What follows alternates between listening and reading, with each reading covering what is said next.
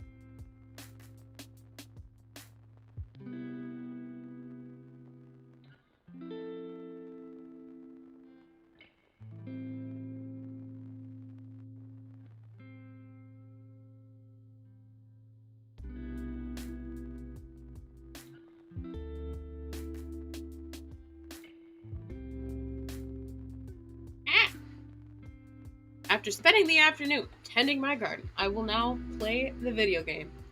Viscera cleanup detail and poetry. Get with it or go without it.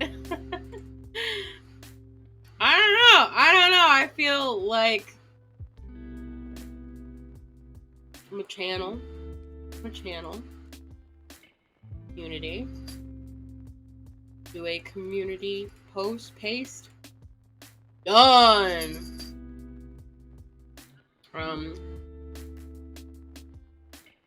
We gotta,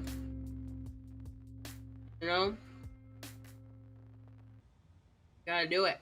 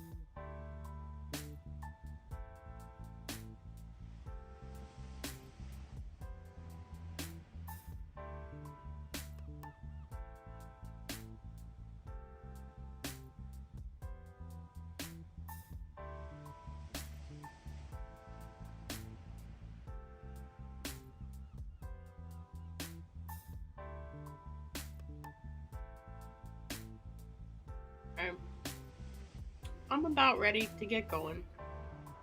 We're gonna bring up reading Rainbow. That's my face. Howdy. Hi. Welcome to the stream. I'm Proletariat Prince. Today we are playing Viscera Cleanup Detail and reading Black Unicorn, which is a book of poetry by Audre Lorde. I just wanna we're not gonna spend a lot of time on this, but I just wanted to kind of bring up this like little artsy moment that's going on. It is a book of poetry. It is, it's pretty vibes going on, And so we've been reading a lot of Audre Lorde lately. And this is the Black stuff where you all the little artsy moments. Cool. Black Unicorn, poems by Audre Lorde. I think if you go all the way up, this one actually, the other one that I was looking at didn't have a cover, but this one does. So if we zoom out a little bit, see the Black Unicorn, and then I'm assuming that that's a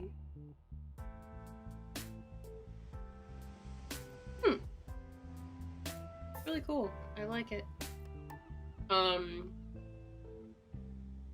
Go back down. It's a lovely font too. I don't know, maybe there's some like font nerd out there who's like, ah, it's a horrible font, I hate it, ah. But I'm not a font nerd, and if I see something I like it. Okay. Oh, look at the little stars. I love that. It's so magical. I need a moment because I do need to bring up. We can do it on here, I guess. Which, well, maybe we can't. Here, let's. See. No, it's not. Good. Take this in. We're gonna. Can't see the edge of the browser window. The Microsoft Edge one. Anyway, video producer. We're gonna go Stream Manager, and there we go. All of our shit is in working order. It's beautiful. I love it. That's the game. That's the game. I hate how all Steam games. Yeah, this is a Steam game. All Steam games, you can't just hit the Windows button anymore. You actually have to do Shift Tab to get out of them, which makes it very difficult to stream Steam games, which I hate. Yeah, that sucks, and I'm not a big fan, frankly. But what can you do? You know, what can you do? Anyway, yeah, that's done. That's done. Done. And I think we're ready to go. Ready to go.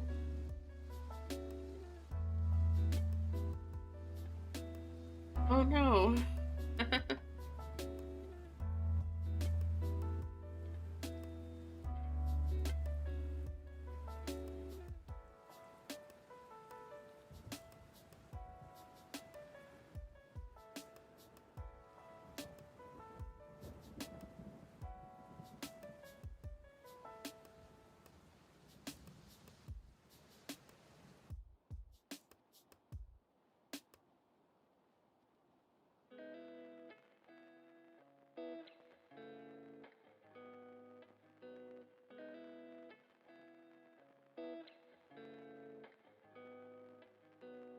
Oh, little.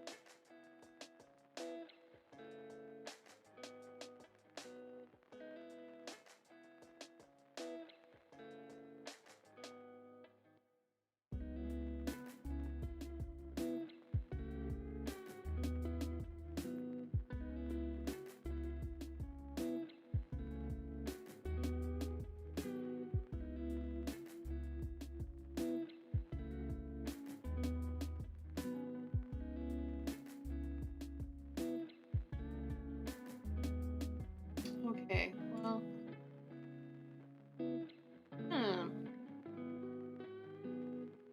Kind of shit year.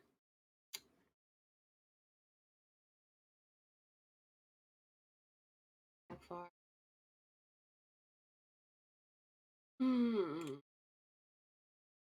Okay. Viscera, cleanup, detail. I'm gonna try. Save this before we can do anything. Option, window mode. We're gonna need something really wide. We can do 6. That's better. Better or worse? It's like if we pick the right ratio.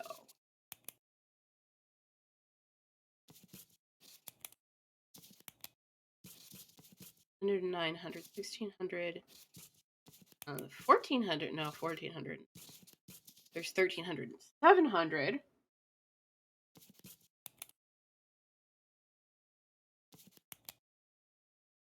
I think this is the best that we can do. Oh, like.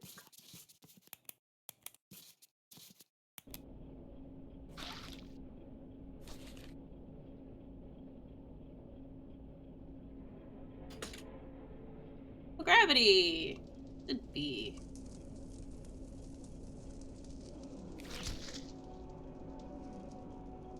I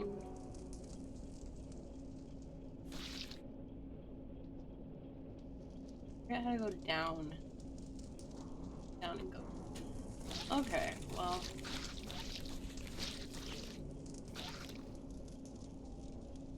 But, oh. That, like, blood globs of, like a blood bubble just flying around. That looks airlock. I am gonna start playing the poetry in a moment, but I just wanna have a look around. Buckets. Is this all there is? What?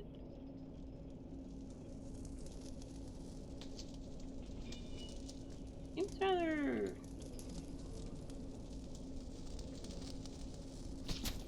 Open this. Open this. Oh, it is! You wait.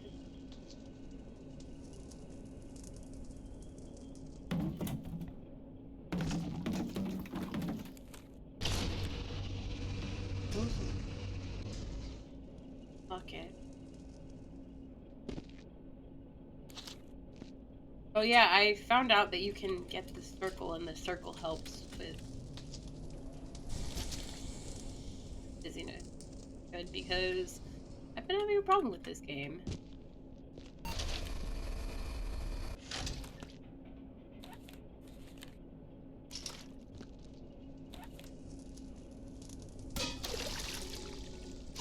Hey.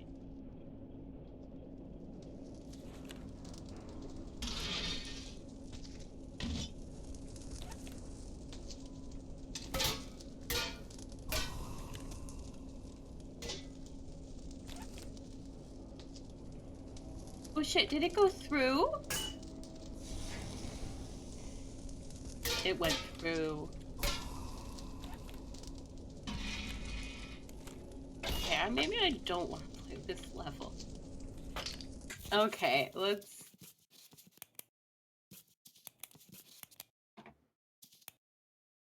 Delete. Simon. Hello. Oh, clean up. Drive. Gravity drive is the one we were doing. Sonic Hell, I've done that before. Evolutionary robotics. Well, that seems like a nice and bright one.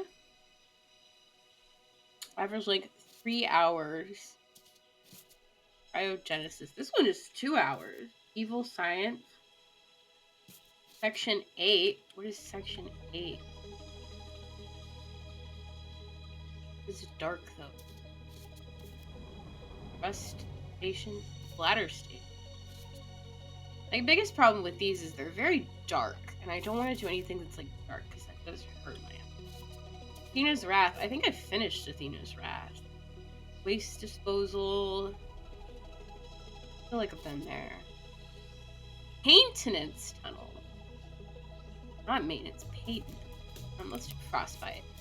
Start work. Okay, so I'm gonna be right back. I'm gonna go get my beverage, and then we're gonna start on this. All of this. Everything about this.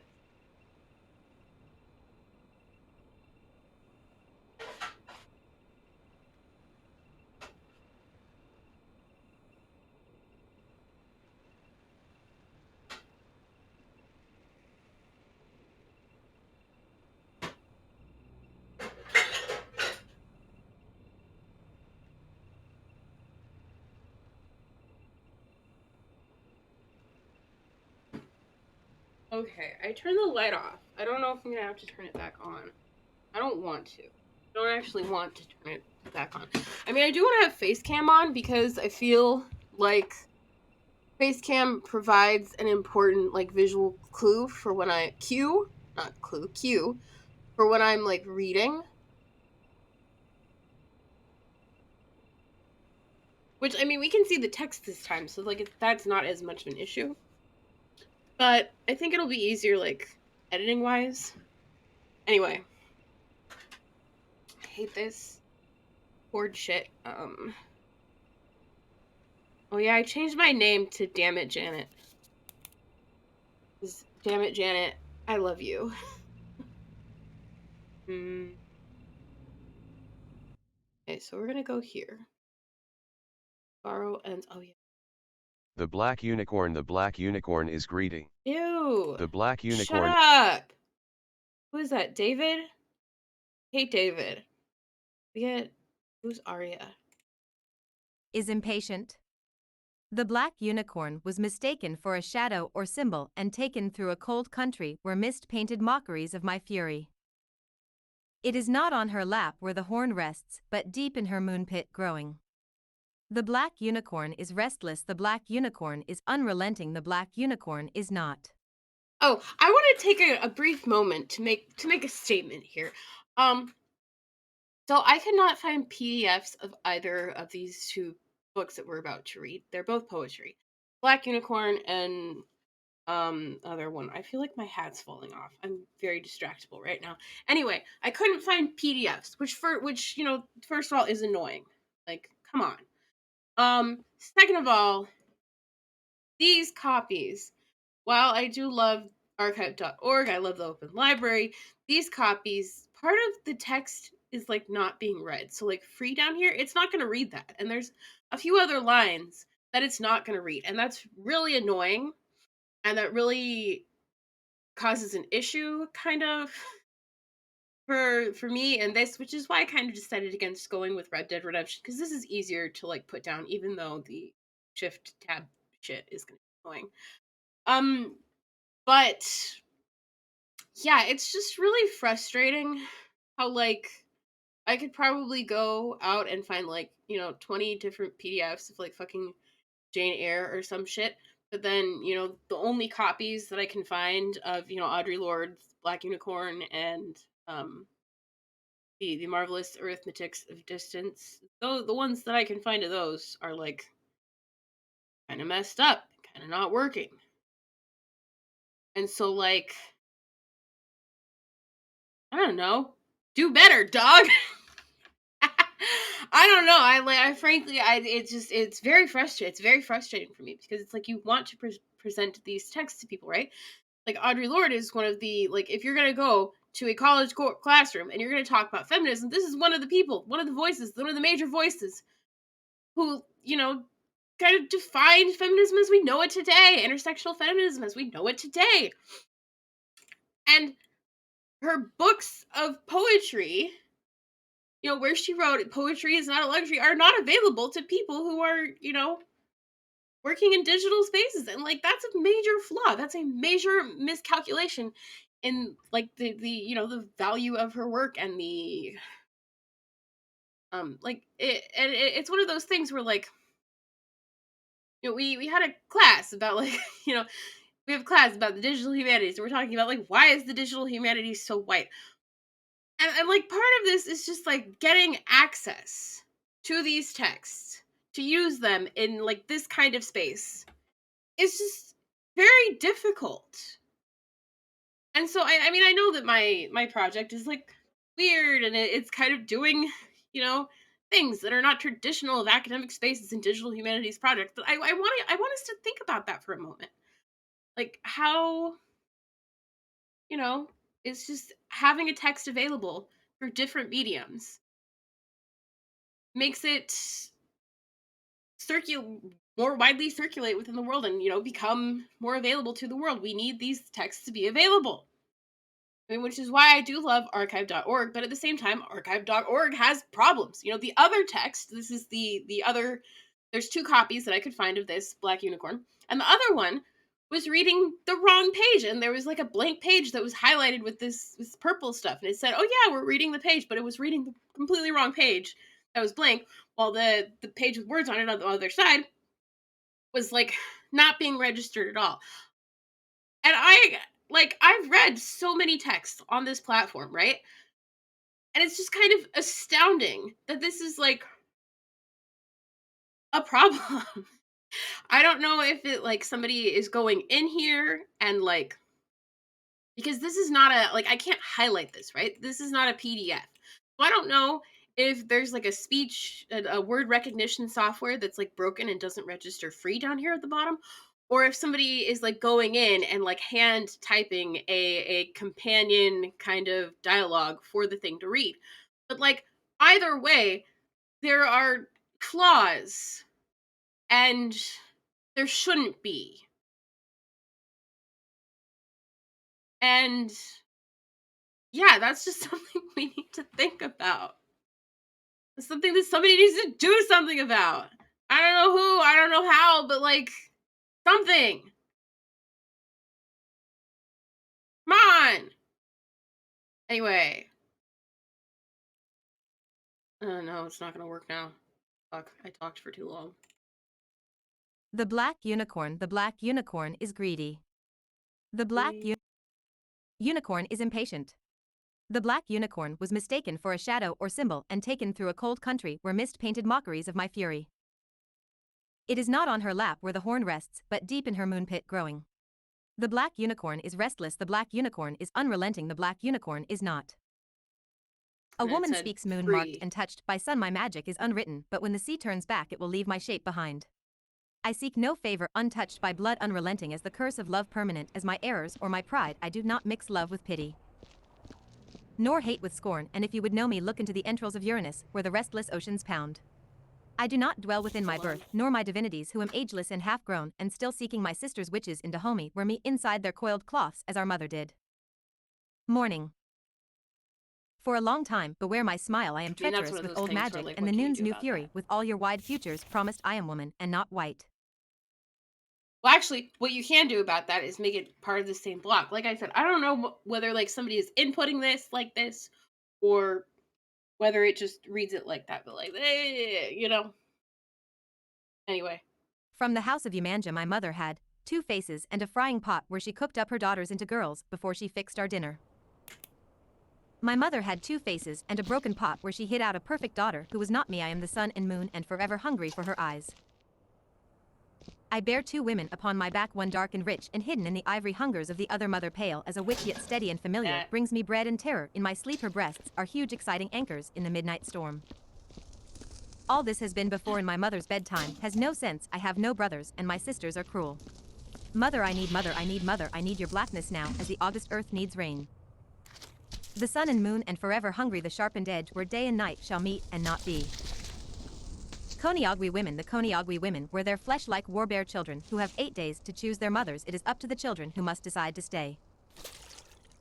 Boys burst from the raised loins, twisting and shouting from the bush secret. They run beating the other women, avoiding the sweet flesh hidden near their mother's fire, but they must take her blood as a token. The wild trees have warned them, beat her and you will be free on the 3rd day. They creep up to her cooking pot, bubbling over the evening's fire, and she feeds them yam soup in silence. Let us sleep in your bed, they whisper, let us sleep in your bed, they whisper, let us sleep in your bed, but she is mothered before them. She closes her door. They become men. A rock thrown into the water does not fear the cold. In front of the city hotel in Kumasi, 2 horned snails come at twilight to eat the foot-long speckled snake dead on an evening wall from sudden violent storm. Their white extended bodies, gently sucking, take sweetness from the stiffening shape as darkness overtakes them. Dahomey, in spite of the fires, heat the tongs can fetch it. It was in Abumi that I felt the full blood of my father's wars, and where I found my mother Sebelisa standing with outstretched palms hip high, one breast eaten away by worms of sorrow, magic stones resting upon her fingers. Dry as a cough.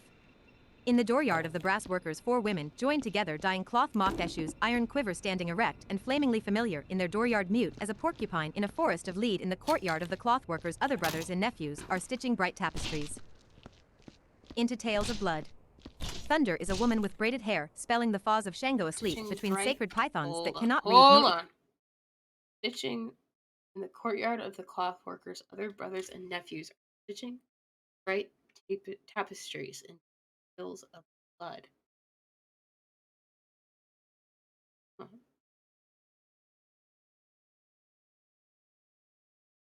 Hold on, I'll look up.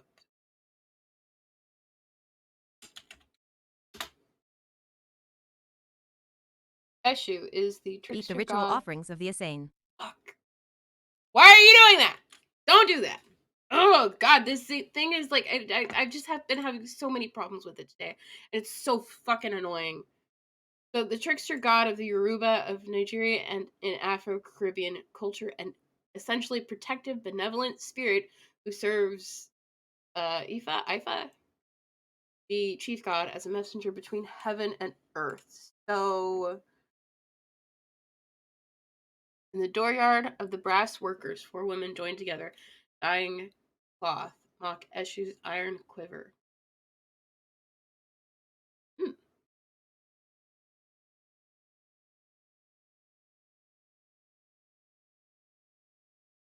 Okay. Eh. Dahomey, in spite of the fires, heat the tongs, can fetch it. It was in Abumi that I felt the full blood of my father's wars, and where I found my mother Sebelisa standing with outstretched palms hip high, one breast eaten away by worms of sorrow, magic stones resting upon her fingers. Dry as a cough. In the dooryard of the brass workers, 4 women joined together, dyeing cloth, mock Eshu's iron quiver standing erect and flamingly familiar in their dooryard, mute as a porcupine in a forest of lead. In the courtyard of the cloth workers, other brothers and nephews are stitching bright tapestries into tales of blood. Thunder is a woman with braided hair, spelling the Faws of Shango asleep between sacred pythons that cannot read nor eat the ritual offerings of the Asane. My throat in the panther's lair is unresisting. Bearing 2 drums on my head, I speak whatever language is needed to sharpen the knives of my tongue. The snake is aware, although sleeping under my blood, since I am a woman, whether or not you are against me, I will braid my hair even in the seasons of rain. 125th Street and Abumi headbent. Walking through snow, I see you, Sebelisa, printed inside the back of my head like marks of the newly wrapped Akai that kept my sleep fruitful in Dahomey, and I poured on the red earth in your honor those ancient parts of me most precious and least needed. Who's Bob? My well-guarded past, the energy-eating secrets I surrender to you as libation mother. Illuminate my offering of old victories over men, over women, over myself who has never before dared to whistle into the night. Take my fear of being alone like my warrior sisters who rode in defense of your queendom. Disguised and apart, give me the woman's strength of tongue in this cold season. Half earth and time splits us apart like struck rock. A piece lives elegant stories too simply put, while a dream on the edge of summer of brown rain in Nim trees, snail shells from the dooryard of King Tafa, bring me where my blood moves, Sebelisa, mother goddess, with one breast eaten away by worms of sorrow and loss. See me now, your severed daughter, laughing our name into echo, all the world shall remember. The women of Dan dance with swords in their hands. Tio marked the time when they were warriors. I did not fall from the sky, I nor descend like a plague of locusts to drink color and strength from the earth, and I do not come like rain as a tribute or symbol for earth's becoming. I come as a woman, dark and open. Sometimes I fall like night, softly and terrible, only when I must die in order to rise again. I do not come like a secret warrior with an unsheathed sword in my mouth, hidden behind my tongue, slicing my throat to ribbons of service, with a smile while the blood runs down and out through holes in the 2 sacred mounds on my chest. I come like a woman who I am spreading out through night's laughter and promise and dark heat, warming whatever I touch that is living, consuming only what is already dead. Sahara high above this desert, I am becoming absorbed. Plateaus of sand, dendrites of sand, continents and islands, and wadis of sand, tongues, sand, wrinkle, sand, mountain, sand, coasts of sand, pimples and pustules, and macula of sand, snot all over your face from sneezing sand, dry lakes of sand, buried pools of sand. Moon craters of sand, get your I've had too much of people out of here sand. My own place sand, never another place sand, punishments of sand, hasanas of sand, epiphanies of sand, crevasses of sand, mother of sand, I've been here a long time, sand, string, sand, spaghetti sand, cat's cradle, ring, Olivia sand. Army of trees sand. Jungle of sand, grief of sand, subterranean treasure sand, moonglade sand, male sand, terrifying sand, will I never get out of here sand, open and closed sand, curvatures of sand, nipples of sand, hard erected bosoms of sand, clouds, quick and heavy and desperate sand, thick veil over my face sand. Sun is my lover sand, footprints of the time on sand, navel sand, elbow sand, play hopscotch through the labyrinth sand, I have spread myself sand, I have grown harsh and flat against you sand, glass, sand, fire, sand, malachite and gold, diamond, sand, cloisonne, cold sand, filigree, silver sand, granite and marble and ivory sand. Hey, you come here, and she came sand, I will endure sand, I will resist sand, I am tired of no all the time sand, I too will unmask my dark hard rock sand. Moa and... Ah! See, it's happening again. Let's see. What was this one? Sahara. High above this desert, I am becoming absorbed. A toes of sand. Right. Continents and islands and wadis of sand.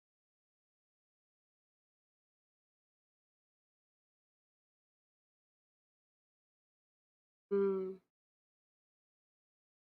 Yet I've had too much of Nah, people I out op of here 6 stand. SAOEIN par YIDI. Be quiet. My own place sand, never another place sand. Hosannas of sand. What is? Let's find out. Interjection, an exclamation originally an appeal to God for deliverance. Hosanna is like a shout.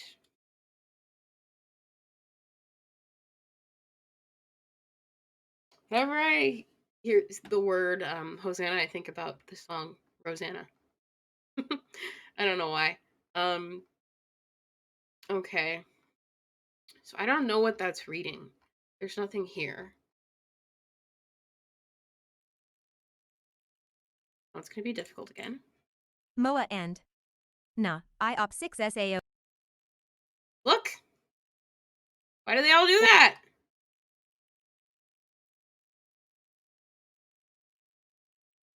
Oh, God. Harriet, there was always Oh, there we somebody go. calling us crazy, or mean, or stuck up, or evil, or black, and we were nappy girls quick as cuttlefish scurrying for cover trying to speak the pain in each other's mouths until we learned on the edge of a lash. Or a tongue on the edge of the other's betrayal that respect meant keeping our distance in silence, averting our eyes from each other's face in the street from the beautiful dark mouth and cautious familiar eyes passing alone. I remember you, Harriet, before we were broken apart we dreamed crossed swords of warrior queens while we avoided each other's, and we learned to know lonely as the earth learns to know dead. Harriet, what name shall we call ourselves now our mother is gone? Chain news item. 2 girls, 15 and 16, were sent to foster homes because they had borne children by their natural. Later, they petitioned the New York court to be returned to their parents, who, the girls said, loved them. And the courts did. Faces surround me that have no smell or color, no time, only strange laughing testaments promised like love, but look at the skeleton children advancing against us. Beneath their faces there is no sunlight, no darkness, no heart remains, no legends to bring them back as women. Into their bodies at dawn.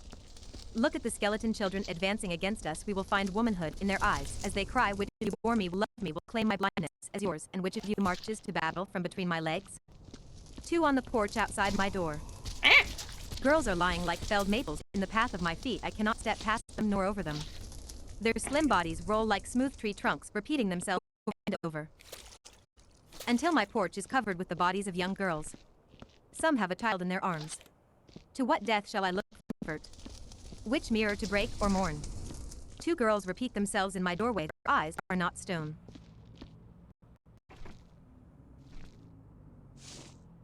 Your anguish, the precision of trial by fury aches and roses, a body-sized fox, even my own mother's sadness, freezing into diamonds, sanctified. Please be quiet. Description and brilliant. Jesus! Why do we have to fight like this? At first, I thought you were talking about. You think, I guess, in as much as so, to be sure, yes, I see. What did you mean? But listen yet, and still on the other hand, like as if you know. NM, at first I thought you were talking about. Of course. Do you think, I guess, in as much as so to be, yes, I see, what did you mean? But listen yet, and still on the other hand, like as if you know. Oh, at first I thought you were talking about a bird, a flower.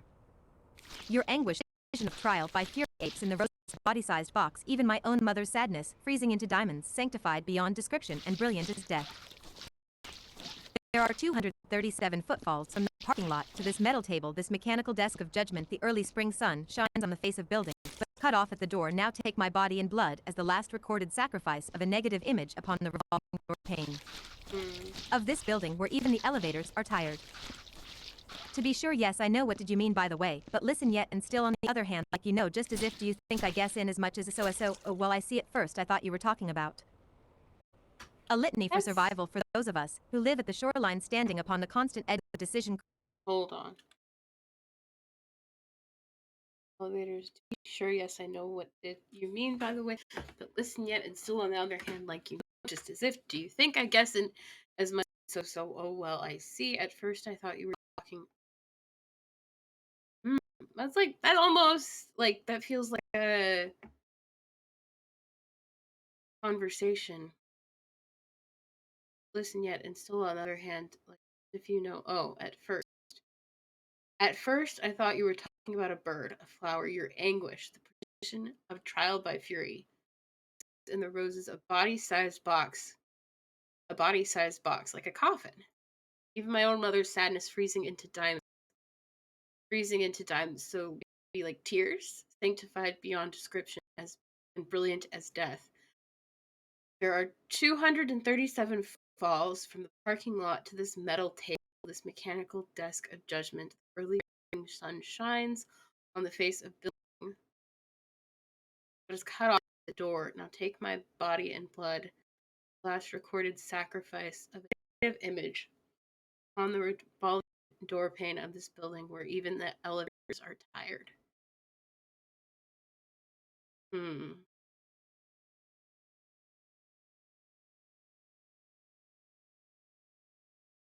Hmm. Not sure what to make of that, but it's interesting how it's like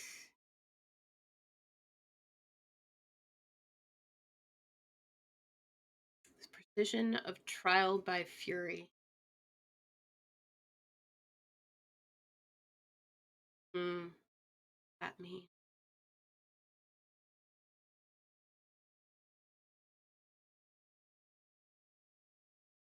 mechanical desk of judgment. I mean, when I hear mechanical desk of judgment, when I hear a metal table, I'm thinking like a park bench, right? I'm thinking like a park bench that has kind of been designed. What's it called? Um, when things are designed to like make people uncomfortable, so they don't spend as much time in public places. What's that called?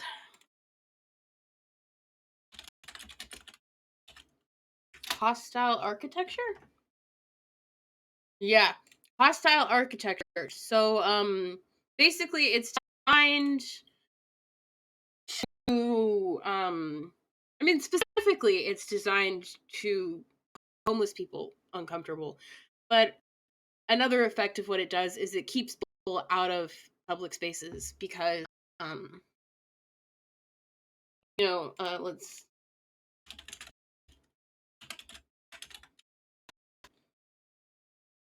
images. If your bench looks at, I don't want to sit on that. You know, I don't want to sit on that. I don't think it looks very comfortable to sit on that, and I think that a lot of people would not want to sit on that. So, how architecture, um, not and it's not like modern architecture. It's I don't know why this is. Well, I mean the metal things are designed to keep skateboarders and like rollerbladers from doing tricks on these. Um, but I mean also like if you're gonna lay down on the bench, not gonna be very comfortable. Um, that is so weird. Why is that? Of course there's the hostile architecture for like birds. Look at this. Who would want to sit on you can't even really sit on that because the whole time you're sitting on it you're gonna be sliding down either way. That's ridiculous.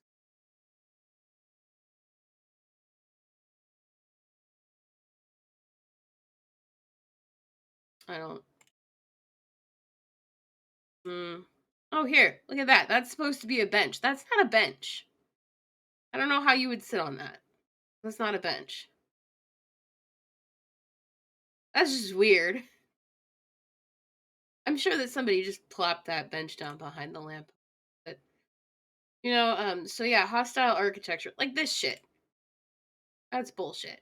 Why do you need that there? What's the point? That's gonna get hot in the summer. I guess there's snow there, so I don't know how hot it could possibly get. But that. Just that. Just that. That's a perfectly good place to sit, ruined by some spikes.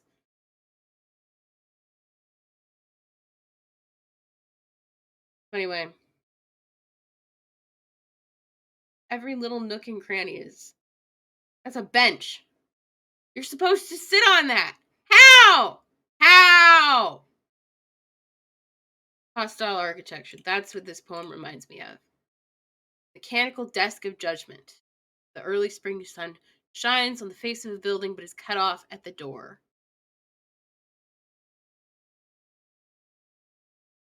Revolving door pane of this building where even the elevators are tired. That's I don't know. I don't know. Okay, let's keep going. A litany for survival for those of us who live at the shoreline, standing upon the constant edges of decision, crucial and alone for those of us who cannot indulge the passing dreams of choice, who love in doorways coming and going in the hours between dawns, looking inward and outward. At once, before and after, seeking a now that can breed futures like bread in our children's mouths, so their dreams will not reflect the death of ours. For those of us who were imprinted with fear like a faint line in the center of our foreheads, learning to be afraid with our mother's milk. For by this weapon, this illusion of some safety to be found, the heavy-footed hope to silence us, for all of us, this instant and this triumph, we were never meant to survive. Ah! And when the sun rises, we are Learning to be afraid with our mother's milk. I'm gonna look this up. Cortisol, which is yes. So studies have shown that that breast milk from distressed mothers may contain higher levels of cortisol. So cortisol is the stress chemical in your brain, basically, and it has all sorts of impacts on your like your development. So like um psychological and physiological, I want to say.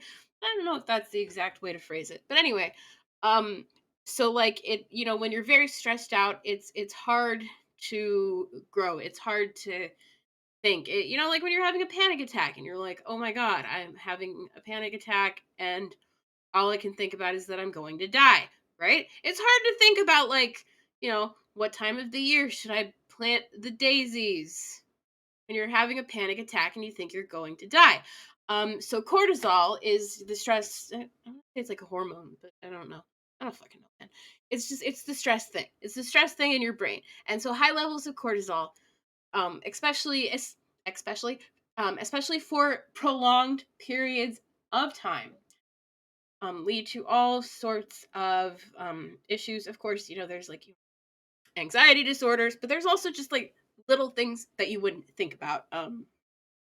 Like literally your ability to like sit still and read a book is affected by the level of cortisol. You like to remember what you read in that book is affected by the cortisol. So if your mother is distressed and this is one of those things where it's like when we talk about intergenerational trauma, this is one of those things that we talk about. Your mother's stressed out, your mother is dealing with a lot of shit, she's gonna pass that down to you, and it happens in other ways. There's like ways that we act, but there's also just when you're a little teeny tiny baby who's just been born and the cortisol is being passed from your mother to you through breast milk, and breast milk is one of the it's very important for your immune system. It's meant to nourish you and give you so many like vitamins and minerals and important things that you need as a baby to develop. But the cortisol, the stress of living under the conditions that people do, it gets into the breast milk, it gets into the baby, and so little tiny babies are from the moment they're born, they're dealing with the impacts of stress, of racism, of course. you know we're talking about Audre Lorde, of course, so yes, it's you know so yeah, um not very, let's see. So, oh god, was where was I? Let me first.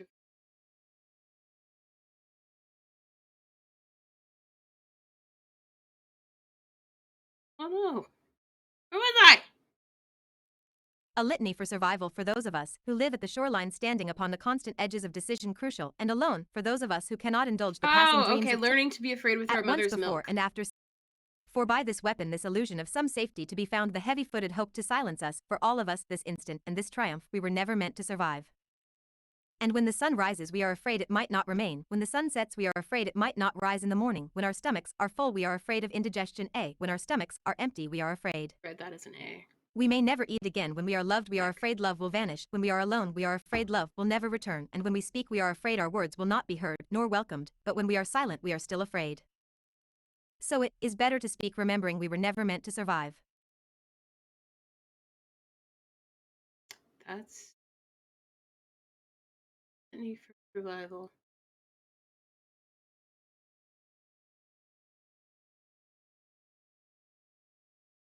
Those of us who cannot indulge the passing dreams of love in doorways coming and going, in the hours between dawns, looking inward and outward at once, before and after, seeking now that can breed futures like bread in our children's mouths, so that their deep dreams will not reflect the death of.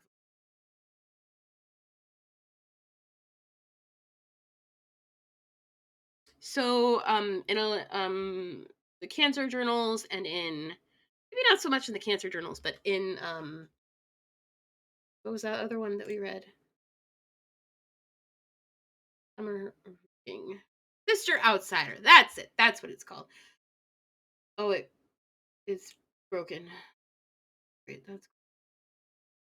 I love when the things I like to use are broken. I feel like the whole entire, like my whole entire internet has just decided to like fuck itself today. Anyway, um, in Sister Outsider, she writes a few essays, especially when it comes to her son, because she is she writes about like talking, or she writes about the pressures of the was it the lesbian separatist movement to kind of like cut men out of their lives, and how like you know these women have sons a lot of the times, and so like how do you deal with having a son as a lesbian separatist, a separate, you're gonna only be around women. How do you deal with having a son? Are you just gonna cut them out of your lives? Are you gonna raise them to be like not a boy? Are you going to, what are you gonna do? And so it's very important to her that she doesn't cut her son out of her life, because she recognizes how important it is that, I mean, maybe not like that men are involved in feminism, but that feminism is a healing place for men as well as women. Um, and so, she says, I'm training my son, I'm teaching my son to do the work that he needs to do so that he can be free in the same way that I, as a woman, want to be free. And so the idea that our children's dreams will not reflect the death of ours, right? Our children are our hopes and dreams, right? And so, I mean, not my children. I don't have children, but what she's saying. Our children are our hope. Maybe not what she's saying, but what I'm reading out of what she's saying is our children are our hopes and dreams. And so I want to raise my children who in a way that they're looking inward and outward, right? The line right here. You can't see the mouse, but it's 1, 2, 3, 4. Looking inward and outward. Seeking a now that can breed futures, like bread in our children's mouths, right? So she's raising her children to seek a future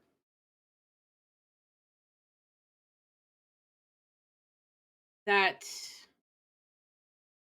will bring her dreams to life. Her children are her hope for the future. Um, that's very beautiful.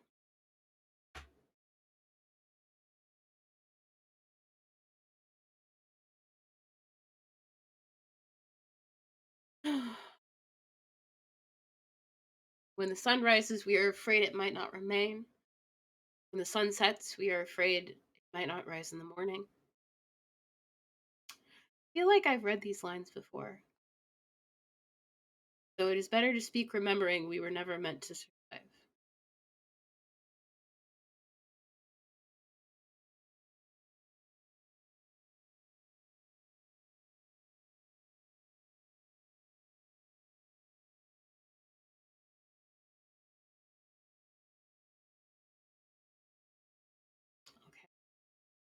Let's go to the next one. Meet woman, when we met on the Oh, solstice high over God. halfway between your world and mine, rimmed with Shut full up, moon, and David. no more excuses, your red hair burned my Fingers as I spread you tasting. Meet woman, when we met on the solstice high over halfway between your world and mine, rimmed with full moon, and no more excuses, your red hair burned my fingers as I spread you tasting your rough down to sweetness, and I forgot to tell you I have heard you calling across this land. In my blood before meeting, and I greet you again on the beaches in mines, lying on platforms, in trees full of telltale birds flicking, and deep in your caverns of decomposed granite, even over my own laterite hills, after a long journey, licking your sons while you wrinkle your nose at the stench.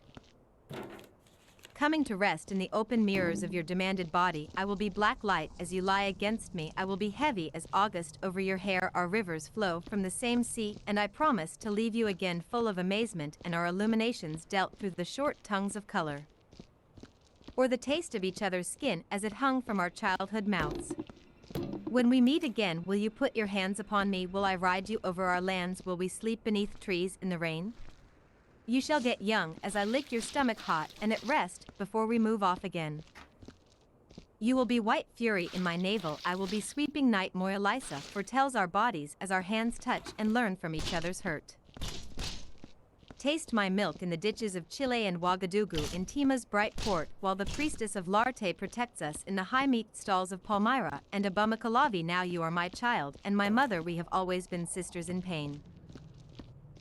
Come in the curve of the lion's bulging stomach, lie for a season out of the judging rain, we have mated, we have cubbed, we have high time for work and another meeting, women exchanging blood, in the innermost rooms of moment, we must taste of each other's fruit at least once, before we shall both be slain.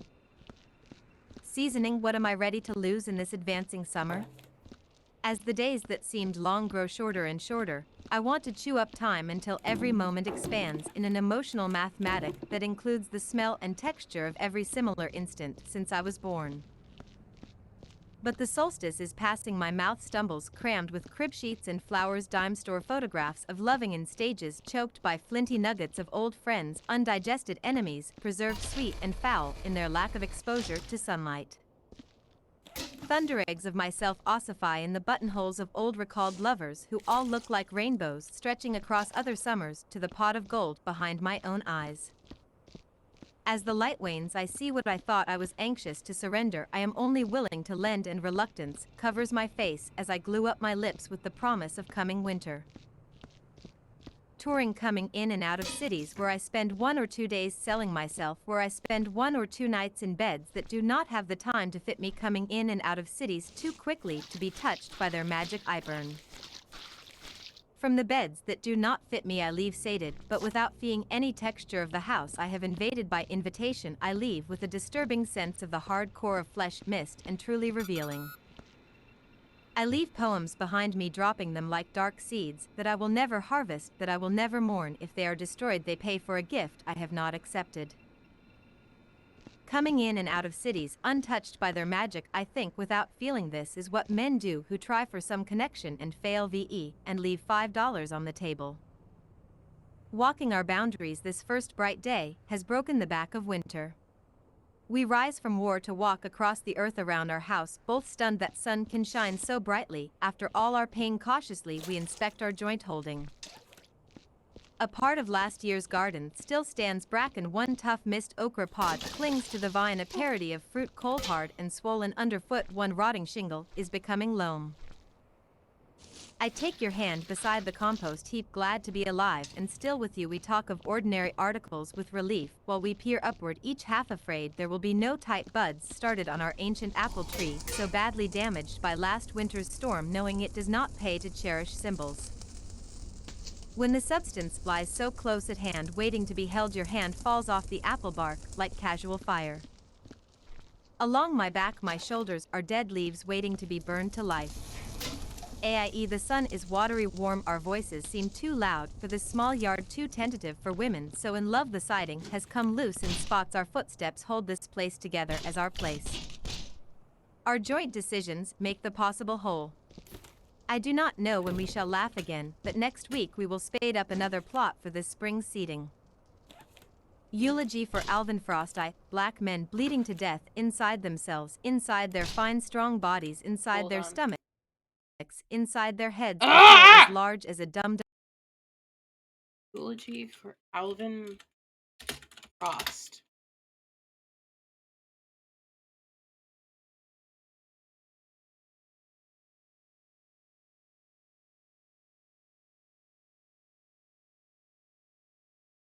Like wondering if this is an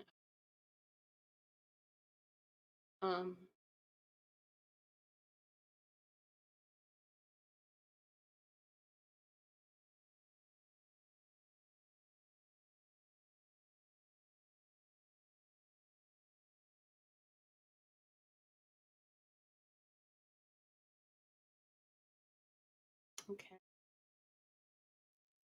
Eulogy for Alvin Frosty, black men bleeding to death inside themselves, inside their fine strong bodies, inside their stomachs, inside their heads, a hole as large as a dum-dum bullet eaten away from the inside, death at 37. Windows are holes to let in the light in Newark Airport at dawn. I read of your death by illumination. The carpets are dark and the windows are smoky. To keep out the coming sun, I plummet down through a hole in the carpet, seeking immediate ground for my feet to embrace. My toes have no wisdom, no strength to resist. They curl in a spasm of grief, of fury. Uprooted, it is dawn in the airport, and nothing is open. I cannot even plant you a tree. The earth is still frozen. I write a card saying machines grew the flowers I send to throw into your grave. On occasion we passed in the hallway, usually silent and hurried, but fighting on the same side. You congratulate me on my latest book. In a black caucus meeting you are distinguished by your genuine laughter. Machines. And you grew might the- have been my long-lost second grade seatmate named That's so annoying. Anyway, machines grew the flowers I send to throw in your grave. I'm thinking, writing about,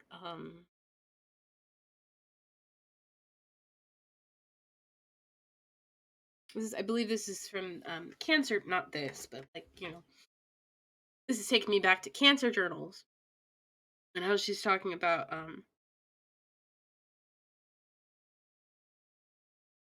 things are being made in factories, and the things that, like, the factories are, like, polluting and killing, not just, like, people, or yeah, not just like people, but like the planet, right? Maybe not necessarily the planet, but yeah, I think we can extrapolate that out into the planet, because pollution that gives people cancer is also going to fuck up the environment, right?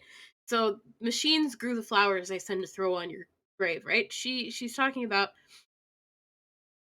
a person who has died, and the same system that is giving people cancer is killing the earth and leaving just plastic flowers to send to a grave.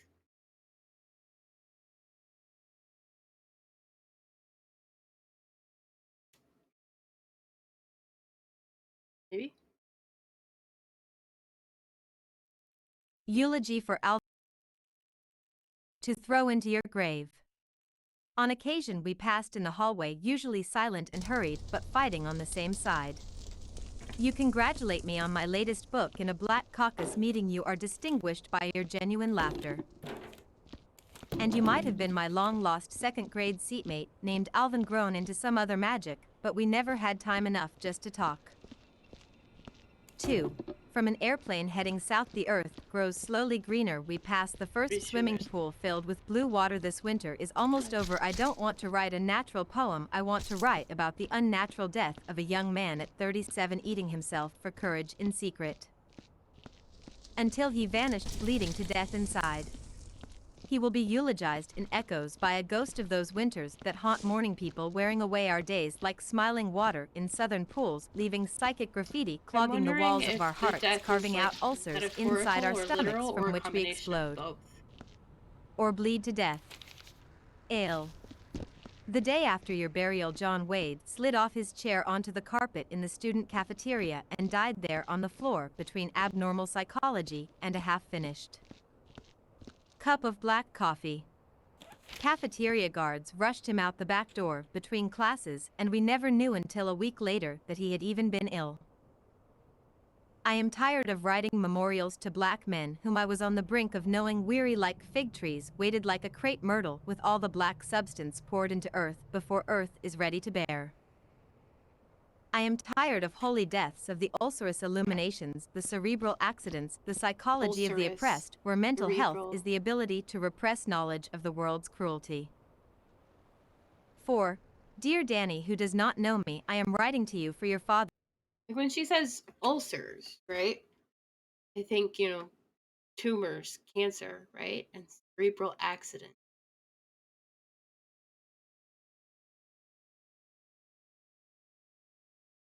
But then cafeteria guards rushed him out the back door between classes. Ill.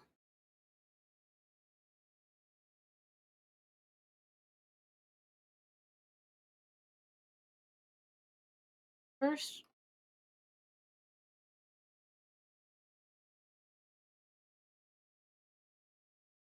eaten away from the in. Not sure, and I. It's somewhere between, because this is John Wade slid off his chair. This is a literal. This is like an act, maybe not literal. This is like somebody actually died, right? But then, like, up here, she's responding to someone. But this first one, feels like a metaphorical.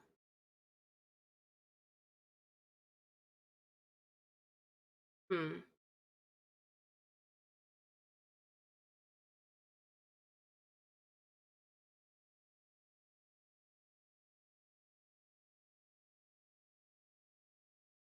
I mean, the cancer journals. Maybe not just the cancer journals, but like it's one of those things where like your mental health does have an impact on your physical health, like with the cortisol, right? So the stress that you are undergoing, the you know it's not just like I'm stressed out so I have depression. It's I'm stressed out so I have stomach pain. And I have stomach pain, so I have, indigestion. I have indigestion that's constant. I have stomach ulcers. I have stomach ulcers, so I get stomach cancer, right? So the impact of stress, the impact of pain, of, carving out ulcers in our stomachs, clogging the walls of our hearts, clogging the walls of our hearts, heart attack, ulcers in our stomachs, which we explode, right? Um, so it's like, it's kind of weaving together, you know, large as I don't know what a dum dum bullet is.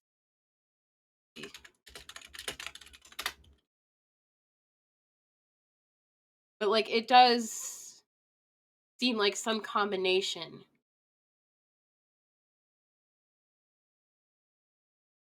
Fuck.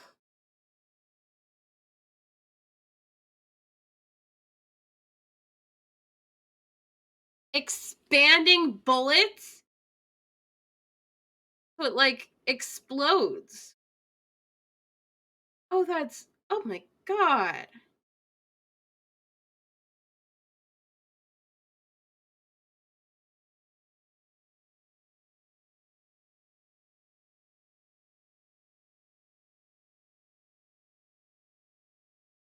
Oh my god.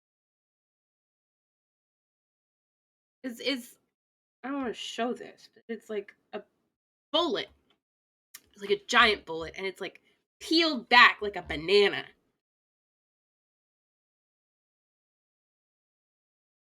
Holy shit, dude.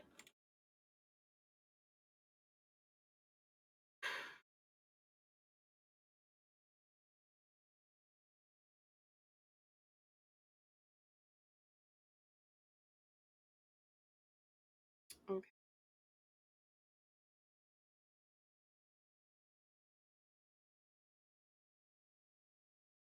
Oh, we're gonna go. We're gonna keep going. Tired of writing memorials. Cup of black coffee. I am tired of writing memorials to black men whom I was on the brink of knowing, weary like fig trees, weighted like a crepe myrtle, with all the black substance poured into earth before earth is ready to bear. I am tired of holy deaths, of the ulcerous illuminations, the cerebral accidents, the psychology of the oppressed, where mental health is the ability to repress knowledge of the world's cruelty. I mean, 4. Dear Danny, who does not know me, I am writing to you for your father, whom I barely knew except at meetings where he was distinguished by his genuine laughter and his kind, bright words. Danny, son of Alvin, please cry whenever it hurts. Remember to laugh, even when you do battle.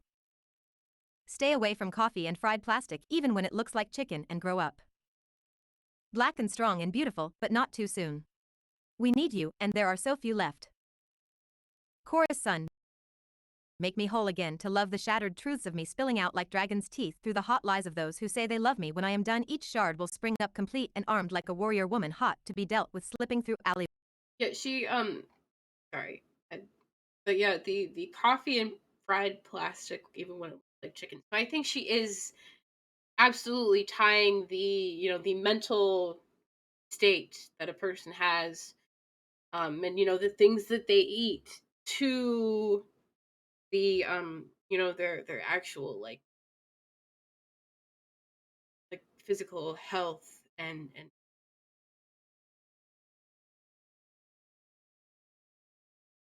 it's a both and it's a both and situation. I say that a lot, but yeah, God, intense. um Chorus, let's son, go. make me whole again to love the shattered truths of me, spilling out like dragon's teeth through the hot lies of those who say they love me. When I am done, each shard will spring up complete and armed like a warrior woman, hot to be dealt with, slipping through alleyways. Of musical night people humming Mozart was a white dude. Coping at his Hold range for on, 5 days, hold on. I want to running get the it. world is a round puddle of Oh my sunless God, water. be quiet. Chorus, sun, make me whole again to love the shattered truths of me, spilling out like dragon's teeth through the hot lies of those who say they love me. When I am done, each shard will spring up complete and armed like a warrior woman, hot to be dancing through alleyways. Musical night people humming. Mozart was a white dude.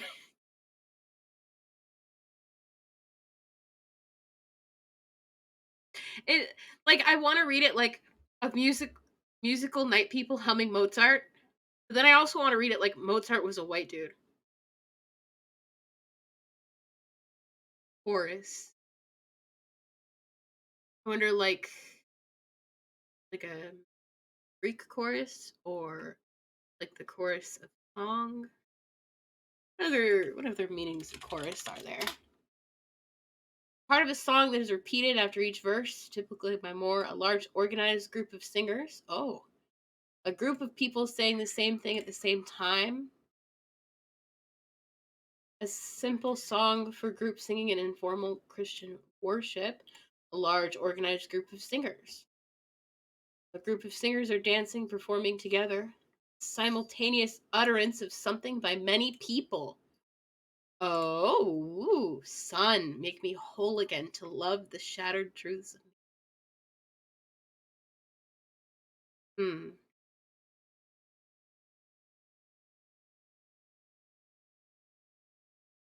Hmm. Flipping through alleyways of musical night people humming Mozart. Hmm. I don't. I'm gonna be real. I don't always know what to make of it, but I like to try to. I don't know. I like to try to find something intriguing, something complex, something meaningful. Hoping.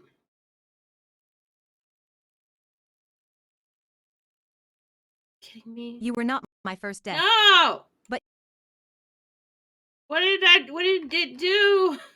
Why did it do that? Oh, Martha, coping. Coping it has rained for 5 days. Running the world is a round puddle of sunless water where small islands are only beginning to cope. A young boy in my garden is bailing out water from his flower patch. When I ask him why, he tells me young seeds that have not seen sun forget and drown easily. To Martha. Young seeds that have not seen yet.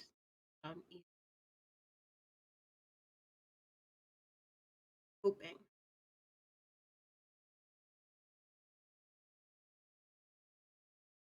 They forget. What do they forget?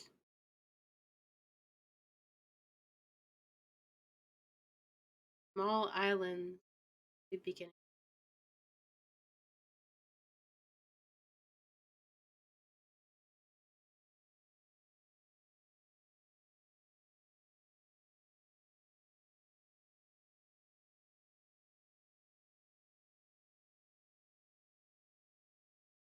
Hmm.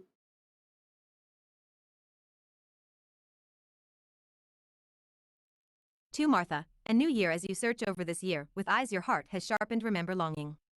I do not know your space now. I only seek a woman whom I love, trapped there by accident. But places do not change so much as what we seek in them, and faith will serve along the way to somewhere else where work begins. I in Margaret's garden, when I first saw you blooming, the color was now protests sprang from your rapid hands like a second set of fingers. You were learning to use the betrayal of others in place of your own pain, and your mouth was smiling off center in the total confusion. I never saw nor visited by day the place where your swans were conquered. When I met you again, your mouth had centered into aloneness. You said you had come apart, but your earth had been nourished into a new garden of strong smells. I felt you wanting to mourn the innocence of beginnings, that old desire for blandness. I feel your sadness deep in the center of me, and I make a pact with you, sister. If you will not sorrow, I will not tell. Scar, this is a simple poem. For the mothers, sisters, daughters, girls, I have never been. For the women who clean the Staten Island ferry. For the sleek witches who burn me at midnight in effigy because I eat at their tables and sleep with their ghosts. Those stones in my heart are you, of my own flesh, whittling me with your sharp false eyes, laughing me out of your skin because you do not value your own life nor me. This is a simple poem. I will have no mother, no sister, no daughter when I am through, and only the bones are left. See how the bones are showing the shape of us at war, clawing our own flesh out to feed the backside of our mask-like faces that we have given the names of men. Donald DeFreeze, I never knew you so well as in the eyes of my own mirror. Did you hope for blessing or pardon lying in bed after bed? Or was your eye sharp and merciless enough to endure beyond the depths of wanting?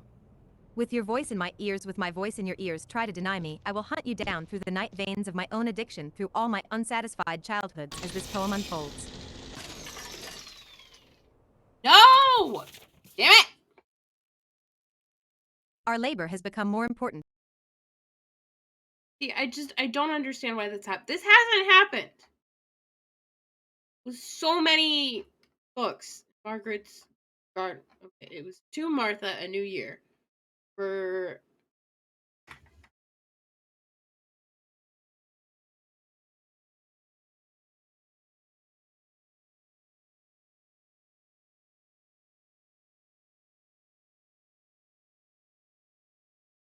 okay, we're gonna try this.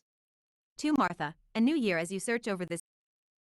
I in Margaret's garden, when I first saw you blooming, the color was now protests sprang from your rapid hands like a second set of fingers. You were learning to use the betrayal of others in place of your own pain, and your mouth was smiling off center in the total confusion. I never saw nor visited by day the place where your swans were conquered. When I met you again, your mouth had centered into aloneness. You said you had come apart, but your earth had been nourished into a new garden of strong smells. I felt you wanting to mourn the innocence of beginnings, that old desire for blandness. I feel your sadness deep in the center of me, and I make a pact with you, sister. If you will not sorrow, I will not tell. Scar, this is a simple poem. For the mothers, sisters, daughters, girls, I have never been. For the women who clean the Staten Island ferry. For the sleek witches who burn me at midnight in effigy because I eat at their tables and sleep with their ghosts. Those stones in my heart are you, of my own flesh, whittling me with your sharp. Hold on. This is a simple poem for the mothers, sisters, daughters, girls I have never been, for the women who clean the Staten Island ferry, for the sleek witches who burn me at midnight in effigy because I eat at their tables, sleep with their ghosts.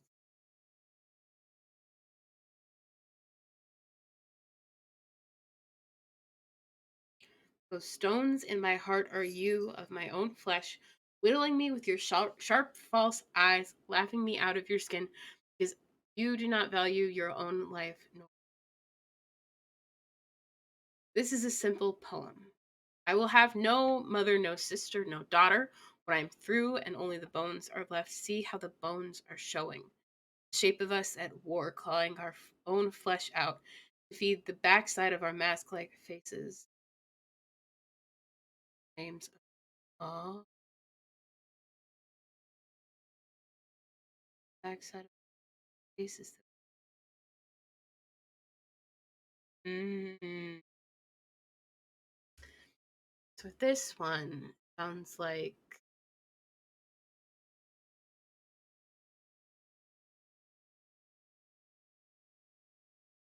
maybe not breast. I don't know.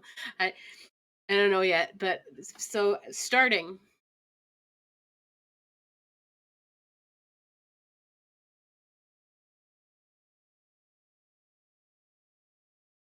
backside of our mask like names of men.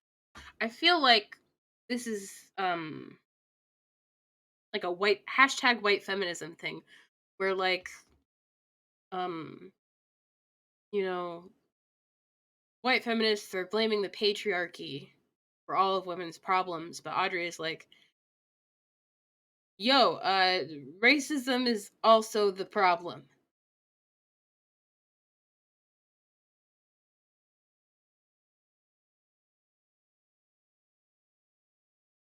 Can't just say that men are the problem. It's also, you know,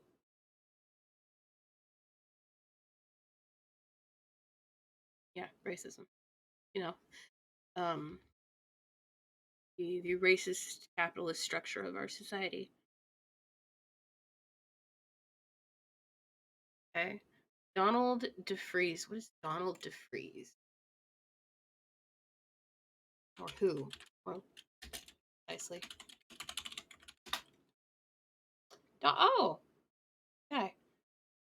Also known as Think Whom, and using the nom de guerre, General Field Marshal Think. So he is a spokesman of the Symbionese Liberation Army, a small American far left group that formed in Oakland, California in 1973. Okay. Okay. He received generous probation in the late 60s, leading some sources to suggest he was serving as a police informant to the Los Angeles Police Department. Hmm.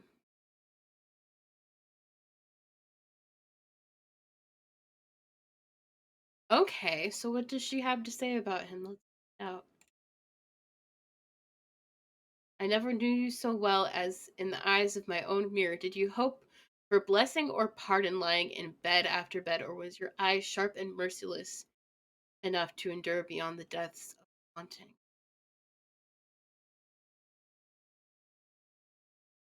Hope for blessing or pardon.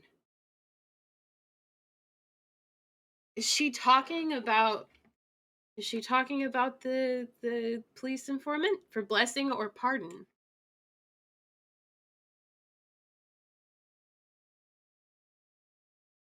I wonder. I wonder if that's what she's talking about. Or was your eye sharp and merciless enough to endure beyond the depths of with your voice in my ears, with my voice in your ears, try to deny me, I will hunt you down through the night veins of my own addiction, through all my unsatisfied childhoods. As this poem unfolds like the leaves of a poppy, I have no mother, no sister, no mother, no children left. Oh, that's different. She doesn't have any left, rather than before. She will have no, and this is four. So we have four mother, sisters, and daughters. I will have no mother, no sister, no daughter. And this is um I have no. Only a tideless ocean of moonlit women in all shades of loving, learning the dance of open and closing, learning a dance of electrical tender. Electrical tenderness. No father, no mother would.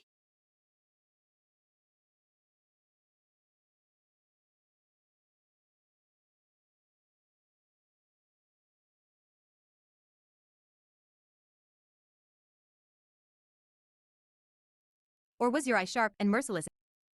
Come Sambo dance with me, pay the piper dangling, dancing his knee-high darling over your wanting under your bloody white faces. Come bimbo, come ding dong, watch the city falling down, down, down, lie down, bitch, slow down, nigger. So you want a cozy womb to hide you, to pucker up and suck you back safely. Well, I tell you what I'm gonna do next time you head for the hatchet. Really need some nook to hole up and look me Okay. up. I'm the ticket taker on a. Be quiet.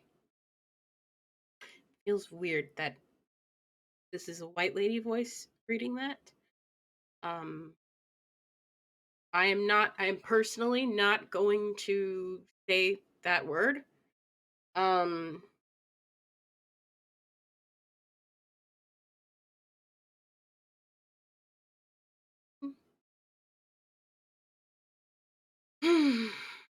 yeah, it's complex. How do you deal with that? Like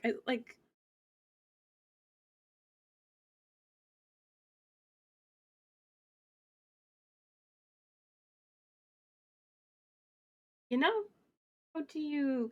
That is, it's like if I was in class, I would just skip the word, right? I'm not saying that. I don't know who would. Hmm. I don't know,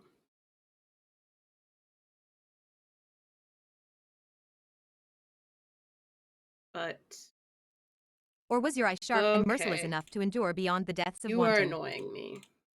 Come. Ah! Our labor has become more important than our silence. Okay. Brother Alvin in. Okay, we're just gonna. I am not okay with this. I do not understand why this is happening. This is so ridiculous.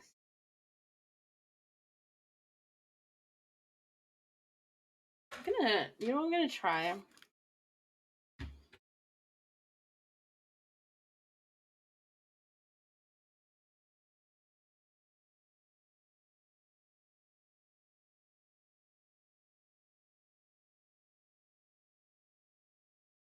Find it.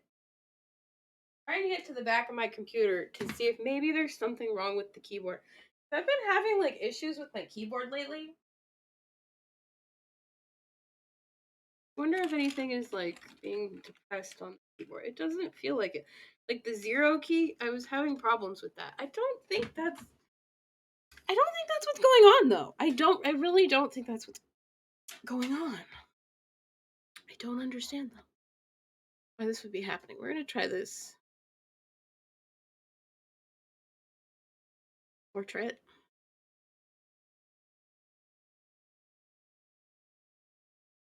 Okay, just try this. Portrait strong women know the taste of their own hatred. I must always be building nests in a windy place. I want the safety of oblique numbers that do not include me, a beautiful woman with ugly moments, secret and patient as the amused and ponderous elephants catering to Hannibal's ambition. As they swayed on their own way home.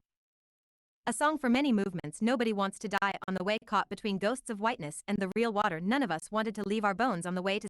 Now it's like doing some weird skipping thing. What is happening here? What page is that? That's on page 52. An hour. We're on page 50. I mean, yeah, it's about what's been happening. We're gonna try this again. Oh, maybe that's what happened.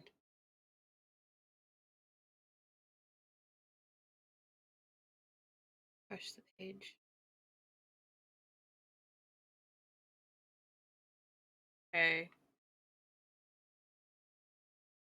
I don't know, dog. All I know is I'm gonna be right.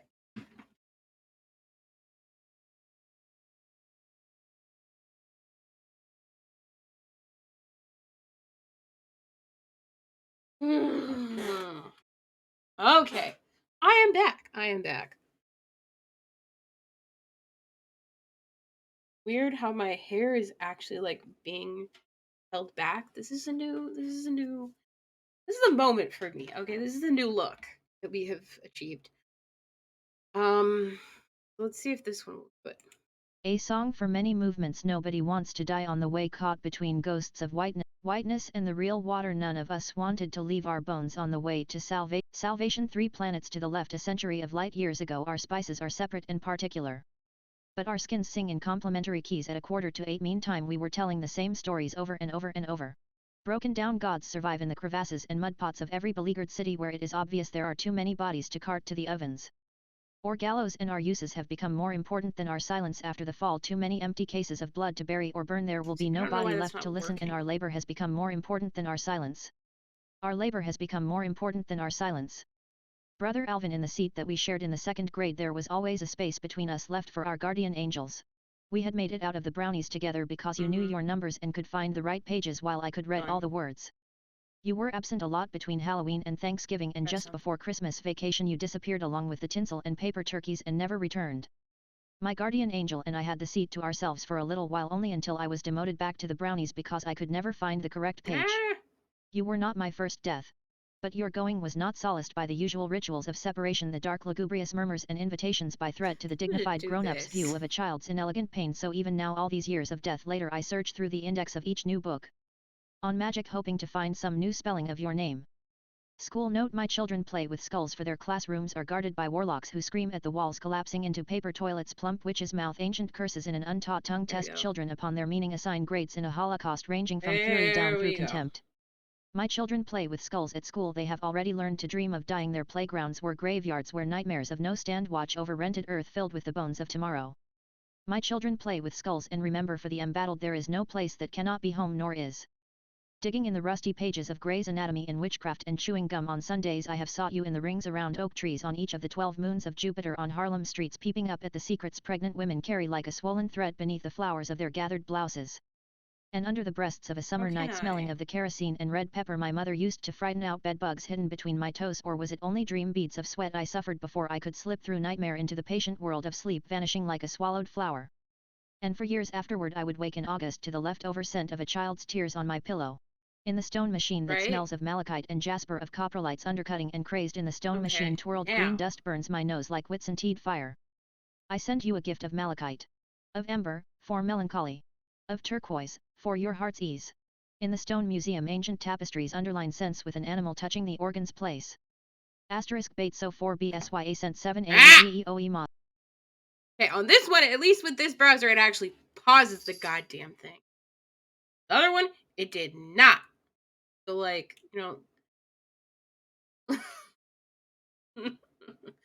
this is a disaster. I mean, look, it's gonna be a disaster. There's very few things we can not make this. Let's be real.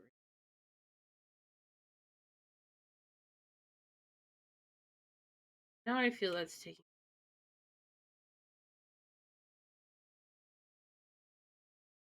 Drink this. End of this. Put it down. No. Maybe. Maybe. This is a disaster. This is a disaster. Okay, we're gonna try this. Outside, in the center of a harsh and spectrumed city, all things natural are strange. I grew up in a genuine confusion between grass and weeds and flowers and what colored meant, except for clothes you couldn't bleach, and nobody called me nigger until I was 13. Nobody lynched my mama, but what she'd never been had bleached her face of everything but very private furies and made the other children call me yellow snot at school. And how many times have I...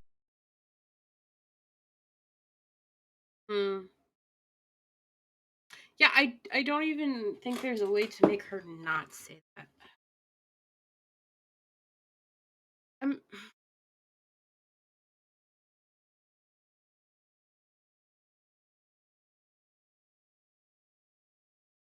yeah, no, because like I like, and the thing that I'm kind of concerned about is like TOS, right? Um,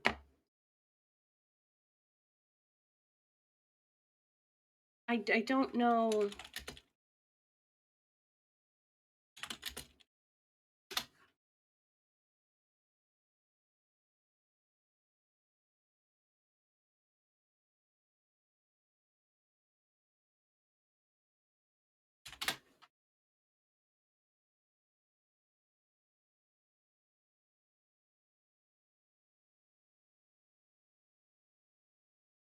I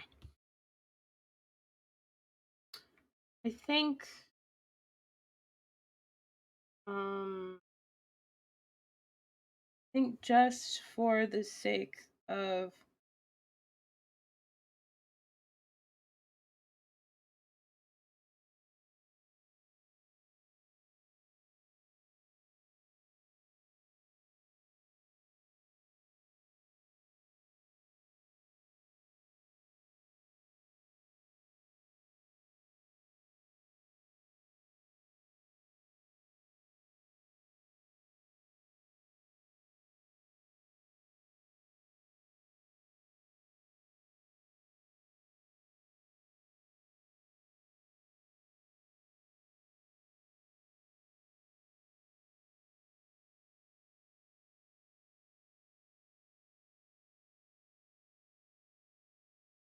mm,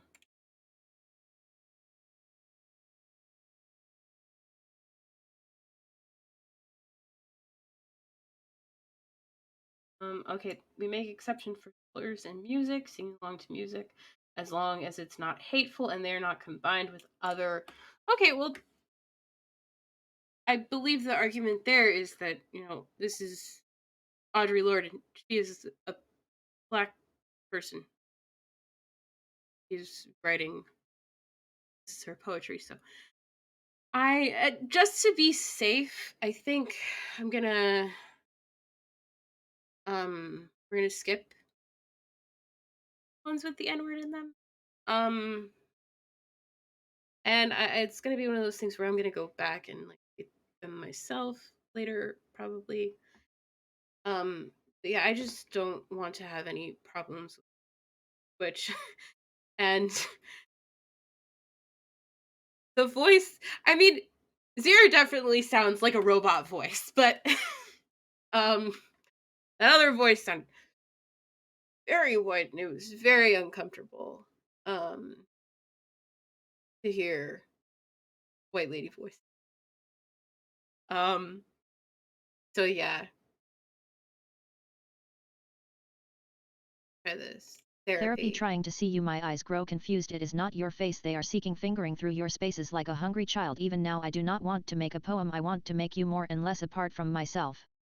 The same death over and over, or lullabies are for children.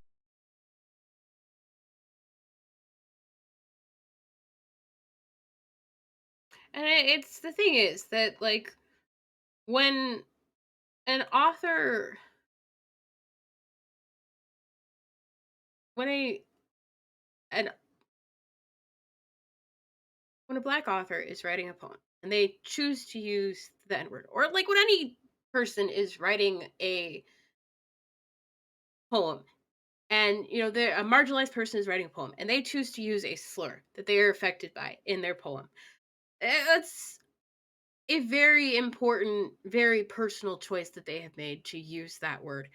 And so it's one of those things where do not want to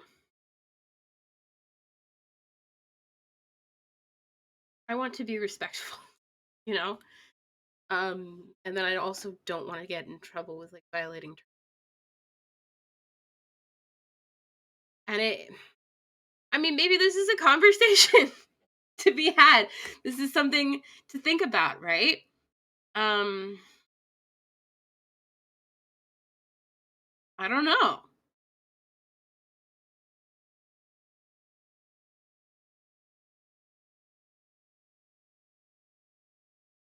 Hmm. But anyway, let's.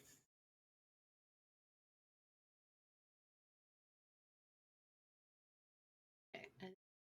Good. The same death over and over, or lullabies are for children, it's the small deaths in the supermarket, she said, trying to open my head with her meat white cleaver, trying to tell me how her pain met mine halfway, between the smoking ruins in a black neighborhood of Los Angeles and the bloody morning streets of child-killing New York. Her poem reached like an arc across country, and I'm trying to hear you, I said, roaring with my pain in a pre-dawn city where it is open season on black children, where my worst lullaby goes on over and over. I'm not fighting you, I said, but it's the small deaths in the gutter that are unmaking us all, and the white cop who shot down 10-year-old Clifford Glover did not fire because he saw a girl. Ballad for Ashes, nobody Hold lives. on. Okay, so this is definitely another white a white feminism one. The white cop who shot down 10-year-old Clifford Grover did not fire because he saw a girl. I was about to say I'm assuming that Clifford Grover is a boy, but then again, don't assume people's gender. But also,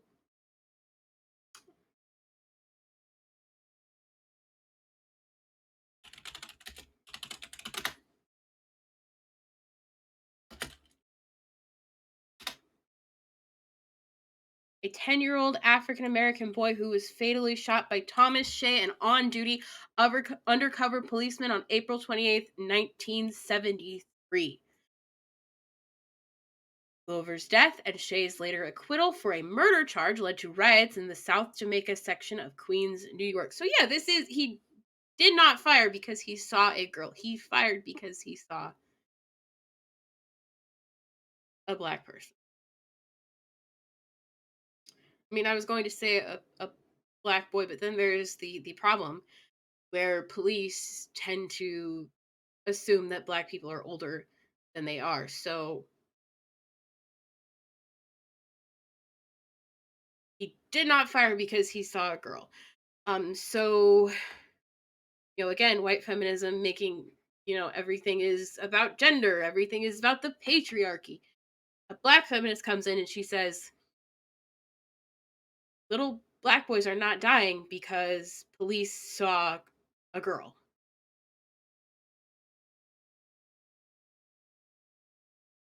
Smoking ruins in a black neighborhood of Los Angeles and bloody morning streets of child killing New York. I'm not sure about Los Angeles.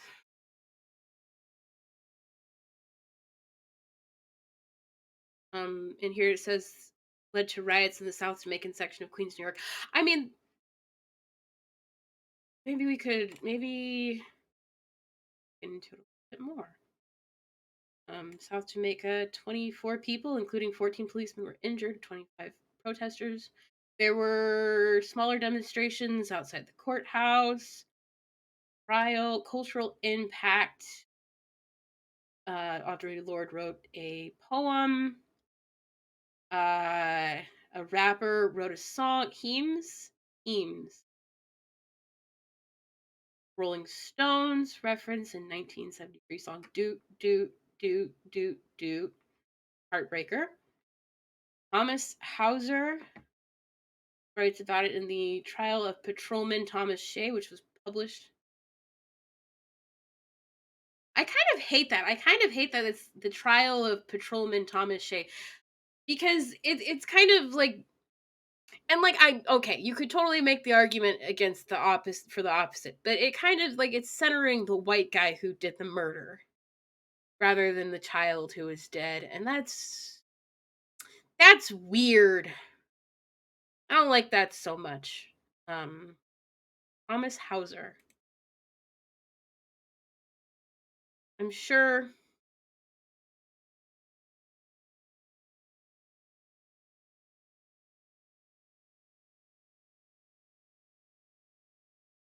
I mean, it's like a true crime thing.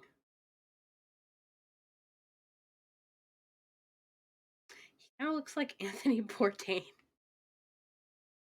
Anyway, um,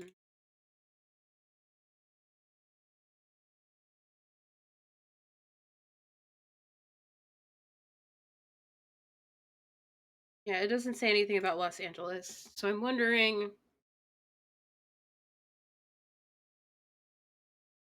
It's the small deaths in the supermarket, she said.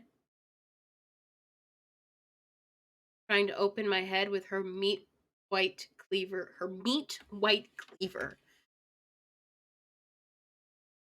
Trying to tell me how her pain meant mine. The interview between Audrey and Adrian where she's like, they're trying to negotiate a center where they can meet. And they're talking about like, Audrey says, when you ask me to provide like proof, I just see that as, all of the other people who demanded proof from me, and how like the pain that causes me, right? Um, and then Adrian says, like, how am I supposed to understand if I don't have any proof? And Audrey says, well, you have to find, there's other ways of understanding. We have to find other ways of understanding. We have to find other ways of negotiating this understanding than just your way, right? Trying to tell me how her pain met mine halfway.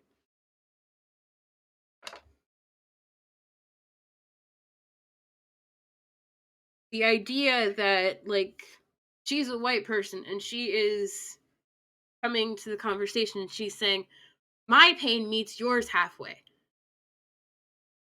But is Audrey allowed to negotiate the distance of what is halfway? Or is Audrey just kind of expected to accept what halfway is?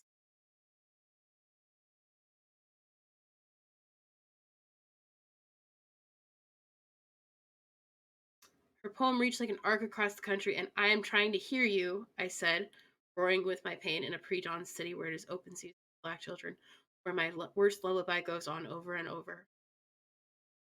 I am not fighting you, I said, but it's the small deaths in the gutter that are unmaking us all.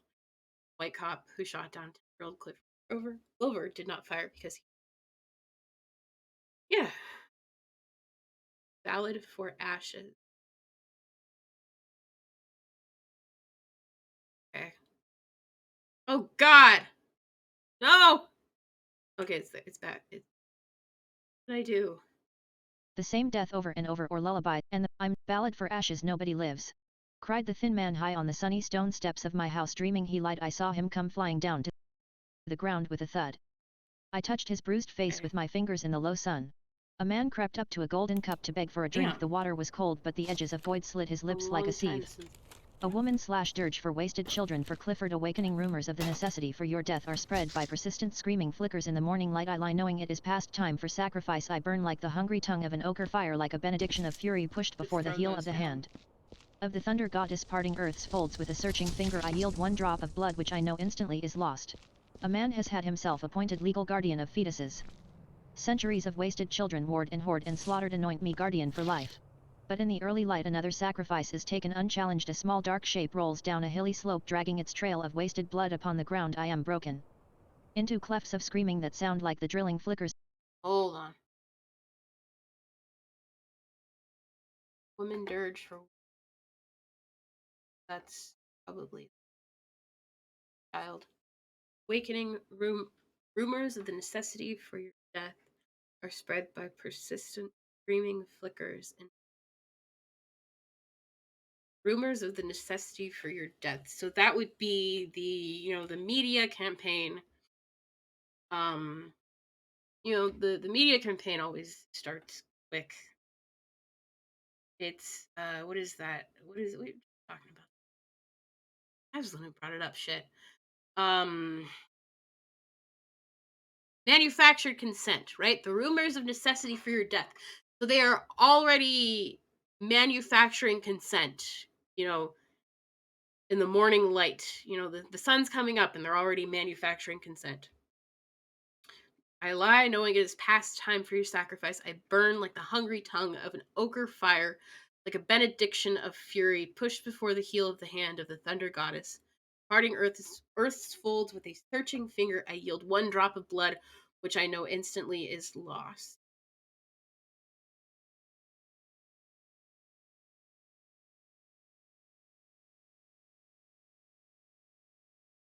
A man has had himself appointed legal guardian of fetuses. That line kind of throws me off. Those lines kind of throw me off. I don't know what that means. Oh, you can probably. No, you can't. There's no cursor tracking. Well, a man has had himself appointed the legal guardian of. I don't know what that means. Centuries of wasted children anoint me guardian for life. But in the early light, another sacrifice is taken unchallenged. A small dark shape rolls down a hilly slope, dragging its trail of wasted blood on the ground. Into clefts of screaming that sound like rolling flick treacherous morning air on murderous sidewalks I'm bent forever, wiping up the blood that you.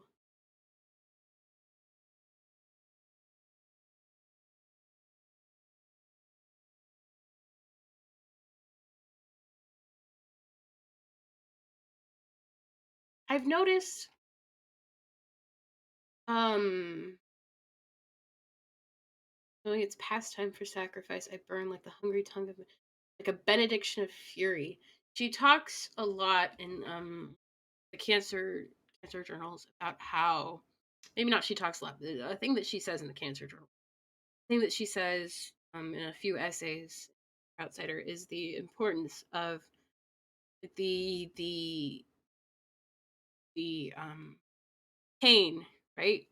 Pain that you feel turns to anger, and the anger turns to rage, and there's kind of like an impotence of rage.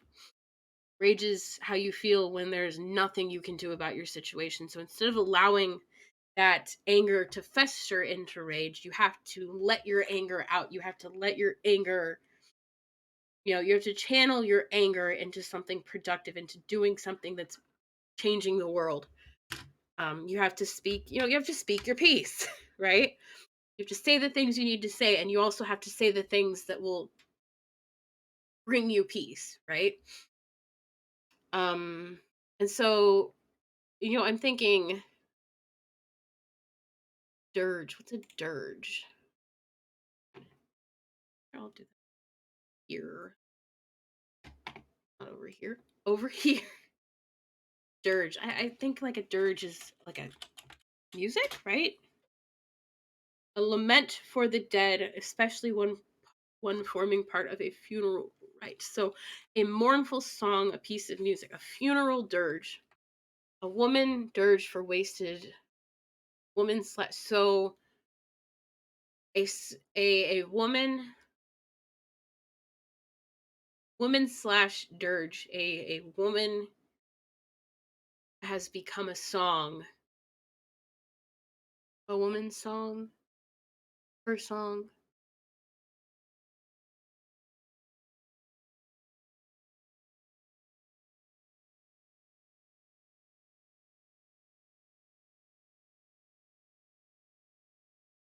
Me guardian for life.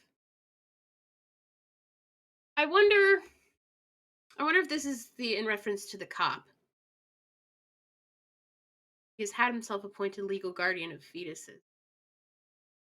I wonder if that's in reference to the cop. Another sacrifice is taken unchallenged, a small dark shape.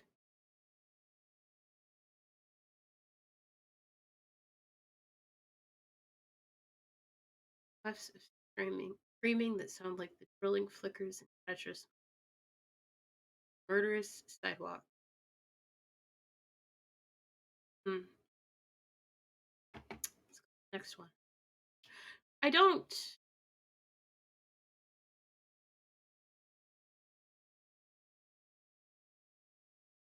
I don't Parting feel. belligerent and beautiful as. I don't feel the need to like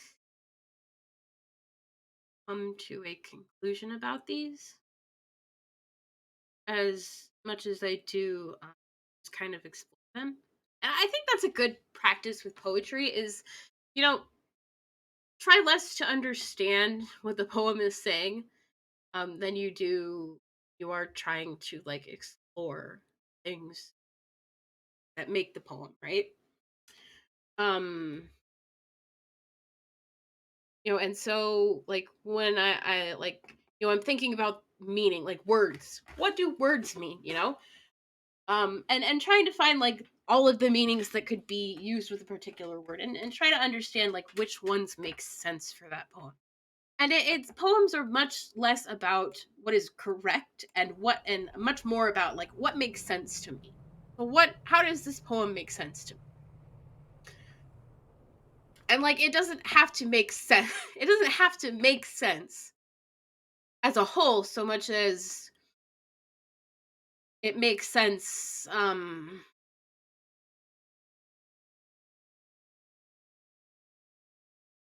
in a sense. I don't know. I don't know. But yeah, we are loading up. I lose internet connection. Please tell me. Oh no. Oh, it says excellent. It says excellent, so we should be okay.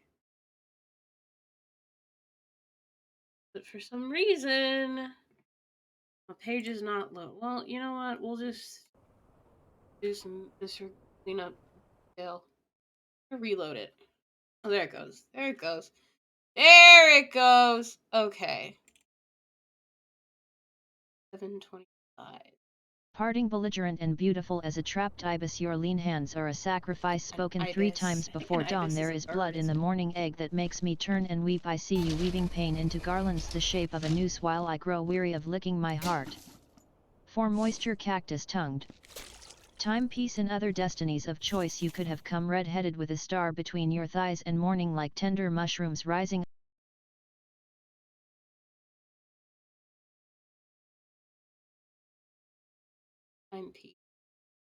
up around your toes, curled like a shantung woman's toes, pausing to be loved in the rice fields at noon, or as sharpened young eye teeth guarded in elegant blackness. Erotic and hidden as yam shoots in the parted mouth of dawn, balancing your craft as we went upstream for water, Elegba's clay pot whistling upon your head. But we were new for this time and used wild-edged pieces of rock struck off with a blunted hammer spread under high sun, and the rocks cry out while we tell the course of each other's tongue with stones in the place where the priestess hurtled out palm nuts from enchanted fingers. And the stones mix the colors of rainbows flashing, you came like a Whedon song. Fog report in this misty place where hunger finds us seeking direction. I am too close to you to be useful. When I speak, the smell of love on my breath distracts you, and it is easier for me to move against myself in you than to solve my own equations.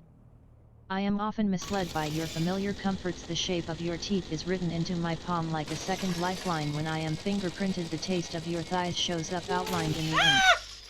They found me wandering at the edge of a cliff beside nightmares of your body. Give us your name and place of birth and we will show you the way home. I am tempted to take you apart and reconstruct your orifices, your tongue, your truths, your fleshy altars into my own forgotten image. So when this fog lifts, I could be sure to find you tethered like a goat in my heart's yard. Pathways, from mother to mother, tadpoles are legless and never learn to curtsy. Pause Birds for a moment. Tethered like a goat in my heart's yard.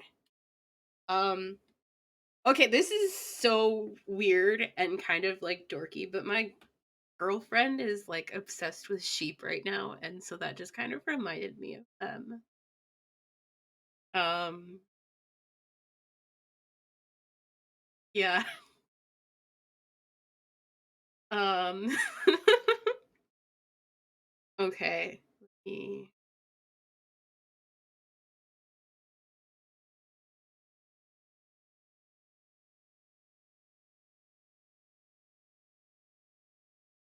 Okay, I think we're good.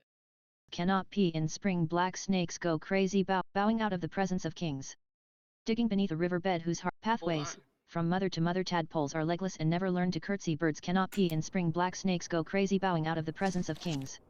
Digging beneath a riverbed whose heart is black and rosy, I find the sticky ooze I learned rejecting all my angels.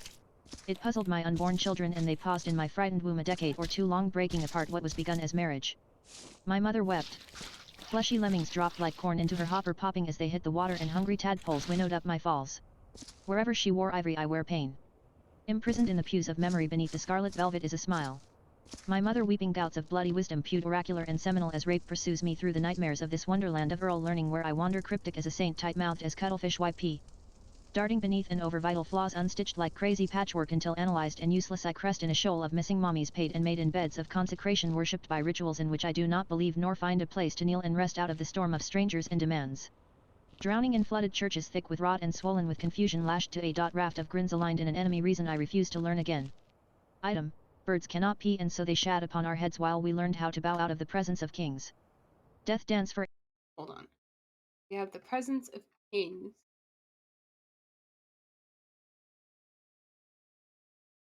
Black snake, crazy bounce.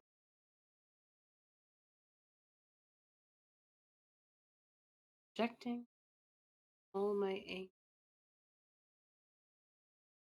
don't know. Hmm. Wherever she wore ivory, I wore pain.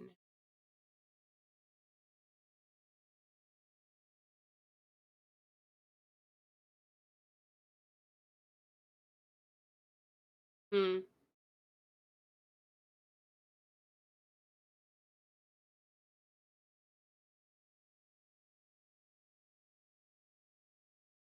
I don't know about this one.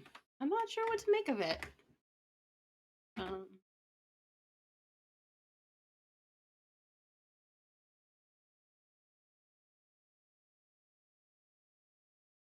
okay. Death Dance for a Poet. A poet hidden in a forest of questions, unwilling to embrace blackthorn trees to yield to go into madness gracefully or alone. The woman is no longer young, she has come to hate slowly, her skin of transparent metal, the sinuous exposure without reprieve, her eyes of clay, heavy with the fruit of prophetic dreaming. In the hungers of silence she has stolen her father's judgments. As the moon kneels she lies with her lover son, wild with the pain of her meticulous chemistry. Her blind answers, the woman is eating her magic alone, crusts of quiet breed a delusion. She is eternal, and stripping herself of night she wanders, pretending a borrowed fire within her eyes. Under the myrtle tree, unconcerned with not being a birch, the woman with skin of transparent metal lies on a cloak of sleek grass, closing at the first touch, unrelieved, clay-eyed and wholly beyond comfort or mercy. She accepts the burden of sun, pouring a pan of burning salt over her shining body, over the piercing revelations of sinew and bone. Her skin grows soft and opaque, and out of the ashes in her range of vision the executioners advance. Dream/songs from the moon of Beulah land. IVI. Hold on. How much love can I pour into you? Um, Pan of burning salt. Out of the ashes. Range of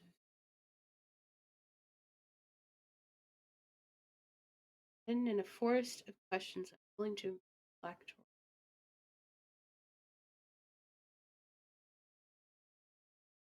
Skin of transparent metal. She says that twice, doesn't she?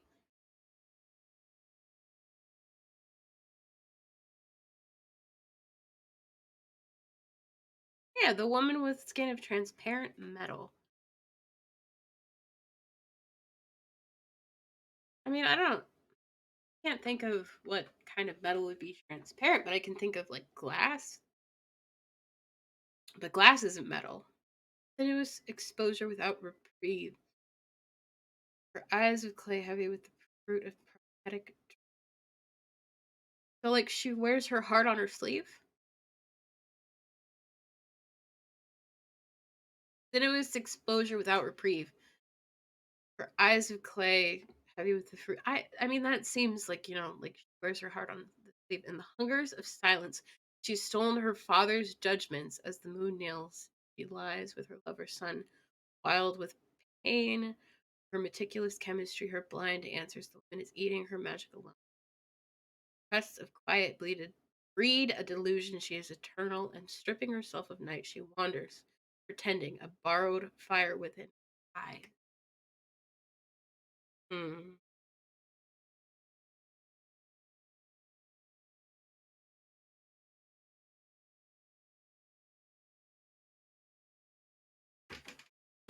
She's stolen her father's judgment. So, like, she's taken them away, or she's internalized them, or hmm, rest of quiet breed a delusion.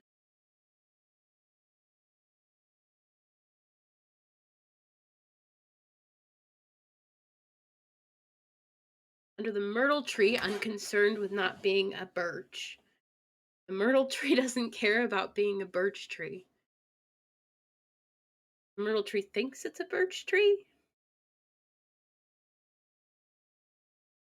Hmm. Lies on a cloak of sleep grass, closing at the first touch, unrelieved. Clay-eyed and wholly beyond comfort or mercy, she accepts the burden of the sun, pouring a pan of burning salt over her shining body. I mean, when I see pouring a pan of burning salt, I think like, ouch. But I'm also thinking like salt, like salt is, healing, like salt water is healing. water. Water is, salt and water, right? And then, of course, water is healing. Water is necessary, and of course, salt is necessary as well. Her shining body over the piercing revelations of sinew and bone. Her skin grows soft and opaque. So she had transparent metal skin, but the salt, the healing salt, maybe allowed her to grow skin out of the ashes in her range of vision. Execute hands. So she wore her heart on her sleeve. She was sensitive. Um, and she tried to break away, borrowed a fire to give herself strength. She grew skin to cover, you know, hide. But now that she's hidden, um,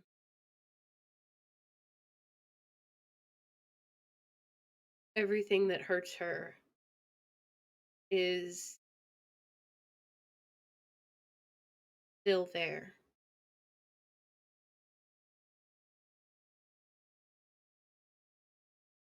Hmm. I don't know. I don't know. I don't know. What do you think? um. Okay. Dream songs for the moon of Beulah land. Beulah. I don't know how to say that. Look it up though.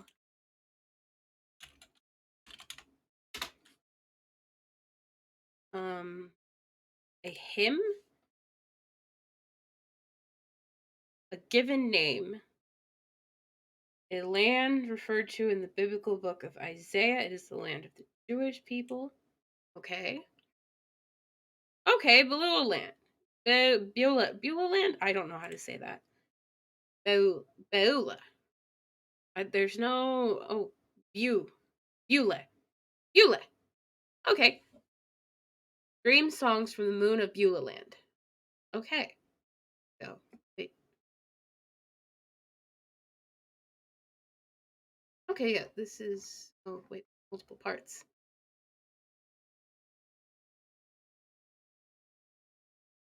Many parts.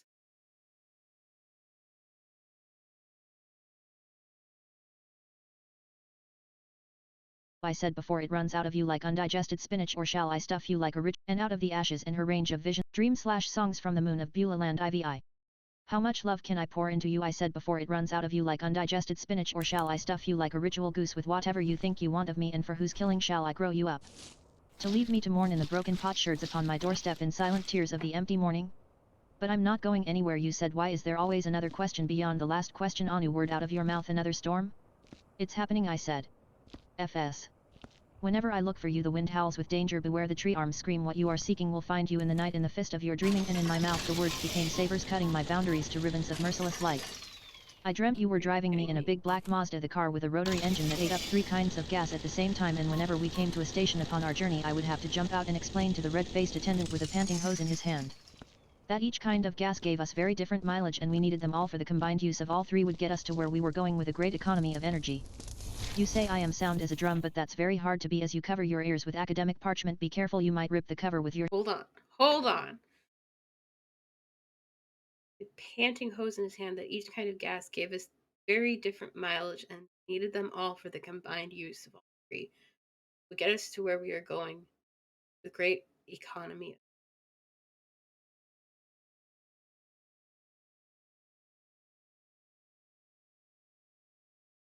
Hmm. Okay. sharp nails, and then I will not sound at all. To put us another way, what I come wrapped in should be familiar to you as hate is what I come wrapped in, is close to you as love is close to death, or your lying tongue surveying the countries of our mouths. If I were drum, you would beat me, listening for the echo of your own touch, not seeking the voice of the spirit inside the drum, only the spreading out shape of your own hand on my skin cover. If I ever really sounded— Ooh. If I were a drum, you would beat me listening for the echo of your own touch, not seeking the voice of the spirit inside the drum, only spreading out shape of your own hand on my cover. Oh, that's so such a it's saying interesting. I mean, okay, like at what point do we become so academic that we can't even say that something's interesting? Like, come on, it's okay to be in think that something's interesting. At the same time, I'm like, I feel like it's more than interesting. It's like, like we were talking before with the, the hashtag white feminism, right? If I were a drum, you would beat me listening for the echo of your own touch. Who is being, centered in the conversation, right? Is the conversation of the drum and the person beating the drum, is it, a are we seeking the voice of the spirit inside the drum, or are we just using the drum as a tool to reflect ourselves and our own needs and desires and whatever? Like, do we care about the voice of the spirit inside the drum? I do. I kind of love that. I really love that. Let's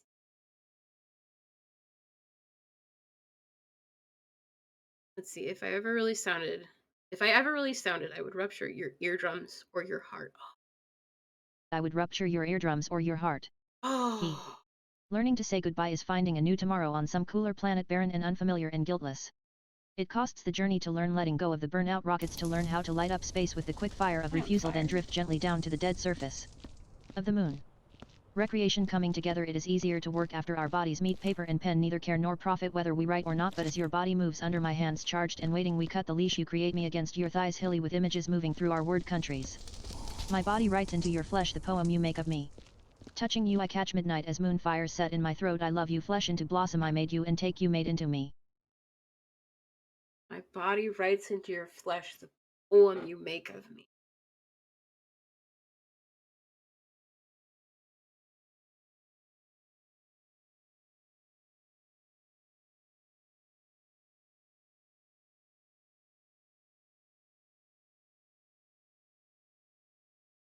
Mm. Recreation or recreation? Hmm, probably recreation. Coming together, it's easier to work after our bodies meet. Pen and paper neither care for profit whether we write or not.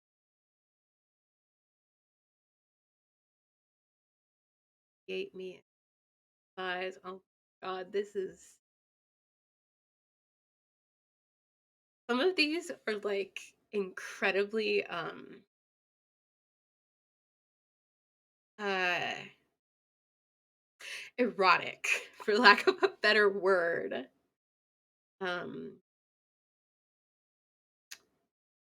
hmm. Uh-oh. 43. Recreation coming together, it is easier to work after my body writes into your flesh the poem you make of me. Touching you I catch midnight as moon fires set in my throat, I love you, flesh into blossom I made you and take you made into me. Woman, I dream of a place between your breasts.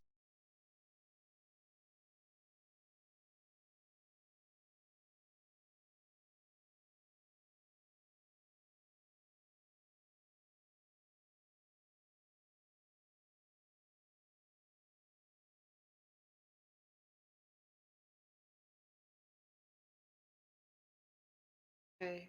So To build my house like a haven where I plant crops in your body, an endless harvest where the commonest rock is moonstone and ebony opal, giving milk to all of my hungers, and your night comes down upon me like a nurturing rain. hmm. Timing in our infancy of action, we were women of peace come to service islands with no bridges in sight. In the beginning we all dreamed of an ending, but the wars of our childhood have aged us. When donations of soup from my yesterday's kitchen sour in the stomachs of beggars now miles away, and they toss in their sleep in doorways with a curse of worry upon their lips, then even my good deeds are suspect fulfillments of dreams of the dead, printing so many starvations upon our future. While we labor to feed the living, beware the spirit of the uneasy dead who trap us into believing in the too simple. Our childhood wars have aged us, but it is the absence of change which will destroy us, which has crippled our harvest into nightmare of endless plowing through fields rank with death. While the carcasses of 4 million blackbirds frozen to death because their chatter insulted the general's escape in the back pages, like the 3 black girls hauled into an empty hurried courtroom to point fingers at their mother. I was cooking pea soup while they murmured, "Yes, Mommy told us that she'd killed him." In front of many strangers she told us, "Yes, he was a white man, may we go now?" And their eyes looked like old women who sleep in the curve of neon doorways under newspaper, clutching a can of pet food for tomorrow's meal. Sisters, there is a hole in my heart that is bearing your shapes over and over as I read only the headlines of this morning's newspaper. Ghost, since I don't want to trip over your silence, over the gap that is you in my dark, I will deal how it feels with you, climbing another impossible mountain with you, gone away a long time ago. I don't want my life to be woven or chosen from pain I am concealing from fractions of myself, from your voice crying out in your sleep to another woman, "Come play in the snow, love," but this is not the same winter. That was our first season of cold. I counted the patterned snowflakes of love melting into ice, concealing our dreams of separation. I could not bear to write our names on the mailbox. I could not bear to tell you my dreams, nor to question yours. Now this poem makes those mornings real again. You were always real, Bernice is saying, but I see the scars of her pain hidden beneath the flesh on her cheekbones, and I Not bear to write our names on the mailbox.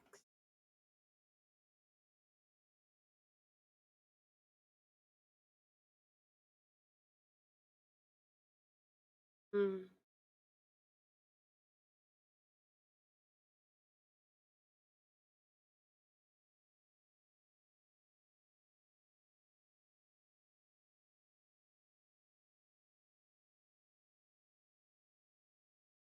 I don't know. This one is this line. These lines here. Interesting. You were always real, Bernice is saying, but I see the scars of her pain.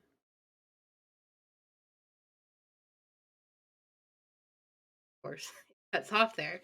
Hidden beneath the flesh on her cheekbones, and I do not know how many years I spent trying to forget you. But I'm afraid to think how many years I will spend. This feels like um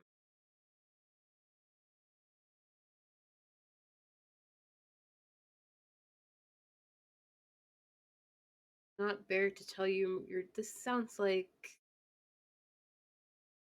an unrequited love kind of thing, like being closeted and not knowing, you know, not bear, write our name.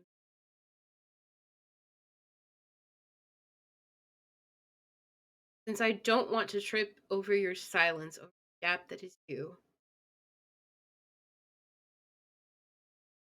Don't want to trip over your silence because you the gay experience of, because the other person isn't saying that they're gay, that you don't know if they're gay, and so you're like, I should probably not approach this person as if they are gay because they have not said they're gay.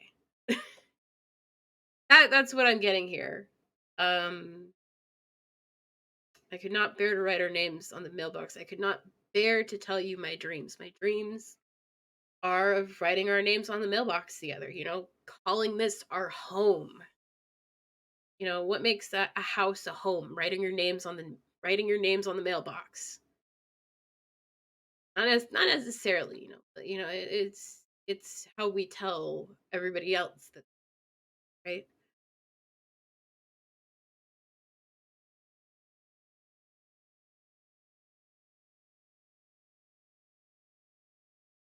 I do not know how many years I spent trying to forget you, trying to move on. But I'm afraid to think how many years I will spend trying to remember the regret. The last 3 lines.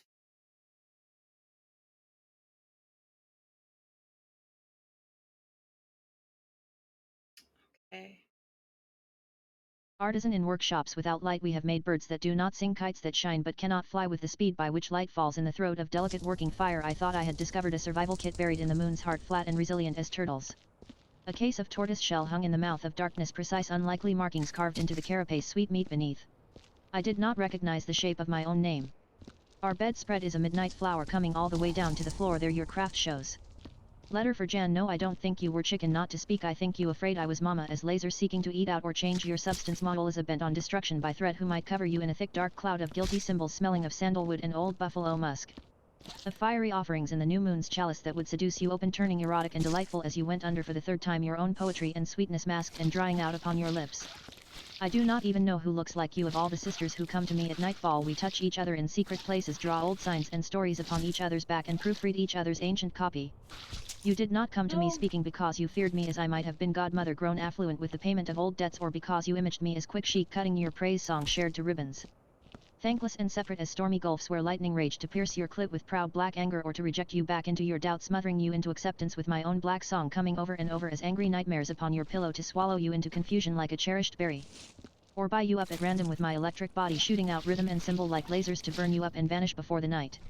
When all the time I would have loved you speaking, being a woman full of loving, turned on and a little bit raunchy and heavy with my own black song. Bicentennial poem number 21 million. I know the boundaries of my nation lie within myself, but when I see old movies of the final liberation of Paris with French tanks rumbling over land that is their own again and old French men weeping hats over their hearts singing a triumphant national anthem, my eyes fill up with muddy tears that have no earth to fall upon. Ne cent pal oo cent I, for it equals, Hold on. e ad cent Hold os ad on. poeae. Hold on. Me the old days. Yeah. Damn it. Damn it, Zira. Anyway, my eyes fill up with muddy tears that have no earth to fall on.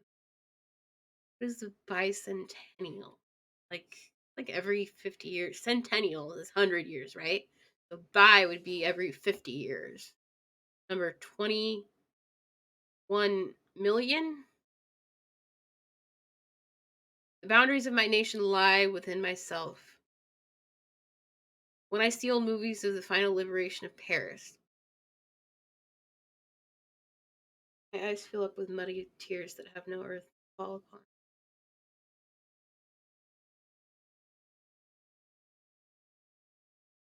Simultaneously, I am a nation unto myself, but also I would like to be a part of something.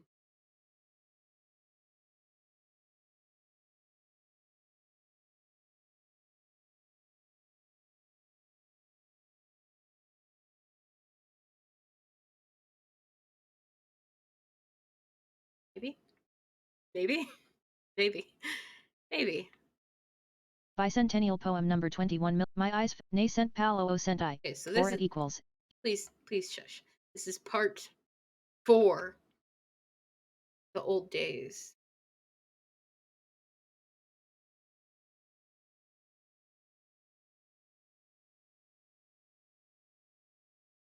Okay. Me the old days. Everyone wants to know how it was in the old days with no sun or moon in our colorless sky to warn us we were not insane, only the harsh searing eye of unblinking madwomen and men calling our star a zoo, and I have no bride to recall. Only many women who whisper I was always a virgin because I never remained. I remember you only through the eyes of all the forgotten others. On Monday a cat in the sorceress's alley screeched out your death in another year's language, and I had forgotten your name like a promise of hunger. Everyone wants to know how it was in the old days when we kissed stone into dust, eternally hungry, paying respect to the crippled earth in silence and in tears. Surely one star fell as the mountain collapsed over our bodies. Surely the moon blinked once as our vigils began. Contact lenses lacking what they want to see makes my eyes hungry, and eyes can feel only pain. Once I lived behind thick walls of glass, and my eyes belonged to a different ethic, timidly rubbing the edges of whatever turned them on. Seeing usually was a matter of what was in front of my eyes matching what was behind my brain. Now my eyes have become a part of me, exposed, quick, risky, and open to all the same dangers. I see much better now and my eyes hurt. Lightly don't make waves is good advice from a leaky boat. 1 light year is the distance one ray of light can travel in 1 year, and 30 light years away from Earth in our infinitely offended. Don't make waves is good advice from a leaky boat.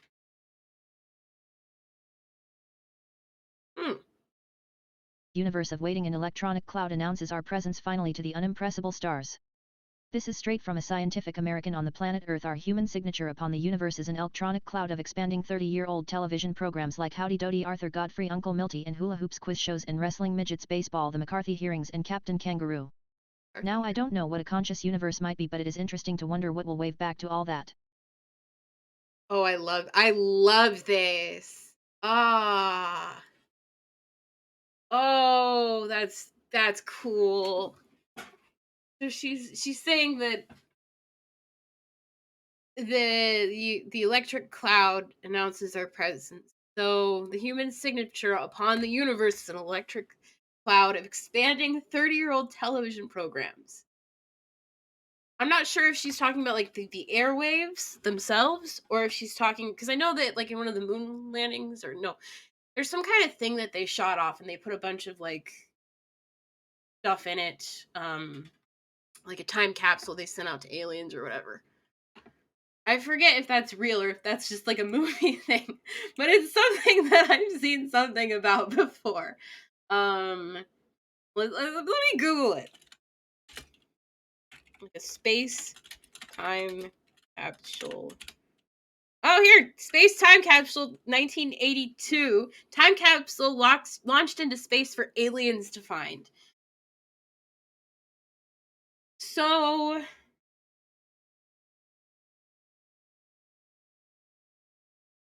I wonder if if she's talking about that, or if she's just talking about like the electronic, like the like radio waves kinds of stuff.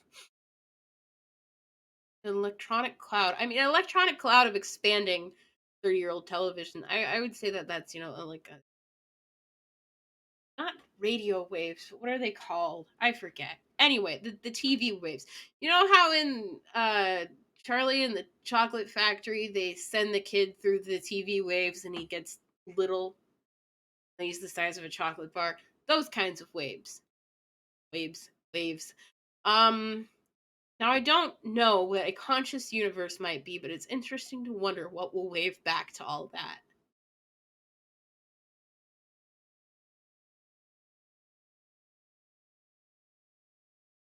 So it's like you're in a leaky boat. If we think about the Earth as the leaky boat, so don't make waves. But then our wave is an expanding 30-year-old television program cloud of Howdy Doody, Arthur Godfrey, Uncle Milty, and hula hoops quiz shows. And wrestling, midgets, baseball, whatever that is, and the McCarthy hearings, of course, the Red Scare, Lavender Scare, McCarthy hearings. And Captain Kangaroo. I don't know what Captain Kangaroo. Captain Kangaroo.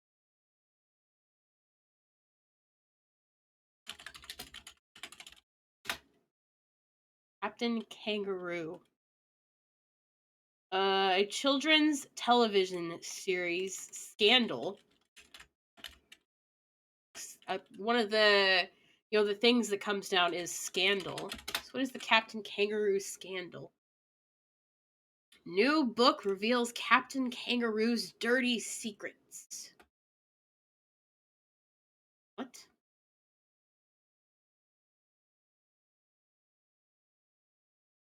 This is okay. This is somebody complaining about. It's like a very modern, like a person today complaining about how the woke mob is ruining their favorite TV shows because nobody can just leave a scandal alone and everybody has to be offended. Like, shut up. Anyway, um, Uncle Milty and Hula Hoops quiz. What's a Hula Hoops quiz show? Look up that.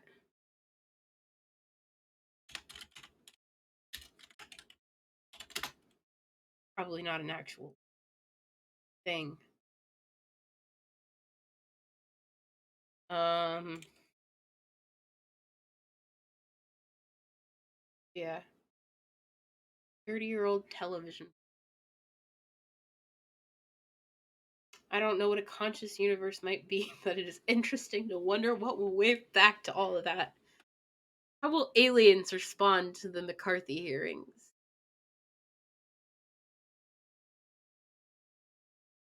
That's an interesting thing to consider, I think. Um okay.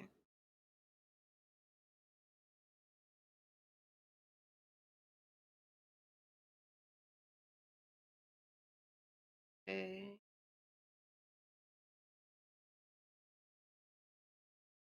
Okay, so we're gonna do next. Okay. Hanging fire. I am 14 and my skin has betrayed me. The boy I cannot live without still sucks his thumb in secret. How come my knees are always so ashy? What if I die before morning and mama's in the bedroom with the door closed? I have to learn how to dance in time for the next party. My room is too small for me. Suppose I die before graduation, they will sing sad melodies but finally tell the truth about me. There is nothing I want to do and too much that has to be done. And Mama's in the bedroom with the door closed. Nobody even stops to think about my side of it. I should have been on math team. My marks were better than his. Why do I have to be the one wearing braces? I have nothing to wear tomorrow. Will I live long enough to grow up? And Mama's in the bedroom with the door closed. But what can you teach my daughter? What do you mean? No, no, no, no, you don't have the right to know. How often have we built each other as shelters against the cold? And even my daughter knows what you know can hurt you. She says her NOS and it hurts. She says when she talks of liberation she means freedom from that pain. She knows what you know can hurt but what you do not know can kill.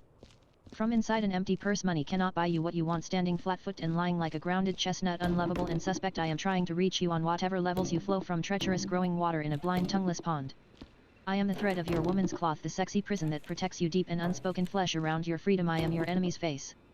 The money doesn't matter so much as the lie telling you don't know why. In a dream I am trying to reach you before you fall into me. A small slaughter day breaks without thanks or caution, past a night without satisfaction or pain. My words are blind children I have armed against the casual insolence of mourning without you. I am scarred and marketed like a street corner in Harlem, a woman whose face in the tiles your feet have not yet regarded. I am the stream past which you will never step, the woman you cannot deal with. I am the mouth of your scorn.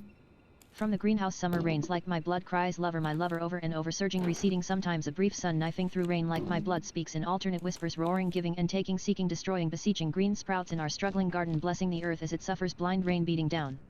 Tender sprouts in the silent mud. My blood yells against your sleeping shoulder. This is a poem of summer. My blood screams at your false safety, your mute body beside me, driving me closer and closer. You seek your own refuge farther and farther away in your dreaming. The edge of our bed is approaching. Again rain surges against our windows, green sprouts are drowning in mud and blessings in our carefully planted greenhouse. I have moved as far as I can now, my blood merges into your dreaming. Journey stones IXXI, Maxine, I used to admire your talent for saying nothing so well. That way the blood was always someone else's and there was always some place left to be yourself, the stranger.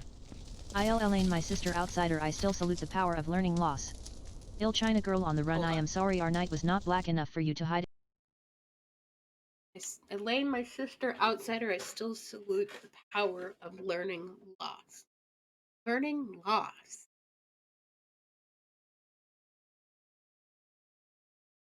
Or the power of learning. And then loss. Still salute the power of learning. Power of learning loss. Maybe both and. Maybe sometimes it's both and. So Maxine, Elaine, so then maybe China is a woman's name as well. Jan, Margaret, Catherine, Isabel. So, women she is known maybe. Okay, Journey Stones. Journey Stone. Maxine, I used to admire your talent for saying nothing so well that way. Oh, no, so well. That way the blood was always someone else's and there was always someplace left to be yourself, stranger.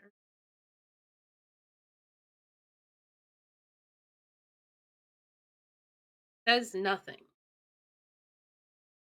but she says it so well that it hurts people, hurts other people.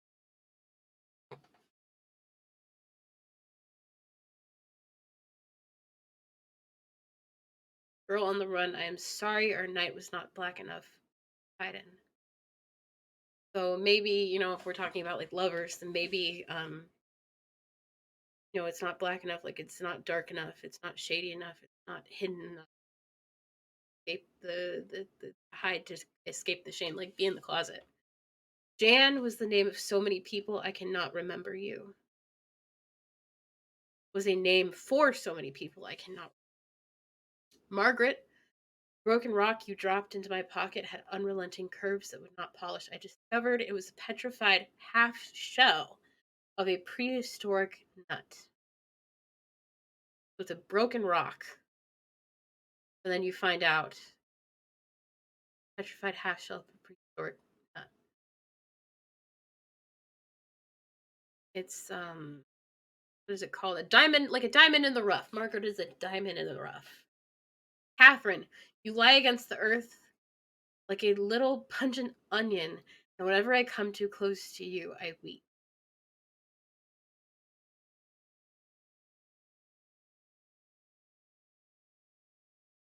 Hmm. No idea what to make of that. She can't think of you without pain, without crying? I don't know.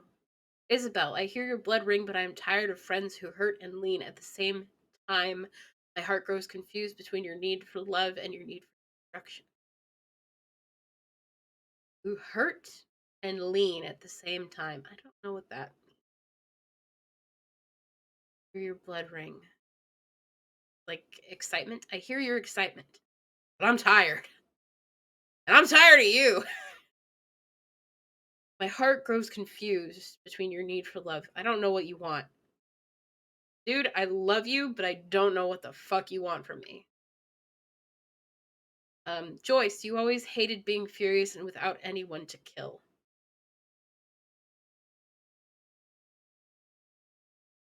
So she needed someone to blame, maybe? I feel the scream drowning in your sharp eyes trained to impersonate mermaids, shallow, seductive, and dangerous. Ooh. Whoa.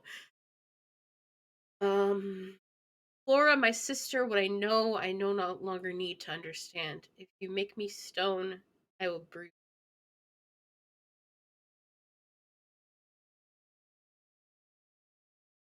Sister, what I no longer. So somebody's telling you you need to understand. You're not understanding me. You don't understand. You're not responding to me. So if you make me stone, if you say that I don't understand, then that is going to hurt you. Because I do understand. But you are making me out to be stone. And if you make me out to be stone, then I will bruise. The last hole in fortune is the anger of the empress knowing herself as mortal and without child. That's a little like tarot moment.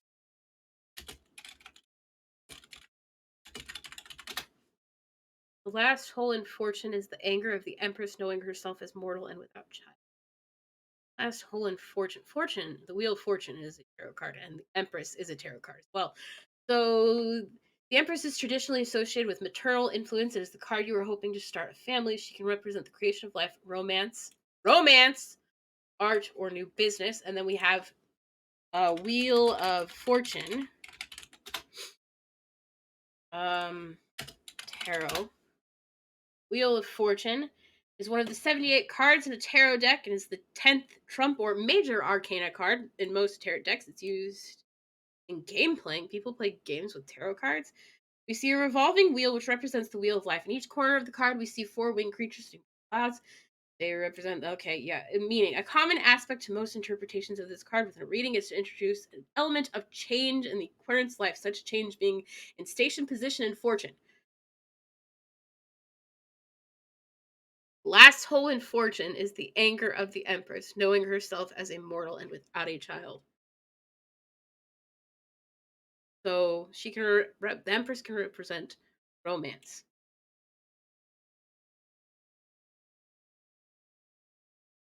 The empress is angry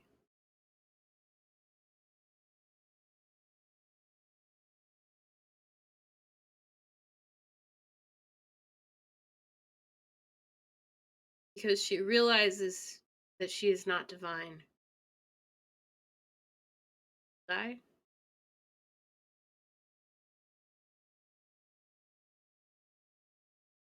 So when those the recognition of your own mortality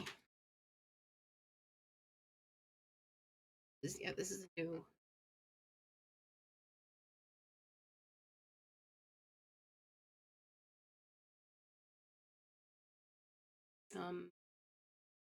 10, 11. B is 5, X is 10. Okay, so 11.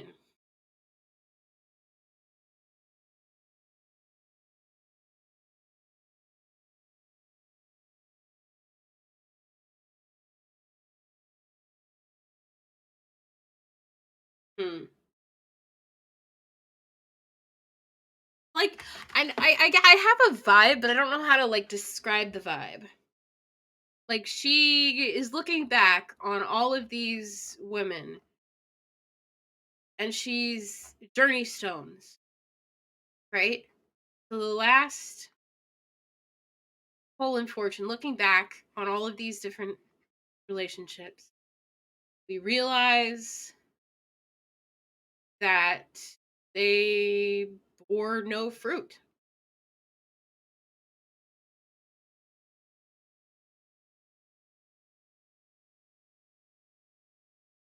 They brought pain, or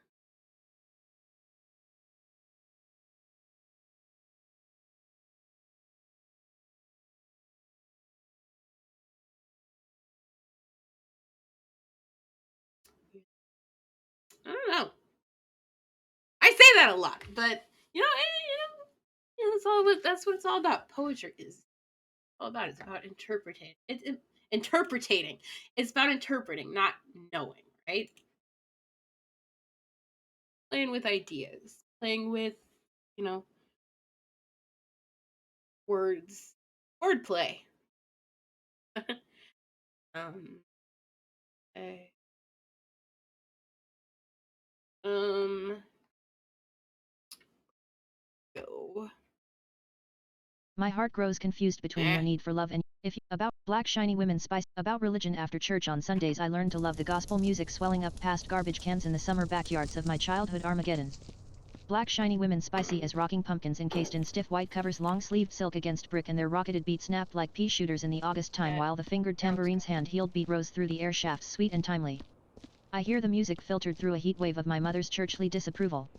A skinny nappy-headed little girl ran back and forth collecting in my envy coins wrapped in newspapers and the corners of old sheets that even my mother grudgingly flung down. Sister outsider we were born in a poor time never touching each other's hunger never sharing our crusts in fear the bread became enemy. Now we raise our children to respect themselves as well as each other. Now you have made loneliness holy and useful and no longer needed now your light shines very brightly but I want you to know your darkness also rich and beyond fear. Bizarre the layback women are cooking gold in their iron pots is smoking toward a sky that will never speak in this evening I hold them bound in the skin of my mother anxious and ugly as a lump of iron wishing to be worked for gold other forgotten faces of her flow into each other over the clatter of remembered bargains reluctant barter I wonder how many of these women, my sisters, still have milk in their breasts. Power the difference between poetry and rhetoric is being ready to kill yourself instead of your children. I am trapped on a desert of raw gunshot wounds and a dead child dragging his shattered black face off the edge of my sleep blood from his punctured cheeks and shoulders is the only liquid for miles in my stomach. Churns at the imagined taste while my mouth splits into dry lips without loyalty or reason thirsting for the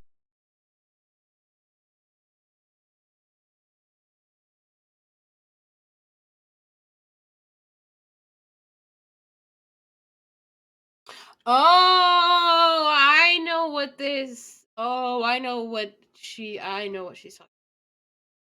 Okay, okay. wetness of his blood as it sinks into the whiteness of the desert where I am lost without imagery or magic trying to make power out of hatred and destruction trying to heal my dying son with kisses. Only the sun will bleach his bones quicker. The policeman who shot down a 10-year-old in Queens stood over the boy with his cop shoes in childish blood and a voice said die you little motherfucker and there are tapes to prove that. At his trial this policeman said in his own defense I didn't notice the size or nothing else only the color and there are tapes to prove that, too. Today that 37-year-old white man with 13 years of police forcing has been set free by 11 white men who said they were satisfied. Justice had been done and one black woman who said they convinced me meaning they had dragged her 4 feet 10 inches black woman's. She's spoken about this trial before. Um, in one of her essays about how they convinced me, right? Meaning they had dragged her 4'10" black woman's frame over the hot coals of 4 centuries of white male approval until she let go the first real power she ever had and lined her own womb with cement to make a graveyard for our children. Damn.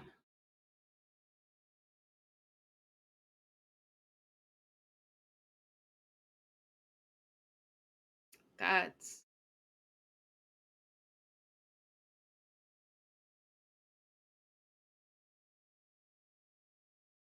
Frame over the hot coals of 4 centuries of white male approval until she let go the first real power she ever had and lined her own womb with cement. To make a graveyard for our children. I have not been able to touch the destruction within me. But unless I learn to use the difference between poetry and rhetoric, my power too will run corrupt as poisonous mold or lie limp and useless as an unconnected wire, and one day I will take my teenaged plug and connect it to the nearest socket, raping an 85-year-old white woman who is somebody's mother, and as I beat her senseless and set a torch to her bed, a Greek chorus will be singing in 3/4 time, poor thing. She never hurt a soul. What beasts they are. Eulogy a girl. So the difference between poetry and rhetoric. Poetry as rhetoric, of course. My power will run corrupt as poisonous mold or lie limp and useless as an unconnected wire. So, um, back to the idea of the need to express your anger, the need to not allow it to turn into rage, because rage is impotent, and anger, the difference between poetry and rhetoric, using your anger to speak, using your anger to, poetry, of course, poetry is, use rhetoric, but like the difference between poetry as something pretty, as poetry as something decorative, as a poetry as something beautiful to be looked at and pondered over, but not to be really considered and implemented and actioned upon like rhetoric is, right? Unless I learn to use the difference between poetry and rhetoric, to wield poetry as rhetoric, my power too will run corrupt. My the power that I feel from my anger, the power that I can twist into rhetoric, that I can use as my power, right? My power will run corrupt, turn into rage. Mm. In my sister's house wears nightmare hidden in her eyes still as eulogy a girl in my sister's house wears nightmare hidden in her eyes still as a bird's eyes. When blood calls, the girl retreats into a brassy ring that neither tears nor nourishment can alter. But a circle does not suffer, nor can it dream. Her fingers twist into a married root, night cannot break her now, nor the sun heal, and soon its merciless white heat will fuse her nightmare eyes to agate, her sullen tongue to flint. Then she will strike but never bleed again. Never take fire from a woman. My sister and I have been raised to hate genteelly each other's silences sear up our tongues like flame. We greet each other with respect, meaning from a watchful distance, while we dream of lying in the tender of passion to drink from a woman who smells like love. Band between ourselves. Once when I walked into a room, my eyes would seek out the one or two black faces for contact or reassurance or a sign I was not alone. Now walking into rooms full of black faces that would destroy me for any difference, where shall my eyes look? Once it was easy to know who were my people. If we were stripped to our strength of all pretense and our flesh was cut away, the sun would bleach all our bones as white as the face of my black mother was bleached white by gold or orris hala. And how does that measure me? I do not believe our wants have made all our lies holy. Under the sun on the shores of Elmina, a black man sold the woman who carried my grandmother in her belly. He was paid with bright yellow coin that shone in the evening sun and in the faces of her sons and daughters. When I see that brother behind my eyes, his irises are bloodless and without color, his tongue clicks like yellow coins tossed up on this shore, where we share the same corner of an alien and corrupted heaven. And whenever I try to eat the words of easy blackness as salvation, I taste the color of my grandmother's first betrayal. I do not believe our wants have made all our lies holy. But I do not whistle his name at the shrine of Shopana. I do not bring down the rosy juices of death upon him, nor forget Oris Hala is called the god of whiteness, who works in the dark wombs of night, forming the shapes we all wear, so that even cripples and dwarfs and albinos are scared worshippers when the boiled corn is offered. Humility lies in the face of history. I have forgiven myself for him, for the white meat we all consumed in secret before we were born. We shared the same meal. When you impale me upon your lances of narrow blackness, before you hear my heart speak, mourn your own borrowed blood, your own borrowed visions. Do not mistake my flesh for the enemy. Do not write my name in the dust before the shrine of the god of smallpox, for we are all children of Esha, god of chance and the unpredictable, and we each wear many changes inside of our skin. Armed with scars healed in many different colors, I look in my own faces as Esha's daughter, crying, if we do not stop killing the other in ourselves, the self that we hate in others, soon we shall all lie in the same direction, and Ishadal's priests will be very busy. They who alone can bury all those who She seek their... defines homophobia like that in one of her essays, the other in ourselves that becomes the self we hate in others. Not to say that all people who are homophobic are gay, but rather that it's the fear of you yourself being seen as gay, being perceived as gay, that leads you, not you, but like a homophobic person, to be homophobic. Um So the other inner selves the other inner selves, the self that we hate in others.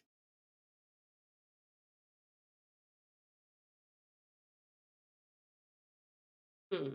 Own death by jumping up from the ground and landing upon their heads. Future promise: this house will not stand forever. The windows are sturdy but shuttered like individual solutions that match one at a time. The roof leaks. On persistent rainy days I look up to see the gables weeping quietly. The stairs are sound beneath my children, but from time to time a splinter leaves embedded in a childish foot.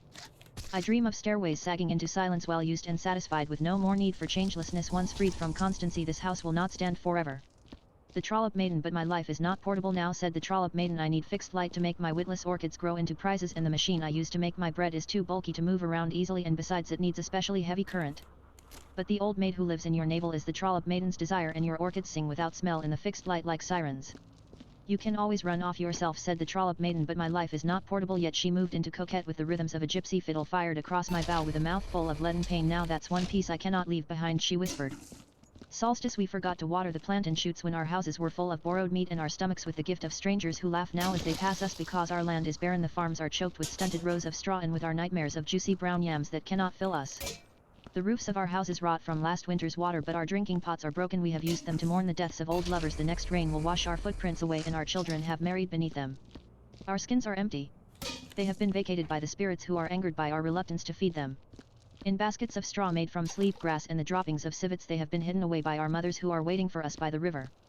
My skin is tightening, soon shall shed it like a monitor lizard, like remembered comfort at the new moon's rising. I will eat the last signs of my weakness, remove the scars of old childhood wars, and dare to enter the forest whistling like a snake that has fed the chameleon. For changes I shall be forever. May I never remember reasons for my spirit's safety. May I never forget the warning of my woman's flesh weeping at the new moon. May I never lose that terror that keeps me brave. May I owe nothing that I cannot repay.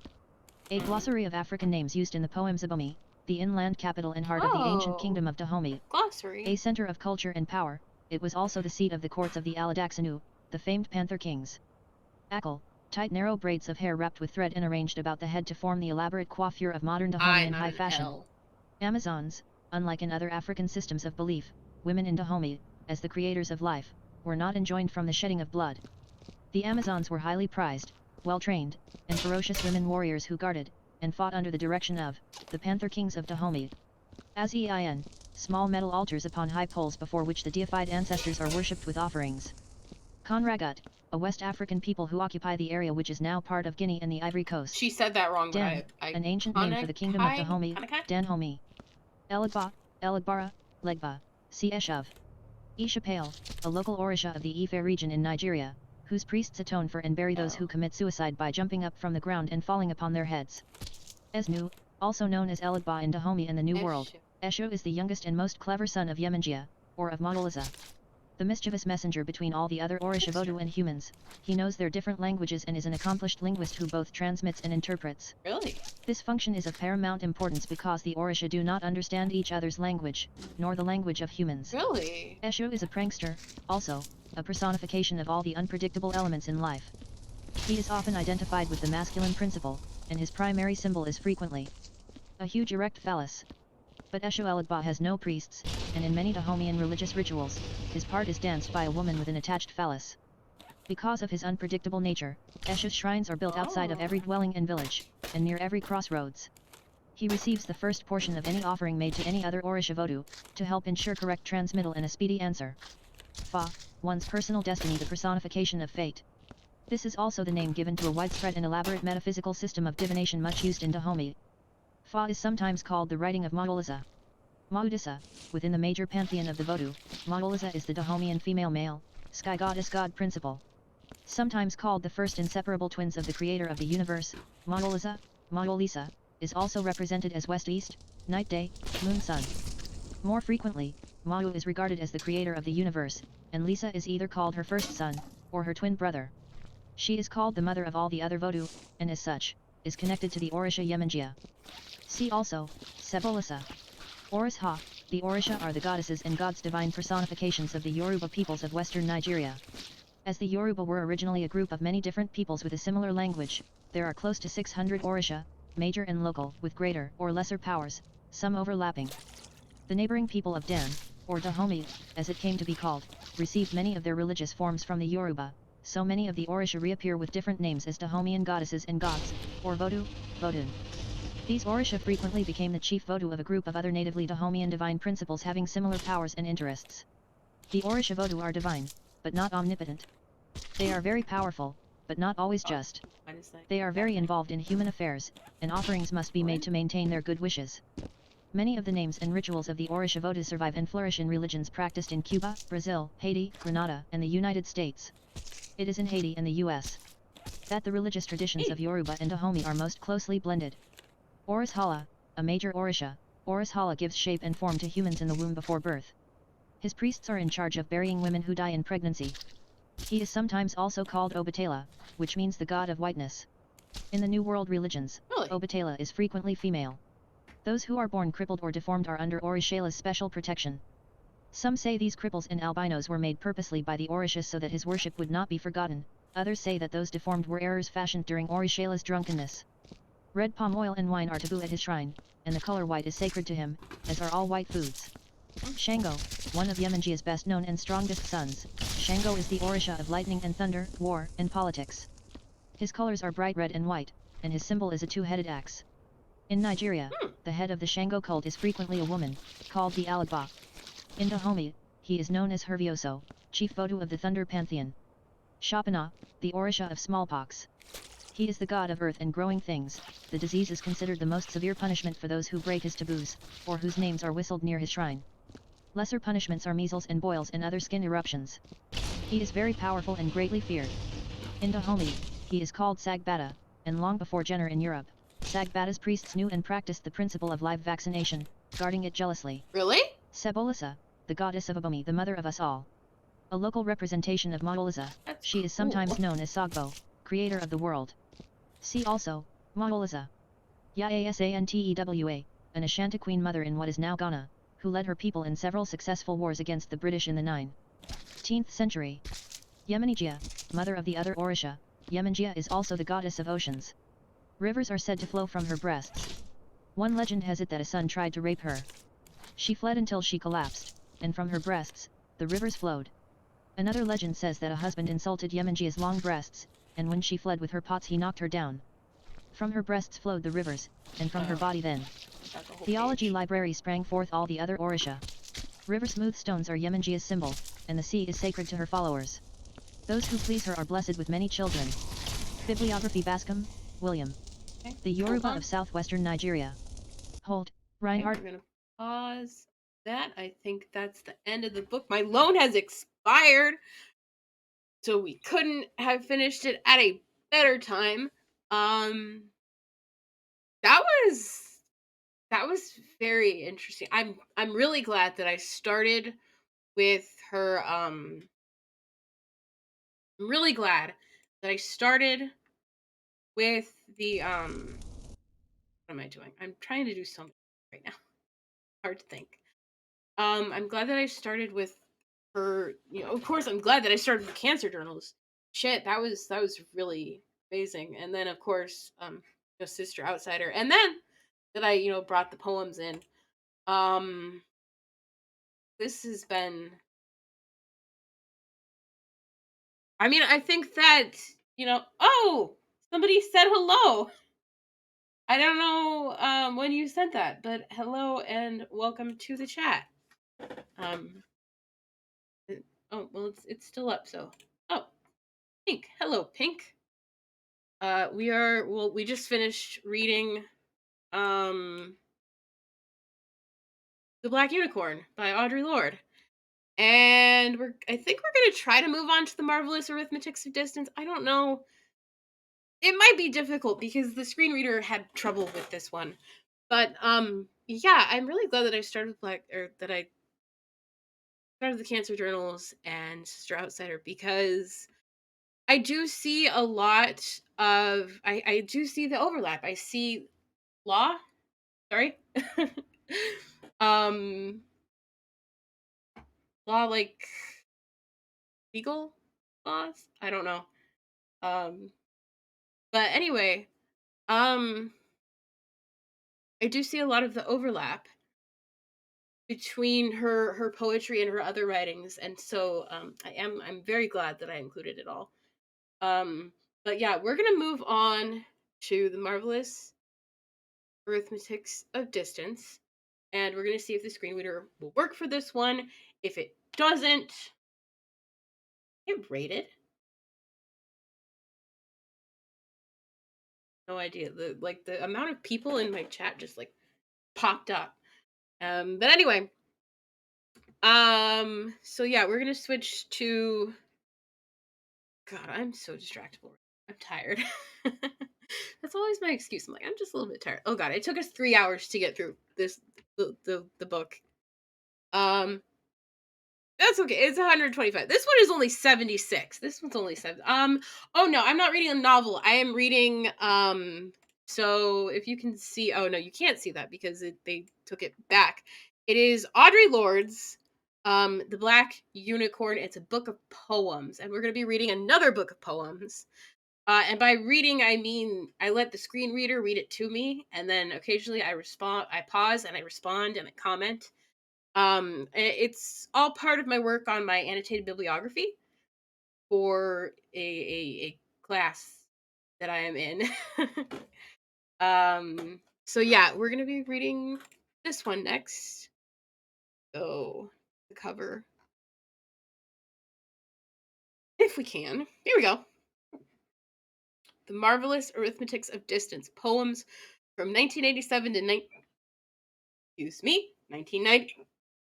Jesus, 1992. This one was a 13-day loan, so I'm not gonna have to. She has so many books, and the only ones that I could find: Black Unicorn, The Cancer Journals, Sister Outsider, and this one. Between Ourselves. Okay, so we're gonna. 1993. That's the year I was born. Oh my god. Okay, let's get to it. So this is Smelling the Wind, Legacy, Hers, Making Love to Concrete. I feel like that could go either way, you know? Jesse Helms. Jesse Helms. That name sounds familiar. I know it. Do I know? Do I know what that is? Jesse Helms. An American politician and leader in the conservative movement. Ooh, okay. Okay, I see. I see. Oh, what is the poetry about?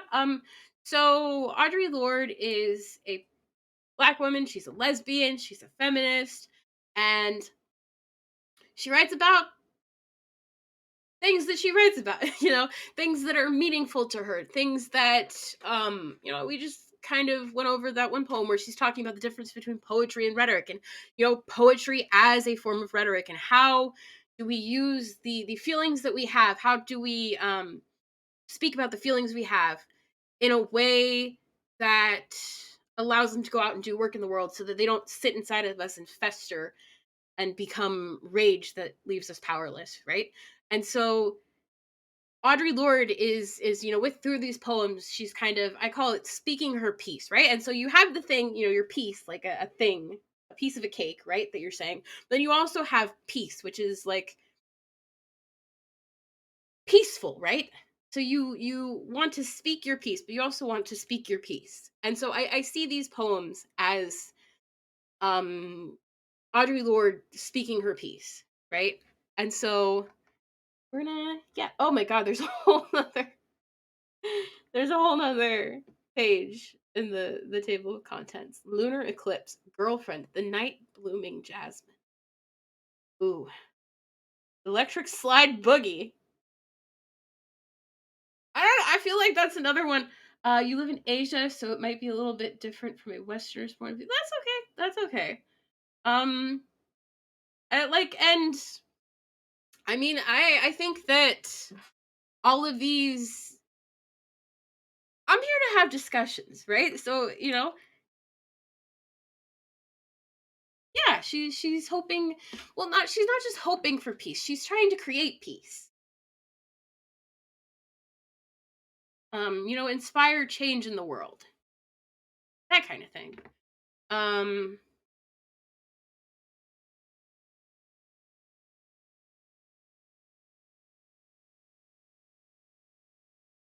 There we go. Feels like. No, we're good. We're good. We're good.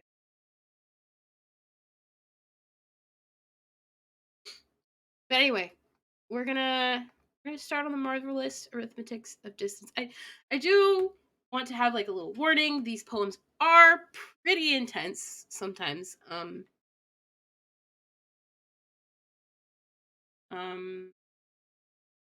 what is?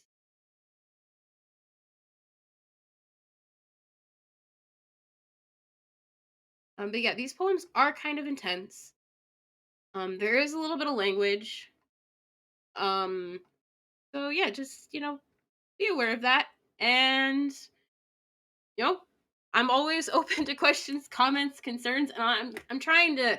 It's kind of like there's kind of a lot of things going on, but like I'm playing Viscera cleanup detail as I do this, and it's weird. It's weird. It's a weird vibe, but I don't know. Oh, it's not working. This one might not work. I might have to go. I might actually have to go and find a different version of this. So why don't we go? Let's searching and away, please. There we go. Look for um no, the bit about peace is kind of like my how I would describe it, right? Um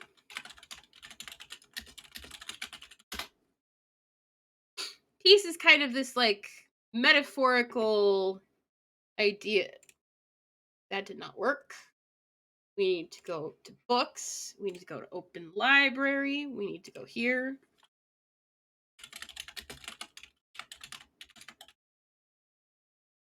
There we go. Do we have more than one option?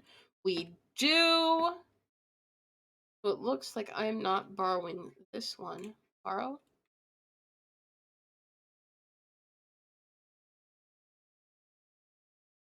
Okay.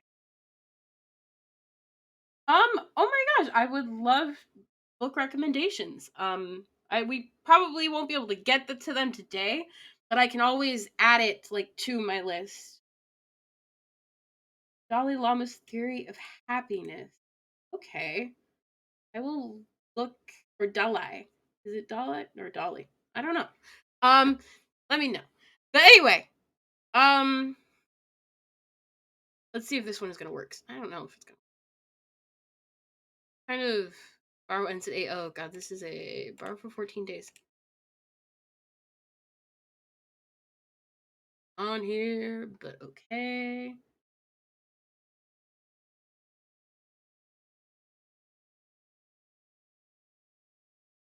So frustrated. Like I mentioned it earlier, but I've had so much frustration with this today. If you're in Chrome, try turning on the GPU.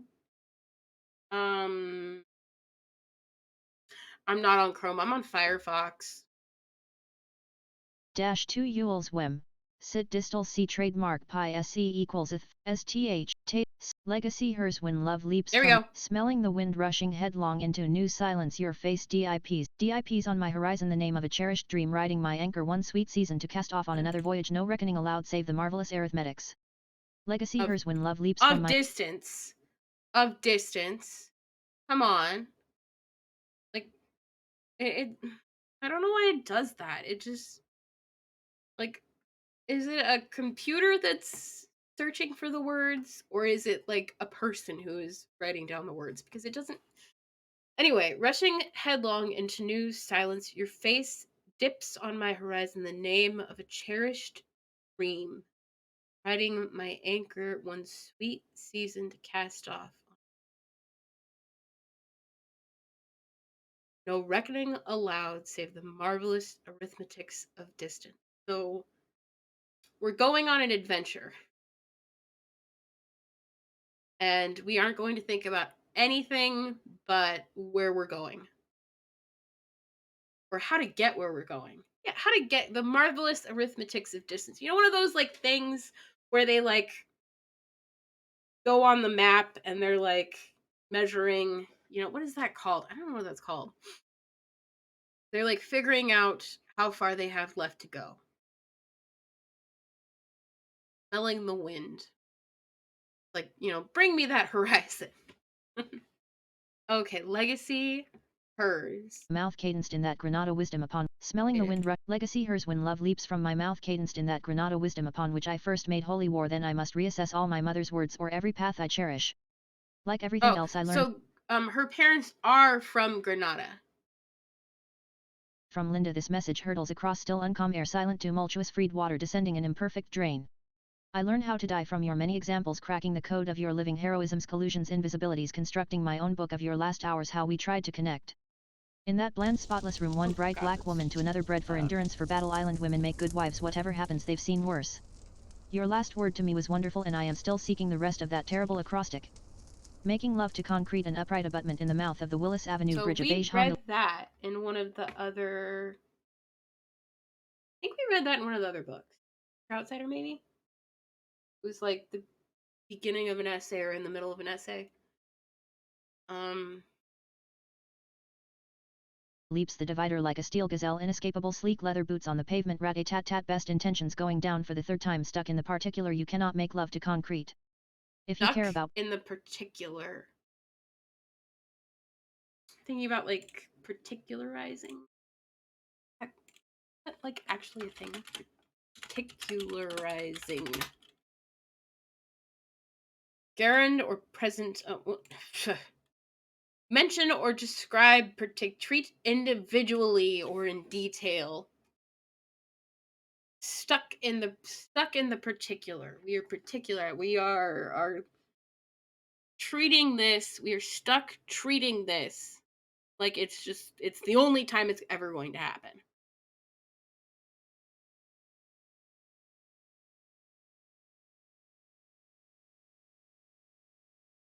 Do not make love to concrete if you care about being non-essential, wrong or worn thin.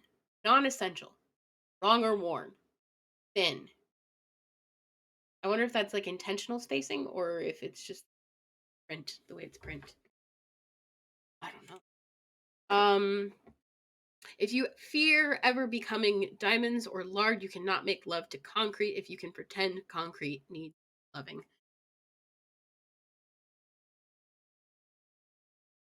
If you cannot pretend.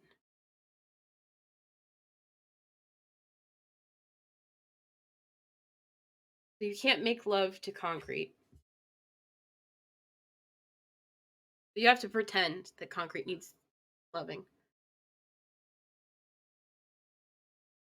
Make love to it.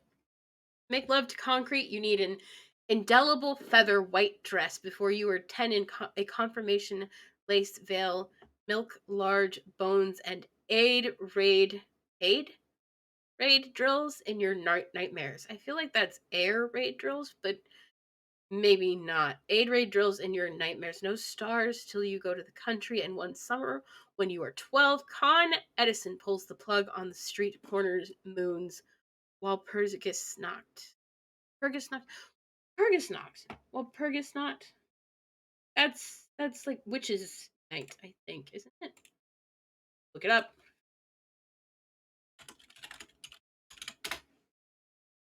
Walpurgis night. Is that?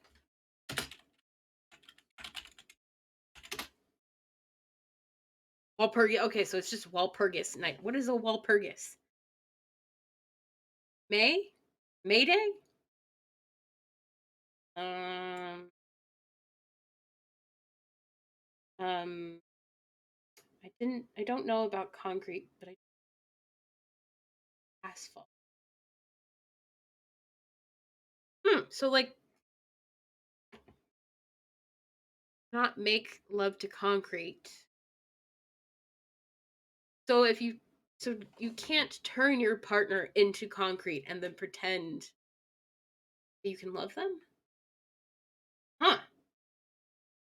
Huh. Um. So wait, how did the Japanese mafia use it? I have no idea about the Japanese mafia. Um. Let's see. making people asphalt. Um. hmm? Oh. As Saint Walpurga was hailed by the Christians of Germany for battling witchcraft.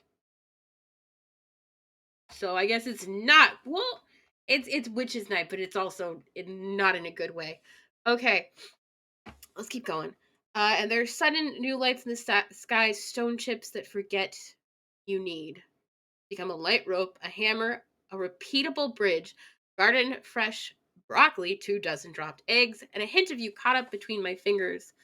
The lesson of a wooden beam propped on barrels across the mined terrain. Like a recipe. Oh, wait, making like dropping people into wet asphalt? Like concrete shoes, you mean? Concrete shoes? I think I get it now. It took me a while. It took me a while. Oh, no? No, not concrete shoes. Oh, my eye is itchy.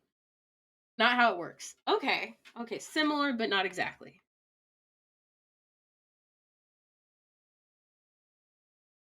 Um, okay. Or what? So, yeah, it's you need become and a hint of you caught between like a recipe. Heavy shoes were used a lot until the 70s because there was evidence.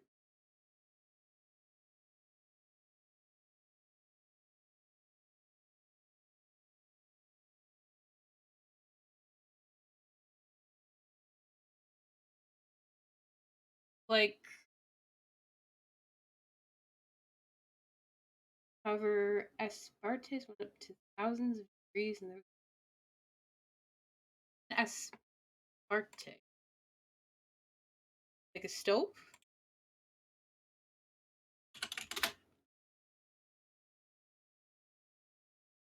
Salt or ester, aspartic acid.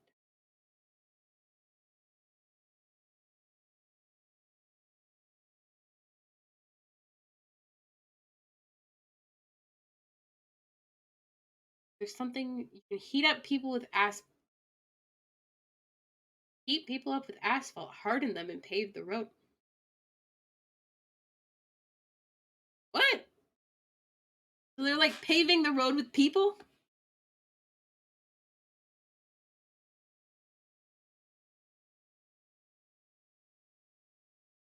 Oh my goodness! Like melt them into a soup?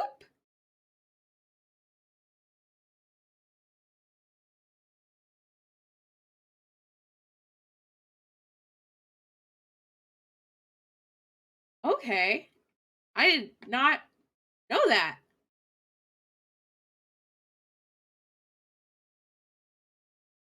Okay. But yeah, this like, a hint of you, like a pinch of salt, caught up between my fingers. Hmm. I mean, forgiving too easily and never giving at all.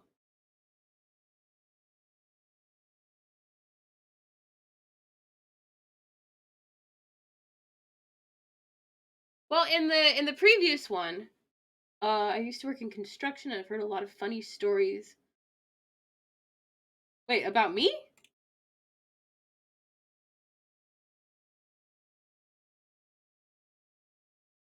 Oh, no, no, about because I'm a little rough or you're a little rough.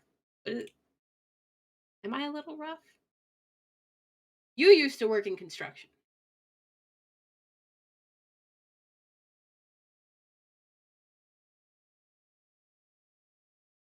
Okay.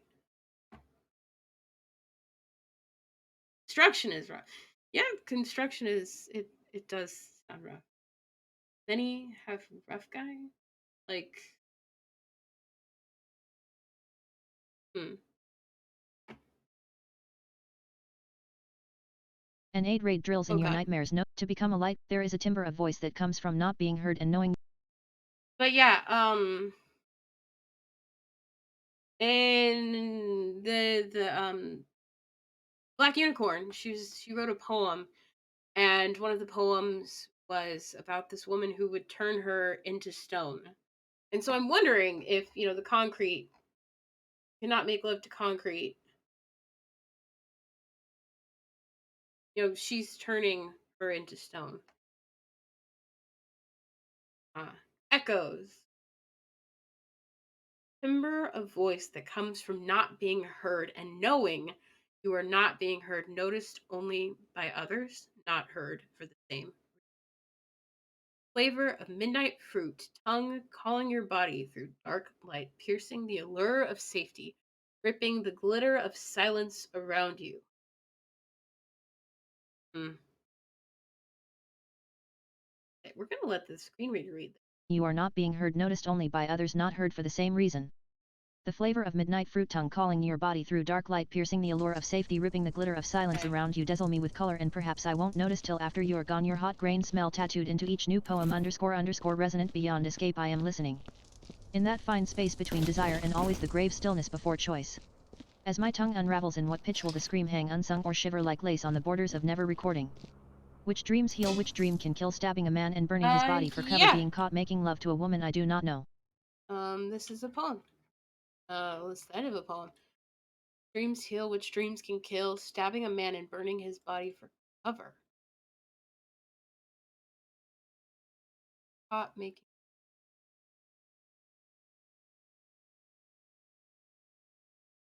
This is another one where I'm not sure what to make of it.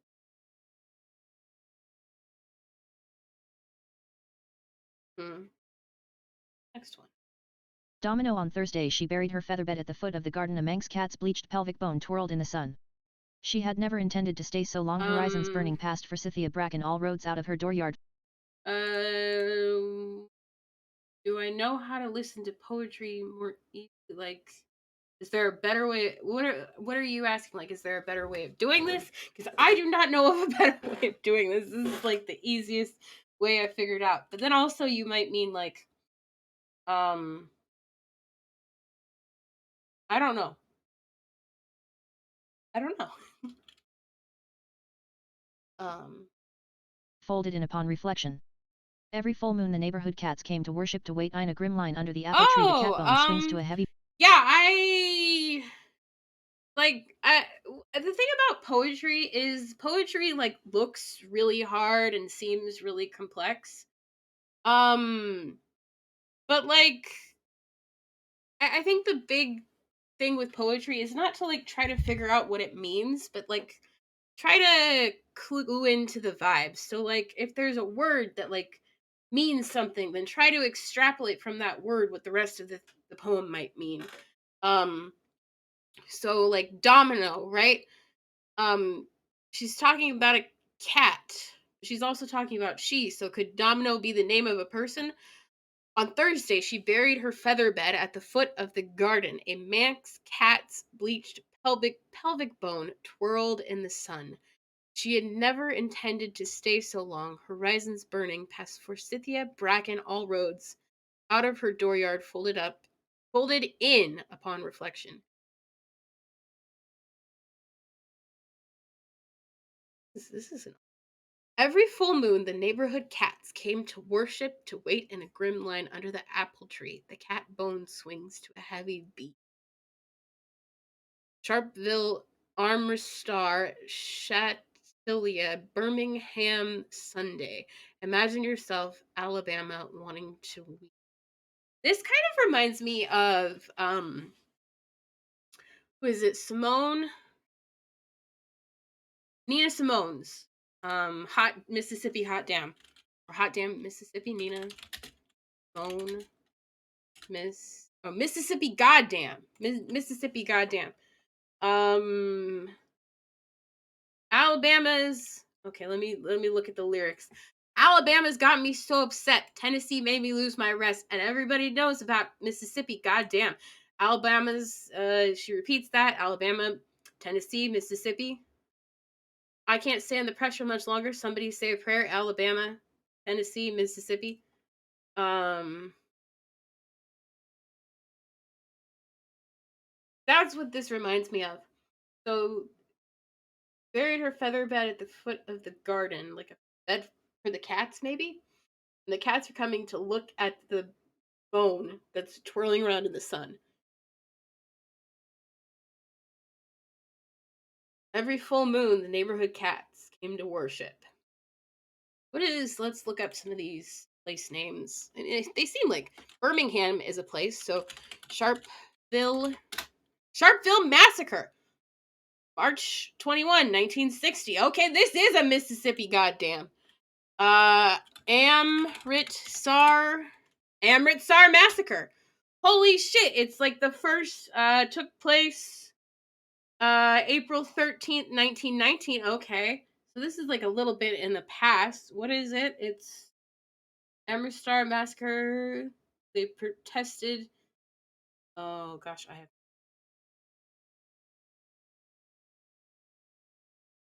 there's no information. I mean, there's even if, like, the thing is that when it comes to poems, even if there's these place names, right? We can tell that these are place names, maybe. So let's look deeper into the place names, right? Let's see. Shatila. Oh, Shatila Massacre. That's another one that gives me a massacre. In Lebanon between, let's see, September 1982. Okay. Birmingham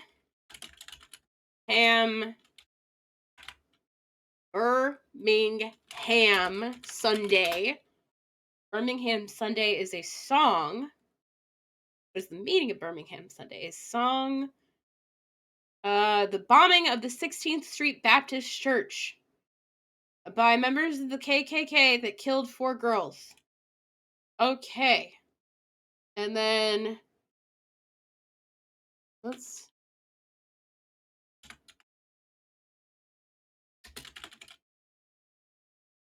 Oh, here we go. 1984. There is a 1984. The 1984 anti-Sikh riots. That's in India, though.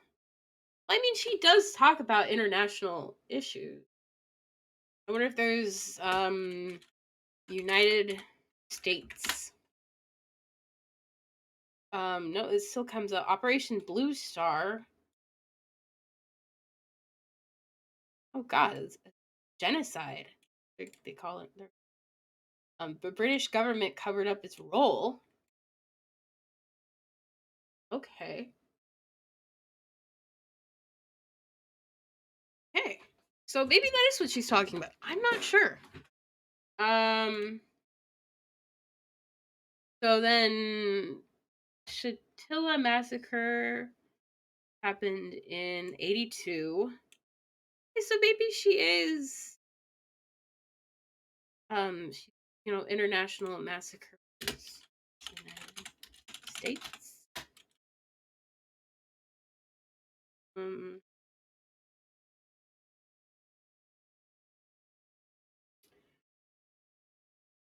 yeah. Imagine yourself, Alabama, wanting to weep. Cat bone swings to a heavy beat.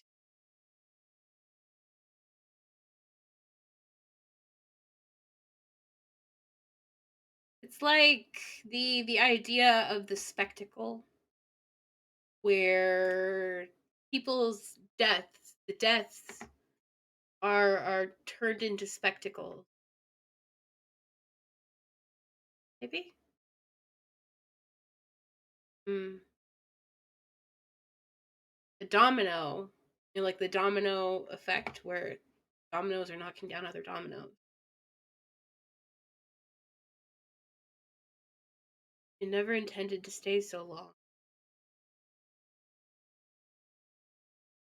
Horizons burning. That's forsythia. What is forsythia? That's a flower, isn't it? Forsythia. Oh yeah, it's like a yellow flower, like a bright yellow flower. I wonder what forsythia means. And words for Scythia symbolize excitement, anticipation, and a new start at the beginning of spring each year. In Korea, these are a symbol of devoted love. Okay. True love, memories, anticipation. Hmm. Bracken? What's bracken? A tall fern with coarse lobed fronds, which occurs worldwide and can cover large areas. Is bracken poison? Bracken is poisonous to humanity, to humans. Bracken is poisonous to humanity. No, bracken is poisonous to humans. Okay. Um. Yeah, I don't know. Not sure what to make of this one, but there's a lot going on in there. Thaw the language of past seasons collapses pumpkins in spring false labor slides like mud off the face of ease and whatever I turn my hand to pales in the sun. We will always be there to your call the old witches said always saying something else at the same time you are trapped asleep you are speechless perhaps you will also be broken. Step lightly all around us words are cracking off we drift separate and syllabic if we survive at all. Party time Okay. newspapers printed in secret report bent needles under the child's fingernail barbed stitches through the bleeding scalp grandchildren Hmm. playing hide and seek riddled Oh, with bullets behind a that silk was a cotton. low one. Language past seasons collapses. Whatever I turn my hand to.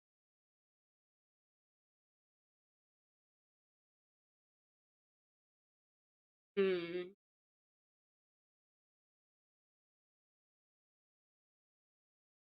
We drift separate and syllabic. Five at all. Thawing. So words are cracking off like an iceberg, like floating in the water and drifting off and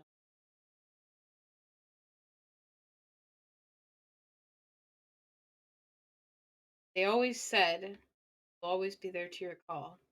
They were always saying something else at this. Hmm. Tree just two more funerals in Soweto behind the small coffins Lillian's son-in-law. Step lightly. Party time newspapers printed in secret report bent needles under the child's fingernail barbed stitches through the bleeding scalp grandchildren playing hide and seek riddled with God. bullets behind a silk cotton tree just two more funerals in Soweto behind the small coffins Lillian's son-in-law drags his feet Achilles tendons shredded by police dogs. Festering in their eyes each memory of home poised over pot shards in the dawn asterisk but Hold who on.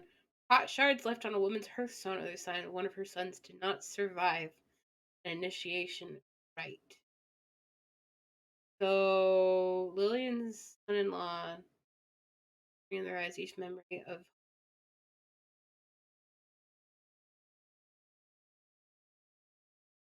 so a child died. But who sings the song of my mother's sings the song of my mother's muscled beauty these large sore-bodied women with nimble tongues gnarled ankles stepping to an elegant rhythm arms akimbo in quick march time rocking with laughter and the young ones strut without illusion weathered extreme blossom in the singing night Lillian's hooded eyes invite me into the circle a strum of voices weaving an intricate drum. Over grape juice in South Provence the women from South Africa lower their voices discussing rents and who has not yet paid a protest punishable by death burning through the Mafallo night. Eleanor Bumpers, grandmother, shotgunned against her kitchen wall by rent marshals in the Bronx moves among us humming her breath is sweet acacia in this stone yard at sunset rhythms quicken and I come next behind her in our dance. Prism for Joy Sarot there are no frogs in Soweto students croak Amandla. Through the tear gas. Not true no frogs live in Soweto only we are too weary with no ears left to hear them. Who knows where frogs live in Soweto who has time to listen stroll along a moonlit gutter beyond the flames of evening rising falling the thin high screams of skewered children. In the bruising fist of challenge the future does not tarry. no, it's not a Take our words to bed with you dream upon them choose any ones you wish write us a poem. Do you remember Laura alive between the Panther News and Zabbers and Upper West Side proper exiled to Brooklyn where she became a style Broadway in the winter and the rain long fingers flashing red zinger tea at teachers next to Bolton's pipe rack elegance. Hold on. He is talking about apartheid, anti-apartheid protests.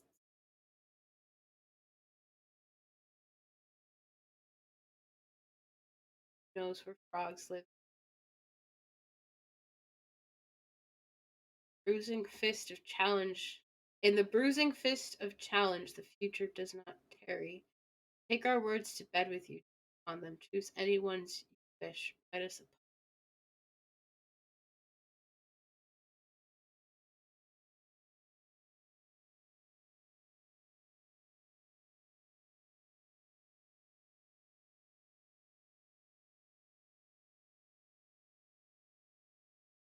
In the bruising fist of challenge do you remember Laura alive between the Panther News and Zabbers and Upper West Side proper exiled to Brooklyn where she became a Panther style News. Broadway in the winter and the rain long fingers flashing red zinger tea at teachers next to Bolton's pipe rack elegance. One unguarded turn from curb to never the car leaps my control like an adolescent girl one hand against the windshield in surprise another saying no I did not choose this death I want my say. Forgive me Laura I could have been your lover in time longing skids crashes but does not self-destruct. Inheritance is my face resembles your face less and less each day. When I was young no one mistook whose child I was. Features build coloring alone among my creamy fine-boned sisters marked me Byron's daughter. No sun set when you died, but a door opened onto my mother. After you left she grieved her crumpled world aloft an iron fist sweated with business symbols a printed blotter dwell in a house of Laura's your hollow voice chanting down a hospital corridor yet, though I walk through the valley of the shadow of death I will fear no evil. 2 I rummaged through the deaths you lived swaying on a bridge of question. At 7 in Barbados dropped into. Okay. Face resembles your face. Less and less each day.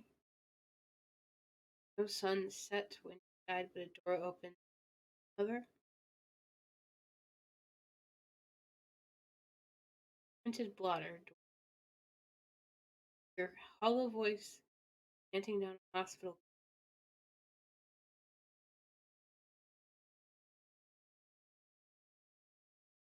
Your unknown father's life your courage vault from his tailor's table back to the sea did the Granada tree fern sing your 15th summer as you jumped ship? To seek your mother finding her too late surrounded with new sons?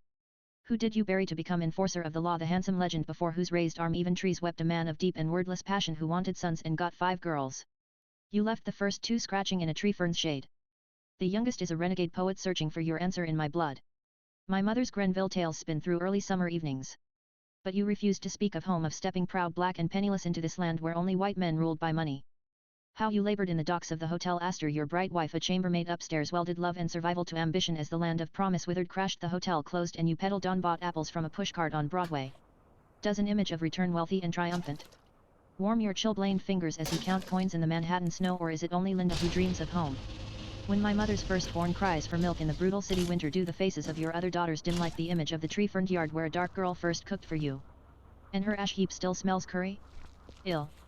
Did the secret of my sisters steal your tongue like I stole money from your midnight pockets stubborn and quaking as you threaten to shoot me if I am the one? The naked light bulbs in our kitchen ceiling glint off your service revolver. Oh. As you load whispering. Did 2 little dark girls in Granada dart like flying fish between your averted eyes and my pajamaless body our last adolescent summer eavesdropped orations? To your shaving mirror our most intense conversations were you practicing how to tell me of my twin sisters abandoned as you had been abandoned by another black woman seeking her fortune Granada Barbados Panama Granada. New York City. 4 You bought old books at auction for my unlanguaged world gave me your idols Marcus Garvey and morsels from your dinner plate when I was 7. I owe you my Dahomey and Jaw the free high school for gifted girls no one else thought I should attend in the darkness that we share. Our deepest bonds remain the mirror and the gun. V. An elderly black judge known for his way with women 18 Citizen Kane. Visits this island where I live shakes my hand, smiling I knew your father, he says quite a man. Smiles again. I flinch at his raised eyebrow.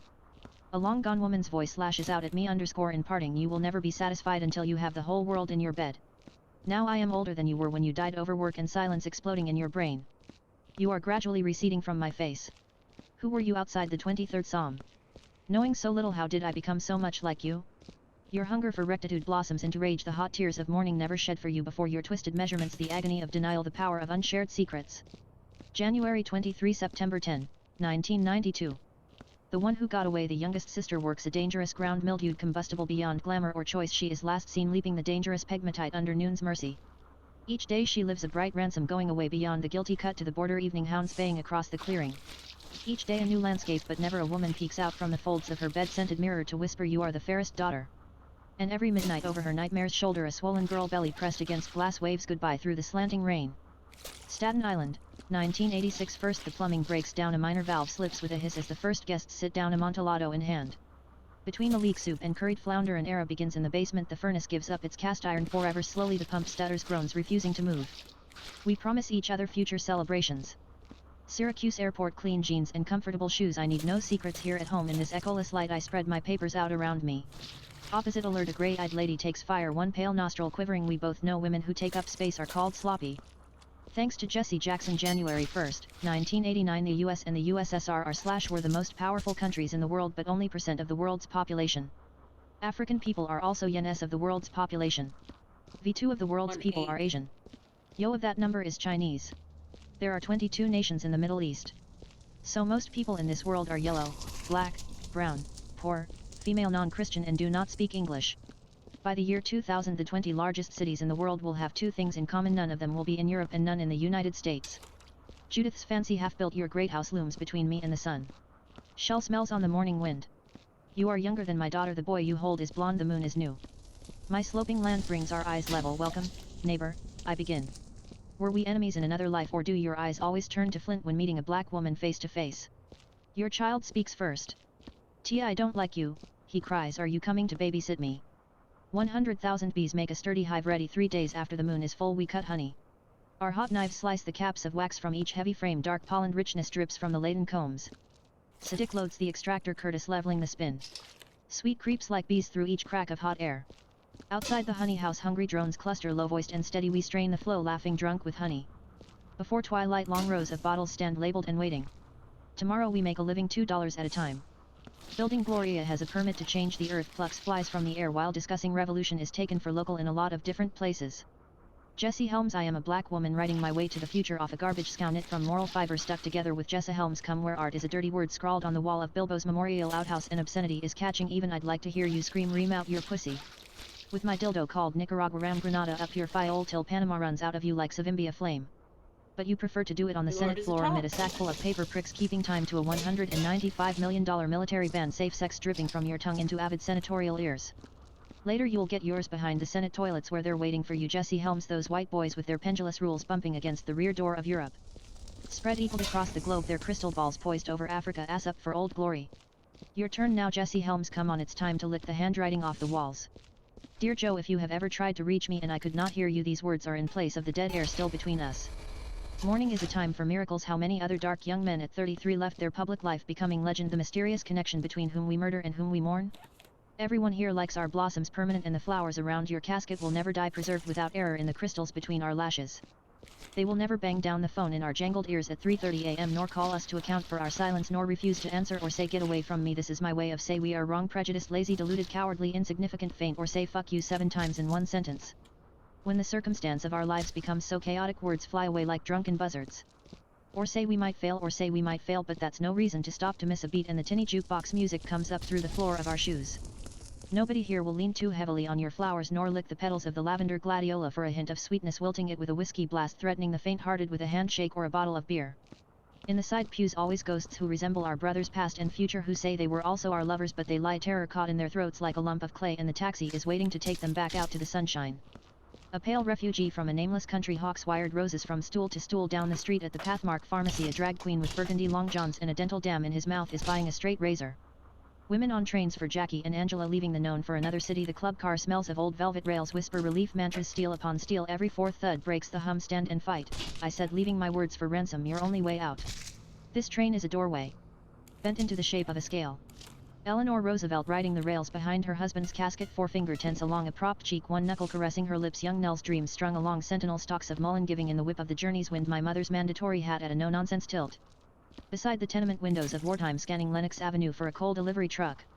Women on trains have a life, that is exactly livable. The precision of days flashing past, no intervention allowed, and the shape of each season relentlessly carved in the land. I have soared over crannied earth, spread like a woman waiting, but this angled sky anchors me inward through the ugliness. Shards of bright fireweed _ loose strife. And stacks of heat-treated lumber beyond the bare arms of scrub maple and poplar already ablush. Was it ever business as usual for these women as snow-driven hopes and fears swirled past tenement office windows and nappy-topped stands of unreachable trees flowed along in the southern dusk? The coal truck arrived after dark, dumping barely half a ton of bituminous. My father gone to his second job, she shoveled it down herself in the freezing Harlem night and coal dusted my mother's tired hat as the subway screamed us home. Women on trains have a chance to unweave their tangles. Perhaps between Blythe and Patchoula, Eleanor chose to live her own days. The subway tunnel walls closed in like thunder and my mother never had a chance to lay her magic down. Between new lumber and the maples I rehear your question owning the woman who breaks the woman who is broken. I counseled you unwisely my sister to be who I am no longer willing to be for my living stopgap hurled into the breach beyond support beyond change and I search these rushing sun-dark trees. For your phone number to acknowledge both you and I are free to go.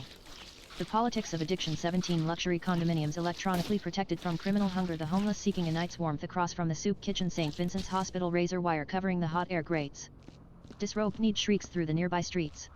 Some no longer beg. A brown slow-eyed boy picks blotches from his face eyes my purse shivering white dust a holy fire in his blood at the corner fantasy parodies desire replaces longing green I'm light. thinking, I'm starting to think, what if it's not, like the marvelous arithmetics of distance? What if it's not like, how do we get where we're going, but rather, how did I get where I am? Because it seems like she's talking a lot about her family and her, life. I mean, of course, she talks about her life, but like it seems like she's talking a lot about her family, about like major events that she's seen in her life. So I'm wondering if it's like, the marvelous arithmetics of distance. Yeah, like the difficult miracle of Phyllis Wheatley, how does that one go? It was difficult miracle, the difficult miracle of black poetry.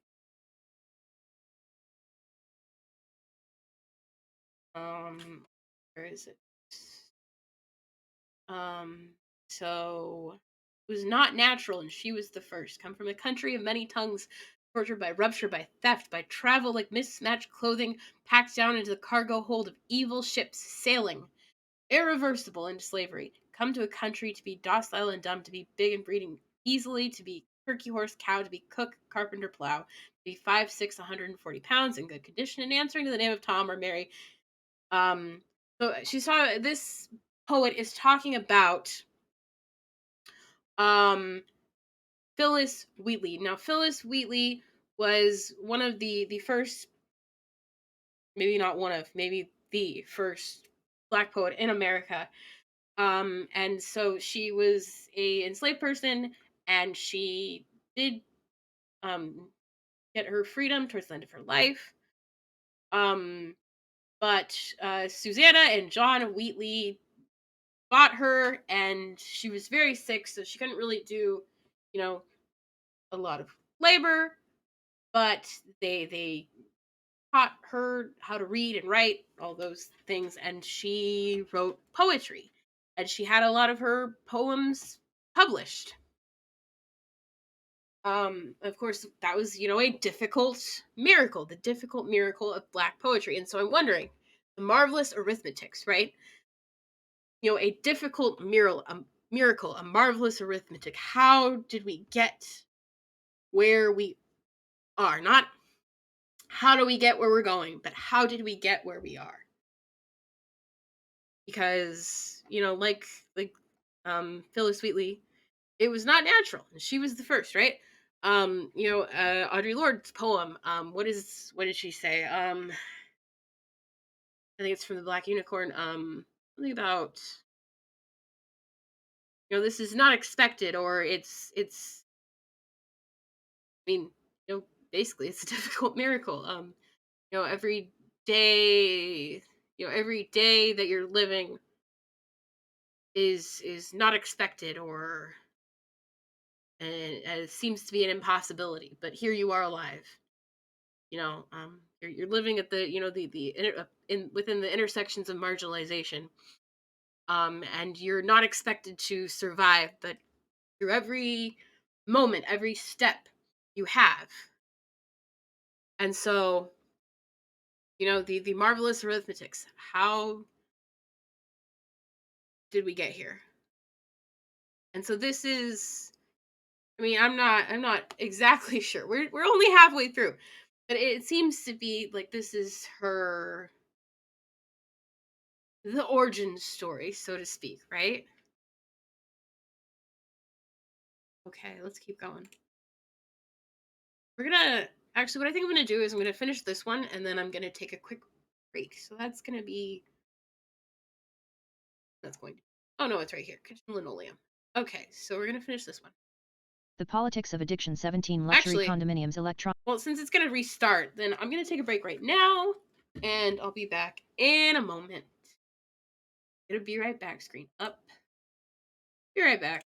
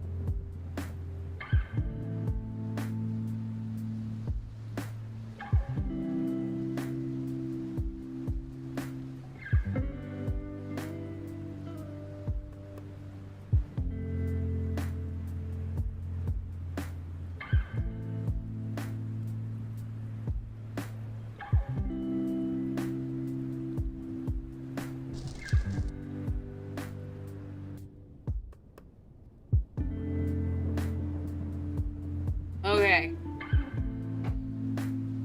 I have so many tabs open. Not even. Over here.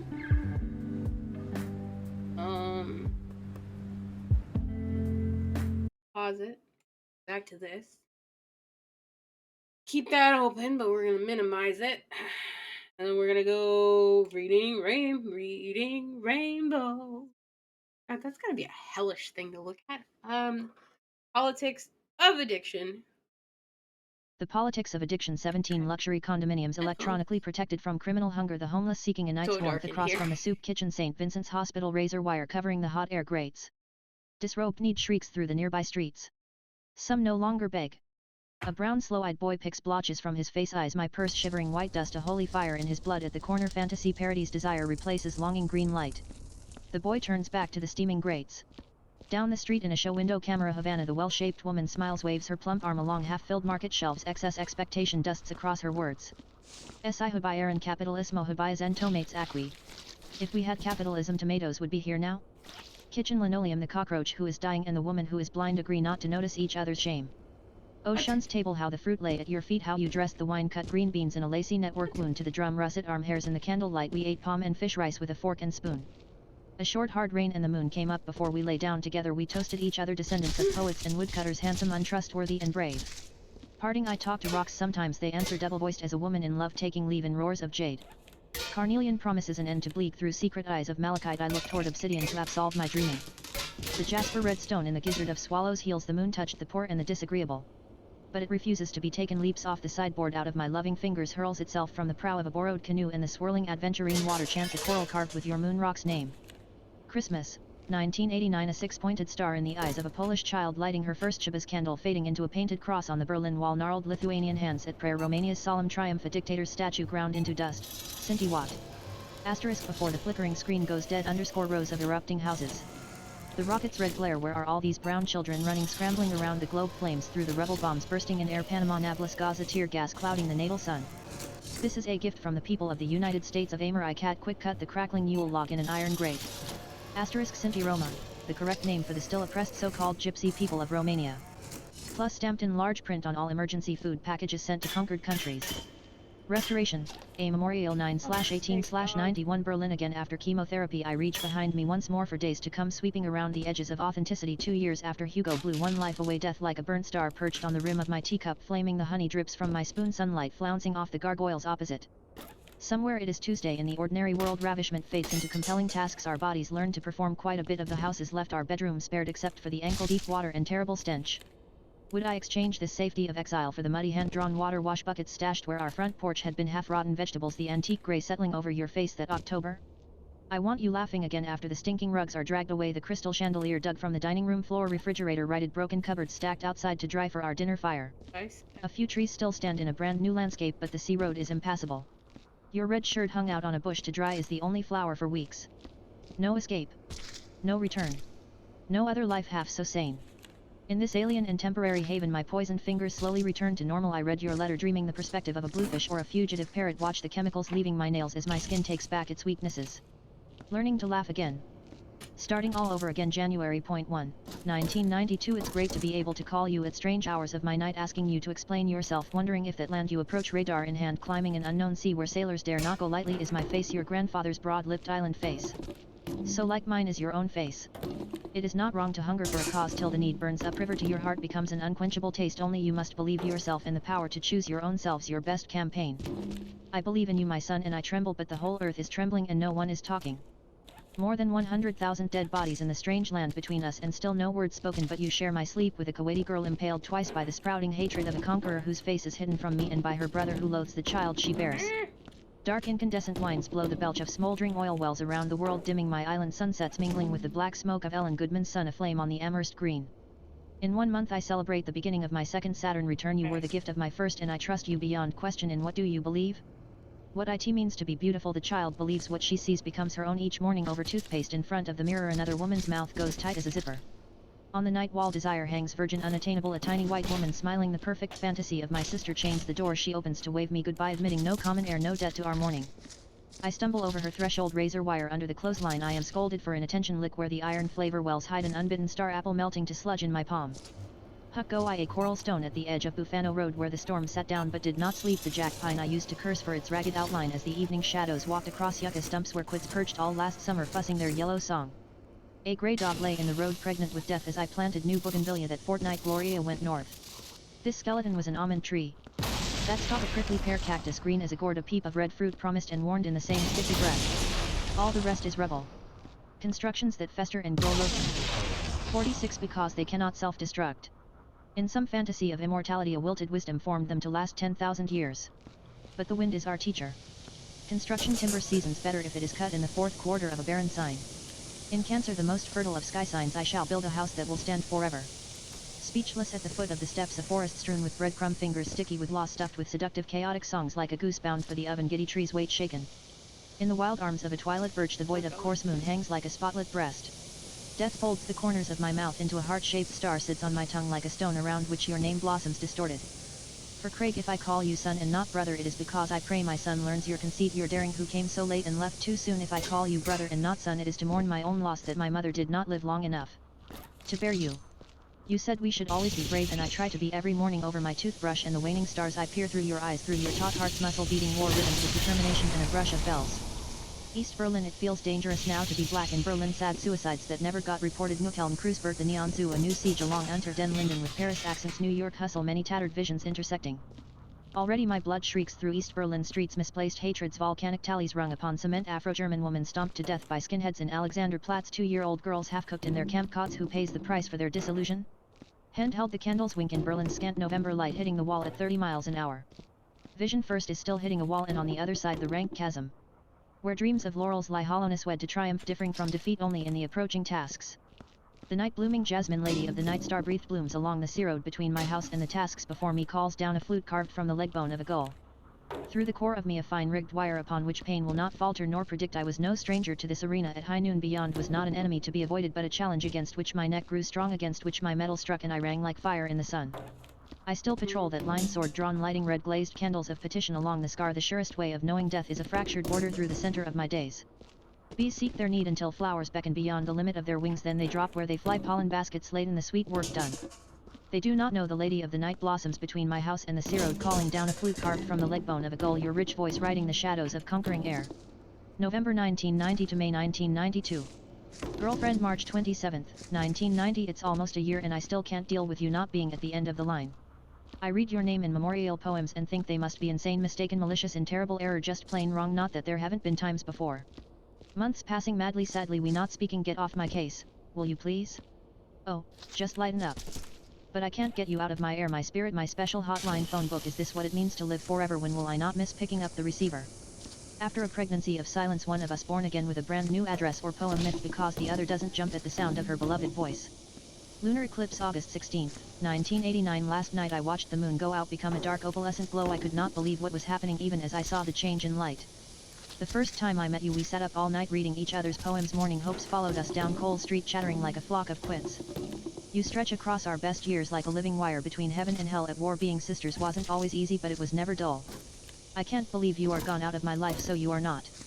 Change. In whose bed did I lie, a sweat as the first thrush sounded, telling myself stories of someone I used to be, hurling myself at the unfamiliar shore, taunting the rock's long shadow till the waves beat my rage back to spindrift and my wars came home? The girls who live at the edge of the calm pool where the moon rises teach me to leave dreams alone. Tough is not the day. I can't just sit here staring death in her face, blinking and asking for a new name by which to greet her. I am not afraid to say unembellished I am dying, but I do not want to do it looking the other way. Today is not the day. It could be, but it is not. Today is today. In the early moving morning sun shining down upon the farmhouse in my belly, lighting the well-swept alleys of the town, growing in my liver intricate vessels swelling with the gift of Mother Mahu or her mischievous daughter. Off repeat, my beloved, feel the sun of my days surround you, binding our pathways. We have water to carry, honey to harvest, bright seed to plant. For the next fair we will linger, exchanging sweet oil along each other's ashy legs, the evening light a crest on your cheekbones. By this rising some piece of our labor is already half done, the taste of loving, doing a bit of work, having some fun, riding my wheels so close to the line my eyelashes blaze. Beth dangles her stethoscope over the rearview mirror. Jonathan fine-tunes his fix on Orion, working through another equation you've taught as an arrow stretched to their borders, the barb sinking in so far it vanishes from the surface. I dare not tremble for them, only pray laughter comes often enough to soften the edge. And Gloria, whose difference I learn with the love of a sister, you in my eyes, bright appetite light playing along your muscle as you swing. This could be the day. I could slip anchor and wander to the end of the jetty, uncoil into the waters, a vessel of light, moonblade, ride the freshets to sundown, and when I am gone another stranger will find you coiled on the warm sand beach, treasure and love you. For the different stories your seas tell, and half-finished blossoms growing out of my season trail behind with a comforting hum. But today is not the day. Today, April 22nd, 1992.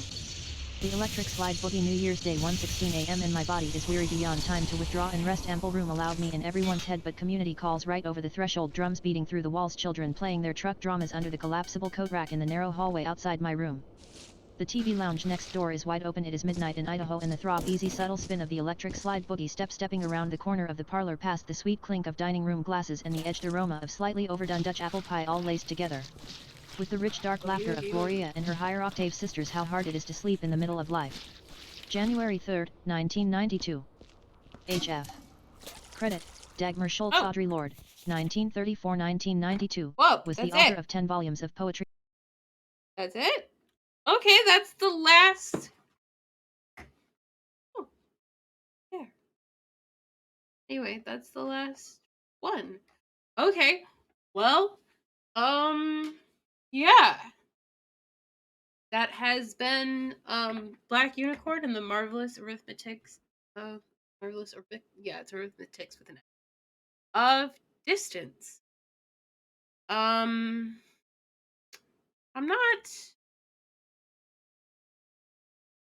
not really sure what to say for my closing remarks. But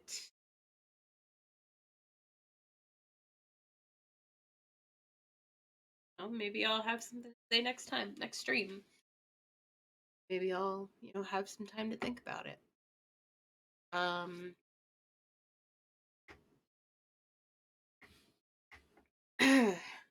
um, yeah. Yeah, yeah. Anyway, I think what we're gonna do now that we're done with both of these, I'm gonna, you know what? I'm gonna be real. I am tired. I have been very tired lately. I know that 4 hour and 5 hour streams aren't all that much, but it's kind of just what I can do right now, and you know, um, so I think we're gonna call it for the day. Um, I don't know if I'm gonna have time to stream tomorrow, but I will definitely be streaming on Thursday. It's Tuesday, right? Yeah. So I don't know if I'm gonna be able to stream tomorrow, but I will definitely be streaming on Thursday. Um, Probably gonna stream on Friday, Saturday, and Sunday. Now, Saturday and Sunday, I'm gonna try to get as much reading done. So we can devote Saturday and Sunday to annotated bibliography writing. Um, so yeah, yeah, that's. I only need 5 for this class. So what I'm kind of thinking is I get 5 done. I do the bibliography part for those 5. And I turn that in. And then I keep going with the other text because then I have, it's my final project. So I have until final is due to keep reading. So but that being said, I also am going to edit the text list a little bit. So there's lots of things going on. But thank you for joining. Um Thanks for, thanks for joining. Thanks for the conversation. Remember to, not YouTube. It's not liking and subscribing. This is Twitch. This is Twitch. Remember to follow. Give me a follow. If you enjoyed this. If you want to see more of this. If I don't know, even if it was like slightly interesting yet kind of weird, maybe I shouldn't put that over there. Anyway, I will see you. A full face. Why don't we even need all that other crap? I will see you in the next one. We're gonna be reading. I think we're gonna do our prisons obsolete. Our prisons obsolete.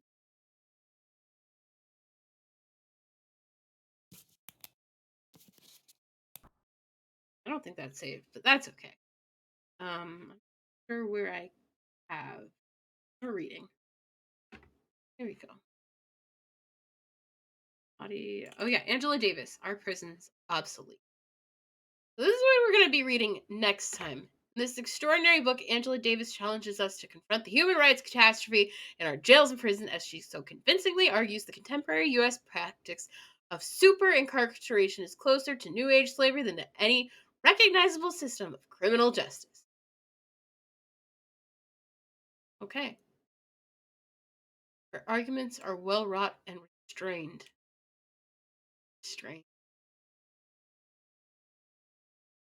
I think that that's kind of a contrast to Audre Lorde, who is very much. She is like, look, dude, I'm not going to restrain myself, and it's fucked up if you think I should. So, I don't know. I'm excited to get into this. Not today though. 65 pages. I feel like it's gonna have a problem reading it. Let's find out. Oh no, it might be okay. Sometimes what will happen is if you highlight this side, it'll highlight that side too. Like it'll go like straight across, but it doesn't seem to be doing that. So we might be good. We might be good with this one. Not good. That's not good. That's not good. Loading. Hopefully it's loading. I need to load. Saved as a PDF on it broke. Anyway. Broken. Why is it broken? Why is it broken? Why is everything broken? Hold on. Hold on. I don't know. It looks like we're good. It looks like we're good. Oh, that wasn't even showing though. Yeah, now the PDF isn't even working. I don't know what's up with this shit. Oh, we are having. It appears that we are having technical now. Anyway, so I'm gonna end it here.